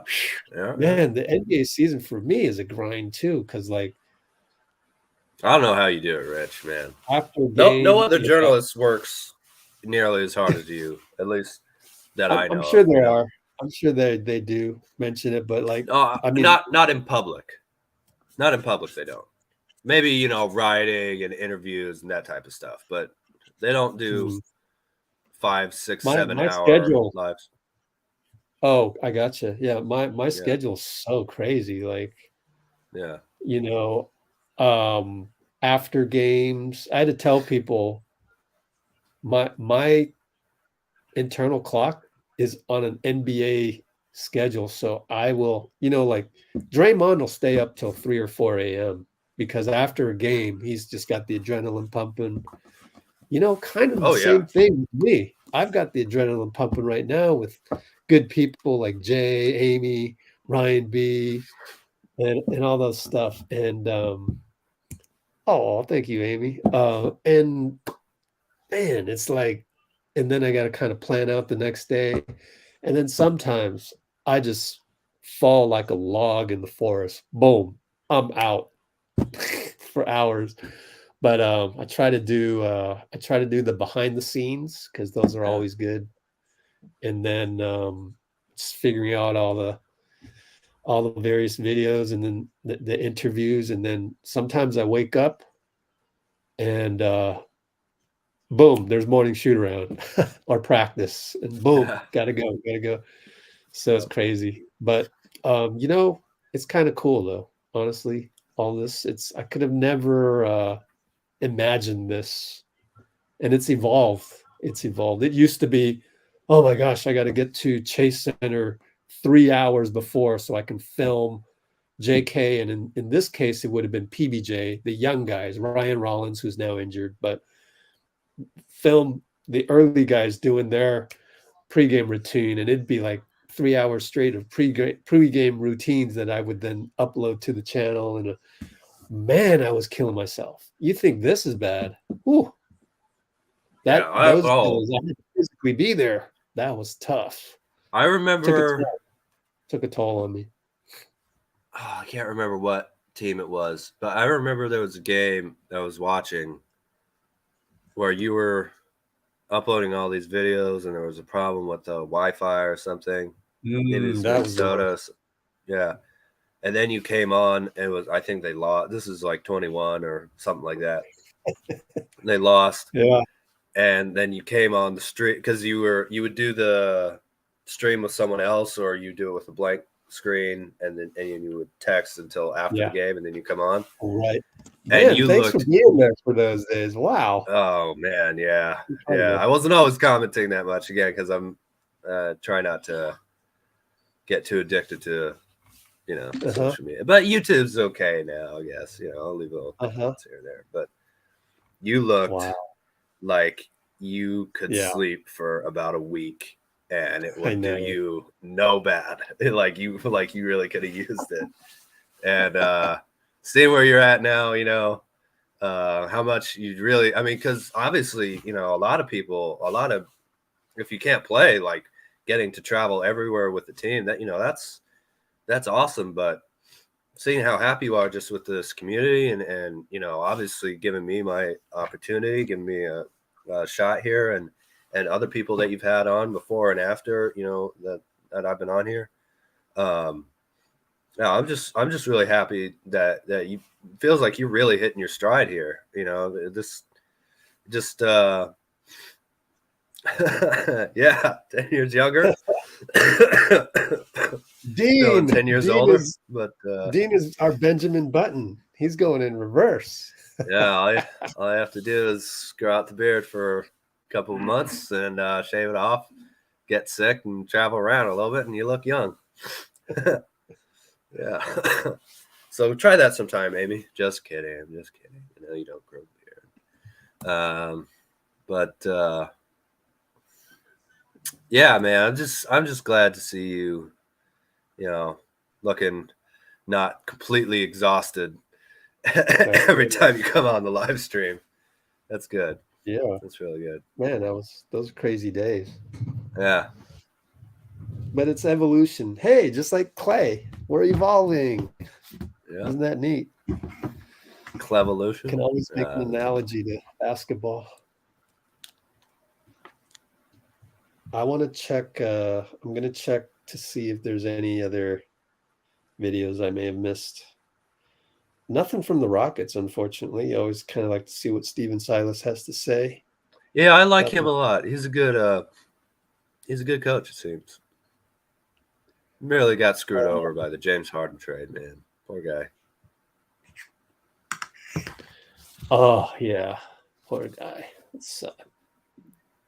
There is Ty Jerome, actually, but I've got to do some work to get that one. Donte ended up being only a couple minutes anyways. Walking to the car park. Yeah, right. Yeah. Yeah. I look back at that and I go, man, that was kind of risky. That was not the smartest move. But here I am. I survived. Outside basketball arenas, I think there's generally a pretty good vibe for the most part. Oh, knock on wood. Hopefully, that ever happens again to anybody. Don't burgle people at a basketball arena. Win or lose, they're trying to have a good time. Like, Oh man. So okay, let me try and look at some of this stuff. Be good people. Be good people. Ty Jerome we could do Ty Jerome audio. And Steve Kerr was on the podium for freaking 11 and a half minutes. So there's still 3.5 minutes left of that. So let's see, where did he leave off? Oh, I'm sorry. I still have the audio on of the stream. let me turn off that one. See what Steve had to say. Yeah, and so I think that's what I'm excited about. Is I can see Klay starting to figure that out and see that forming with everything he's doing. Okay. Ends with Klay. By the way, I'm probably going to just do the audio of this and Ty Jerome, and then that's it. If you have anything burning you want to talk about, which I mean, you probably already talked about it when I was outside the room, but yeah, it was a great game. So you're free to go if it makes you feel, get some rest, Oh, okay. Cool. Yeah. Thanks, Rich. Yeah. Because all I'm going to do is I'm going to pull up Steve. Let me just pull up Steve and we'll say goodbye. I am working on Sunday, so I won't be able to make it to that one, unfortunately. But thank you for everything, All-Star Weekend, and just everything overall. Yeah. It's been awesome, man. Thank you. Thank you so much. All right. See you guys. Cool. So we'll have the rest of see you, Dean. Get well soon. Thank you. Okay, so now we got the remainder of Steve Podium now on audio.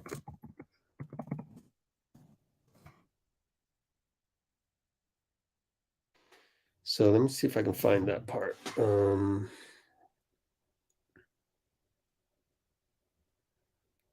Oh, hold on. I've got an easier way to do this. Yay. Way, way easier way to do this. A little bit of Ty Jerome. Oh, how long did Klay stay on there? Let's check Klay.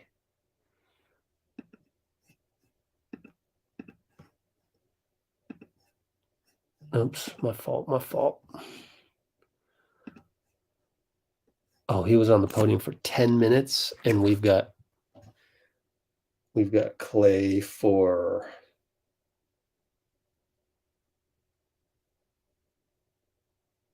6:45. So there's a little bit of Klay. Let's get all of it on there. Steve Kerr post game.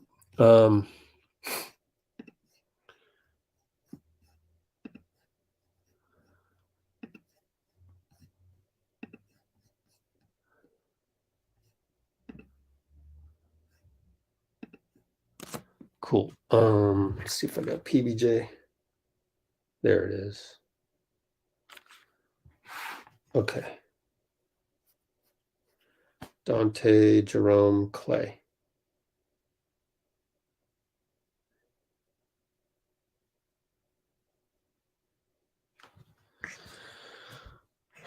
Let's do the end of Klay.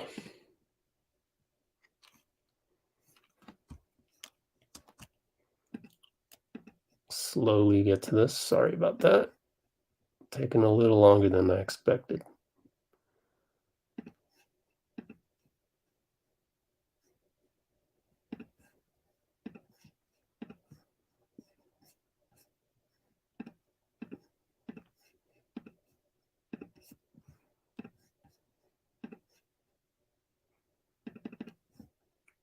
No, we won't. Let's see. I'm trying to think what's the best order. Steve.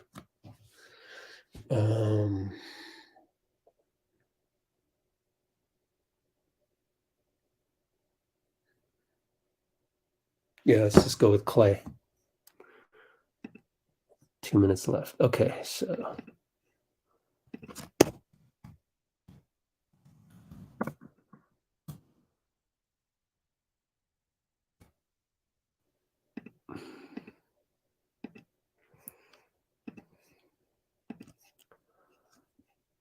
So actually, remainder of Klay video now playing.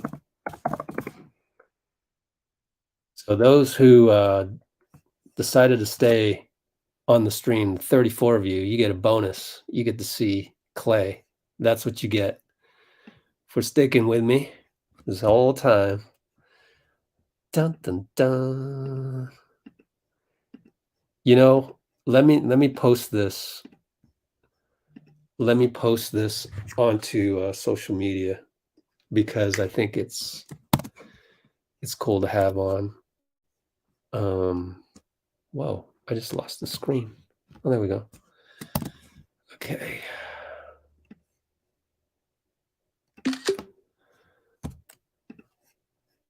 So give me a moment while I post this onto the previous one. Okay. Cool.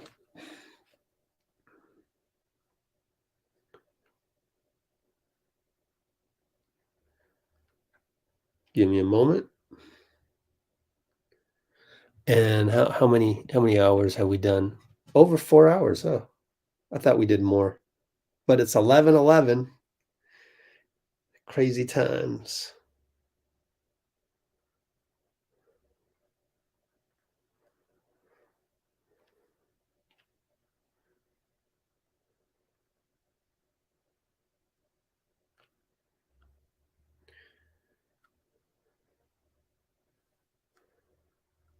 Okay.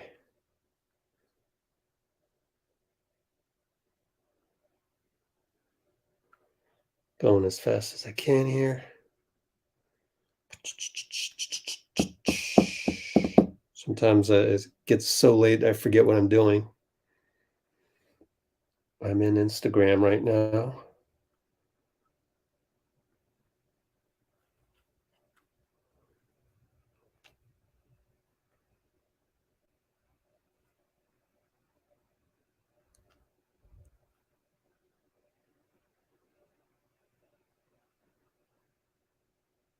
Give me a moment while Instagram posts.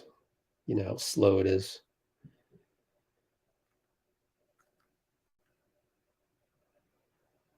Always wants me to do reels. Oh, God, it's so annoying.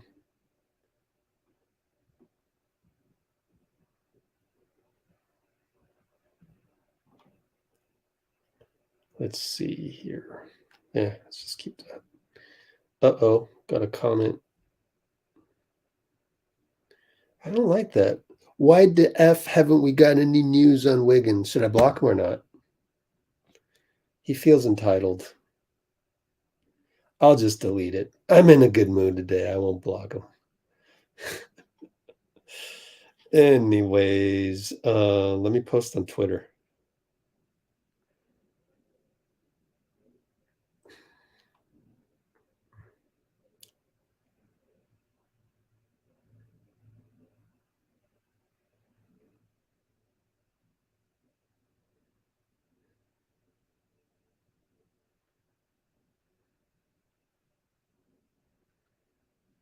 Okay, let's see. Sure enough, I needed the original link, and I screwed that up. Give me just 24 more seconds, and we're good to go.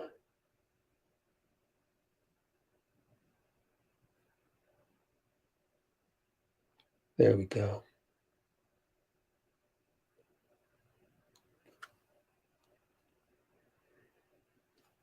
Tweet, retweet.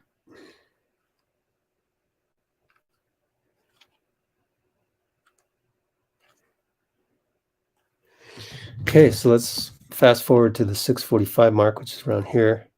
Let's go, Klay. I mean, who doesn't? But I would like to improve my 2-point percentage. That'd be nice. You know, above 50 would be ideal. So I still got some room to grow there.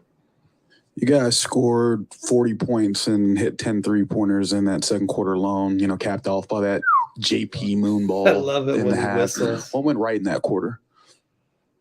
I think our defense was fueling our offense, and the ability to switch, the ability to make them beat us over the top, not foul. And when we do those things, the offense will come and we'll play with great flow on that side of the ball.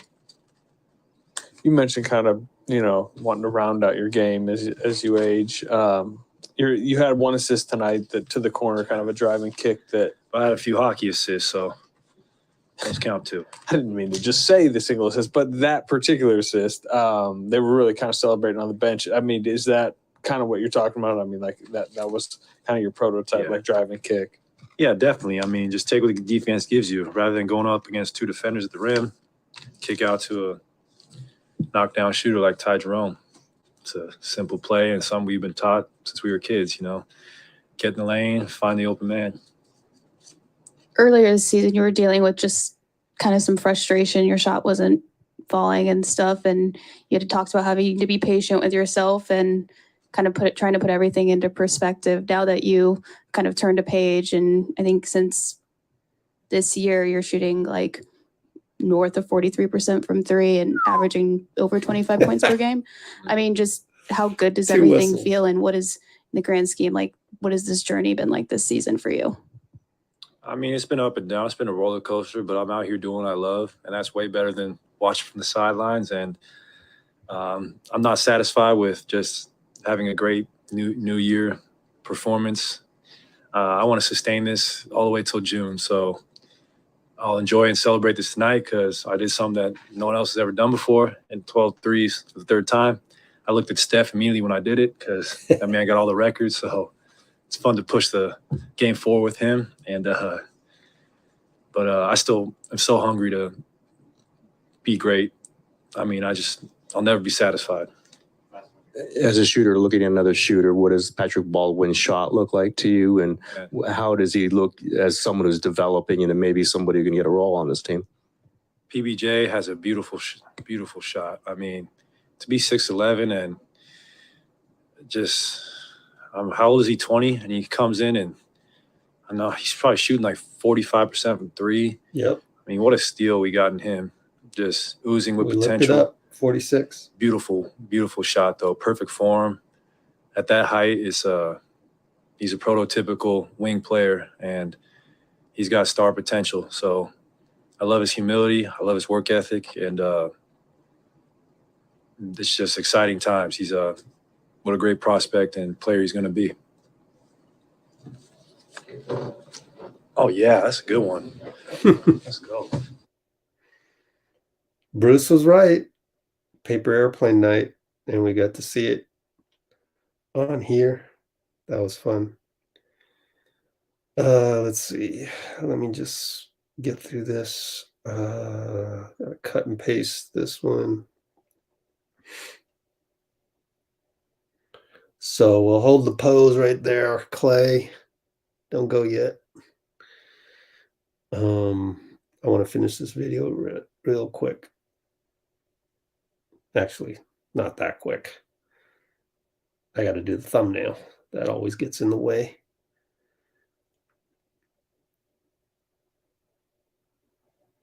Okay. What's a good thing to put in the thumbnail, guys?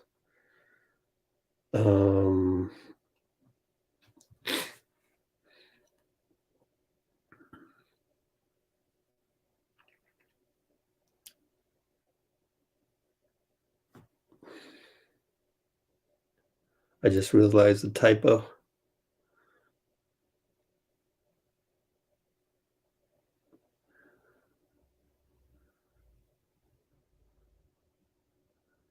Be a leader.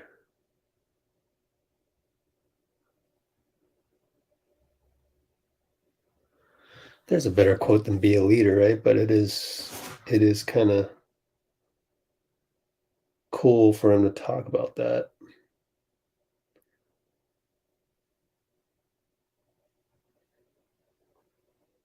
Go for triple doubles. Go for triple doubles. That's the winner.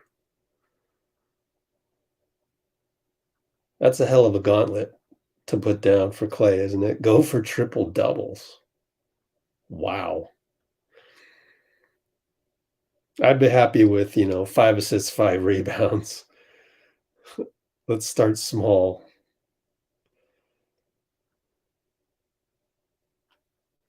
But still, it's a good quote to throw in the thumbnail.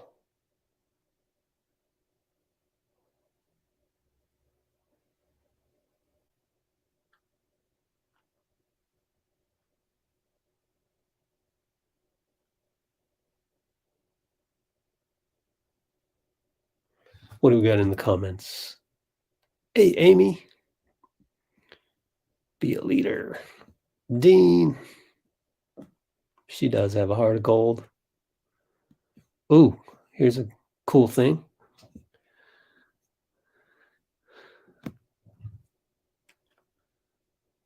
Okay, almost done. Yay, all done.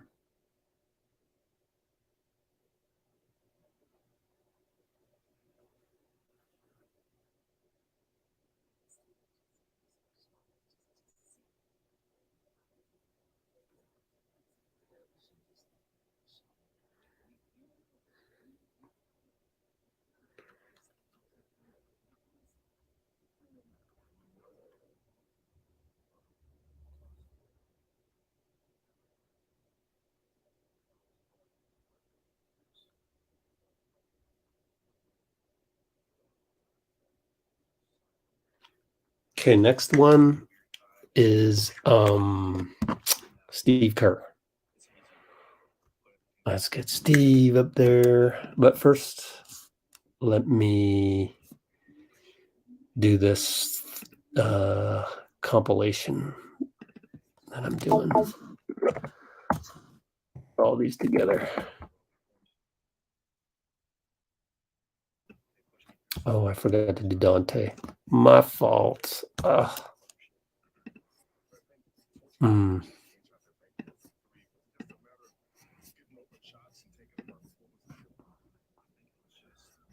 Donte. There we go.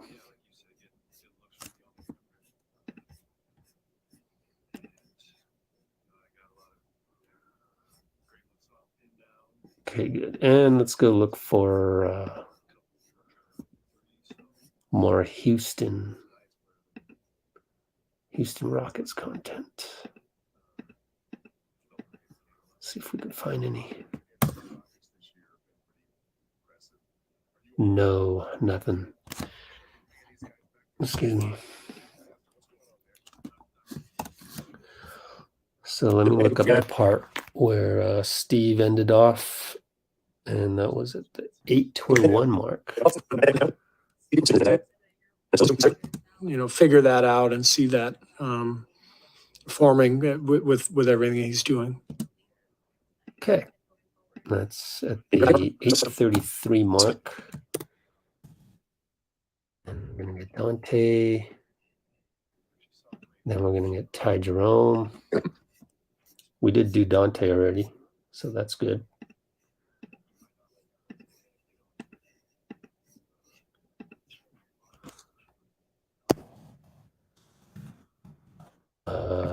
Ty Jerome.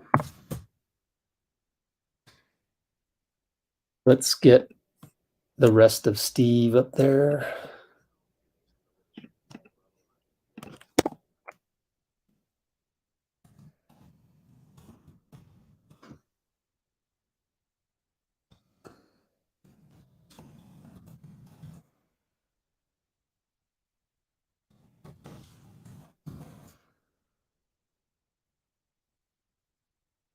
Here we go, guys. Remainder of Steve podium video now playing. We still need a big. Oh boy, are we still on that? No, we don't. Well, we can go back and forth on that a million times. Do I really need to explain that again? I guess we will explain that later, but I want to do Steve and Ty Jerome first. So we'll do Steve and Ty Jerome first.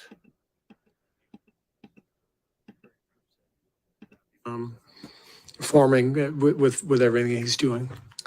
Steve, I believe this is the 17th time you guys have been 500 this season, and I'm just curious how much you consider the record when you have a night like tonight where you have so many individual and positive victories, looking at where you guys are at 30-30.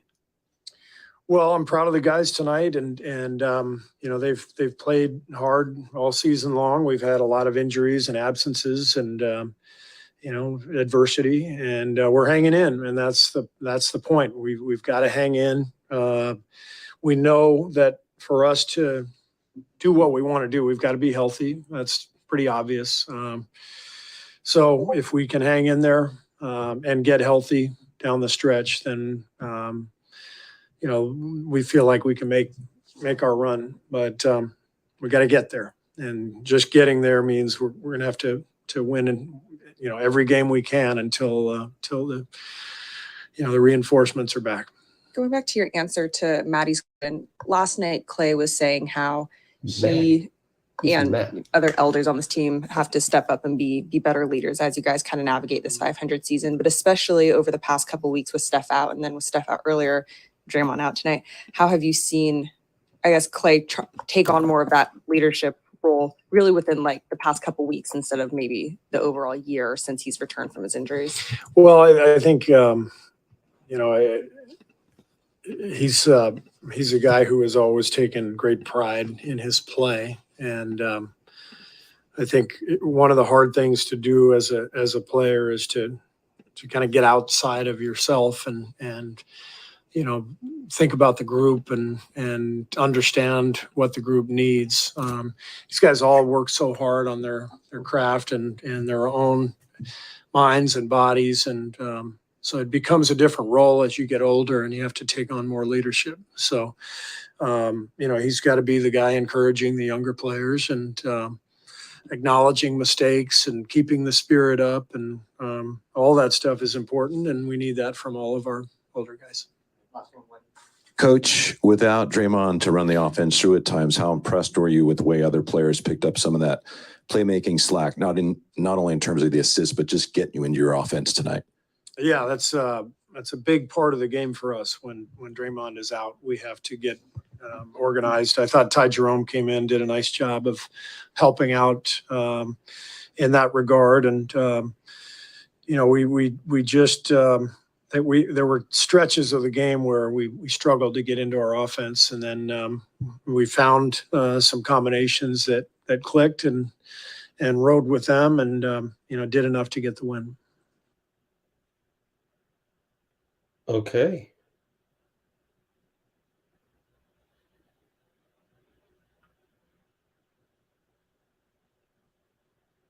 I am just finishing up the PBJ. Not the literal PBJ, but the PBJ postgame.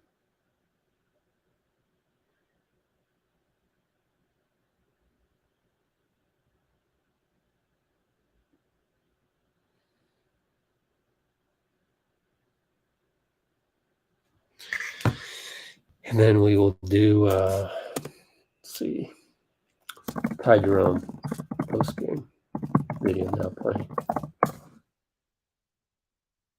Throw that up there.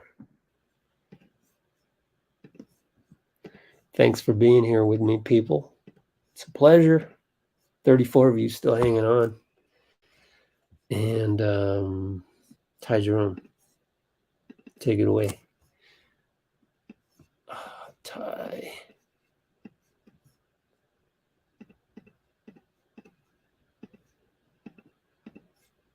How long is this interview? Only 3 minutes. Ty, how do you explain the really hot three-point shooting tonight, and specifically, what do you think of what Klay was able to do? Oh, man. That's kind of who he is. Like, I don't think anybody on our team is really surprised when he does that. No matter if he's coming off a bad game, good game, he's always capable of that.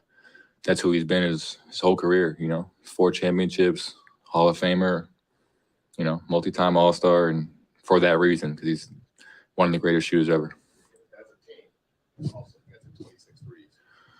26, wow. Donte, how many did he hit? 5? And Klay hit 12, so that's 17. Oh, he was great tonight, too. But he's been great all season. And what's he shooting from 3, like 40, 46 or something, 45? That's crazy. I mean, because especially for him, he never knows when he's going to play. So he comes in the game and at random times, he's always locked and loaded and shooting at a really high clip. That's super impressive for a guy his age as well. As you guys are out there knocking down 3 after 3, did you have any idea that you guys were like approaching a franchise record? You guys finished 1 make off. No way. Damn. No, I didn't know that. No. If I knew that, I would have shot some at the end. Yeah, yeah.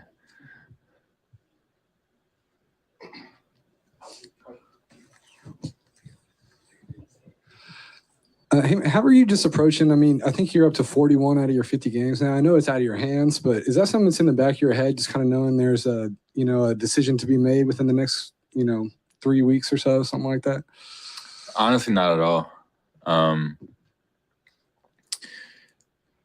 I'm obviously far from satisfied, and as a team, we have a lot of ground to make up, and we're heading into a super important part of our season. But individually this year, I've gotten an unreal platform, so I'm really not thinking too far ahead. I'm just taking it one game at a time. I'm enjoying myself. I'm playing, on a team this year that we're fighting for a playoff spot. So just that piece alone, just doing what I can and really enjoying that part. And also, Coach Kerr's talked about your assisted turnover ratio. I think it's over 4, which is pretty high for a ball handler like you. Like, how are you able to just control the turnovers and just kind of stay under control out there, even being a two-way guy like yourself? Just who I am as a player. It's who I've always been as a player. I had 2 today though, but just taking care of the ball, especially when you're a backup point guard, and that's your job. We have guys on this team that are more aggressive, and they're going to have a few more turnovers, and I got to be the guy that's kind of stabilizing us. Being a guy who's gone back and forth between the G League and the NBA, have you talked to Patrick about that and the adjustments that are necessary to try to make that work? Not really. He's super mature. For a guy his age, he's, like I said, every time he's up here with us, you never know if he's going to play. He comes in, you know what you're going to get from him. Like, that's super impressive for a rookie, let alone, what is he, 19, 20, 18? Anyone know? 19? So, like, for a 19-year-old rookie to kind of know what you're going to get from him is super impressive, to be, like, reliable. He's shooting the crap out of the ball. I kind of just... I don't have to tell him much.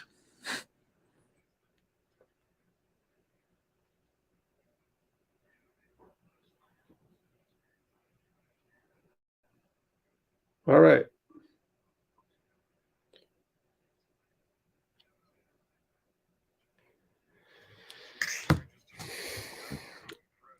Let me check one more thing. I can throw this on in the background.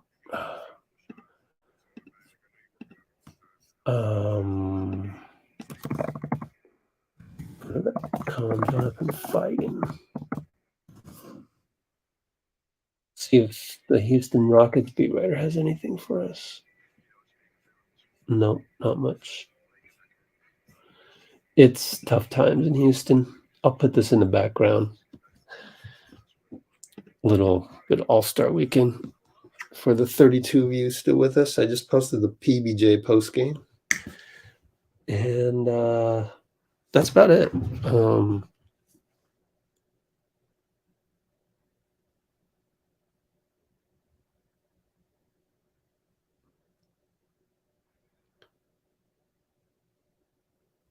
PBJ's mental strength, yeah.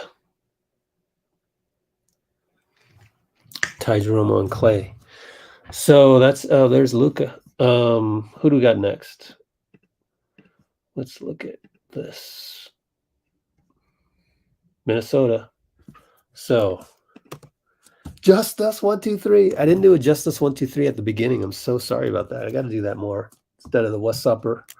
But anyways, just us 1, 2, 3. Next live stream gonna be what? It's 11:30 here, and I've got to go get some dinner. Actually, thank goodness San Francisco has some spots open late.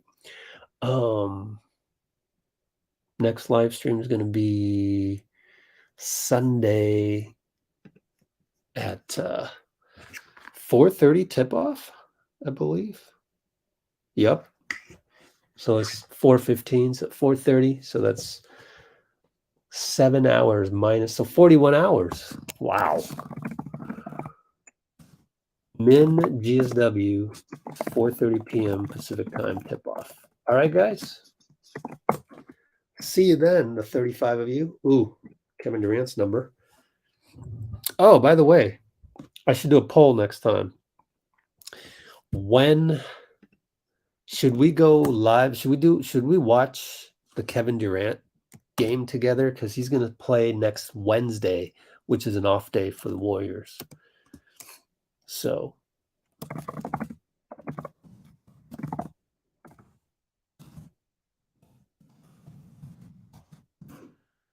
let me know what you think about that. If you want to comment real quickly before I get out of here.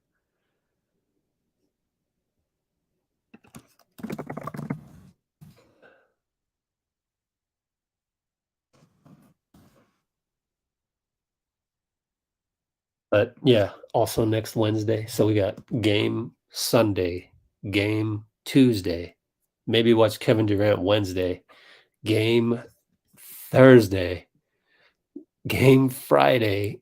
Wow, are we going to really go Tuesday, Wednesday, Thursday, Friday, and then Sunday back in LA? Wow.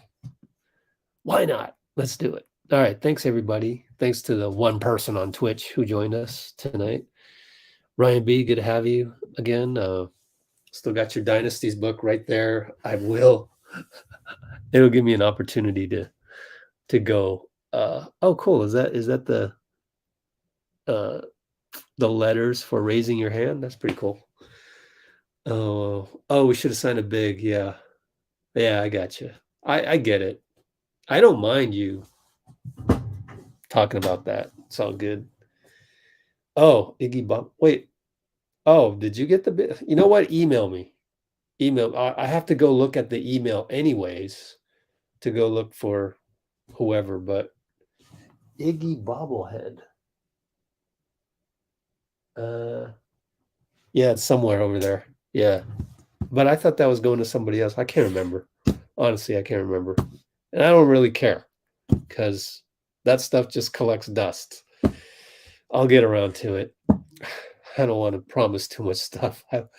That's assuming I wake up and get to the post office and et cetera, et cetera. But thanks, everybody. See you soon.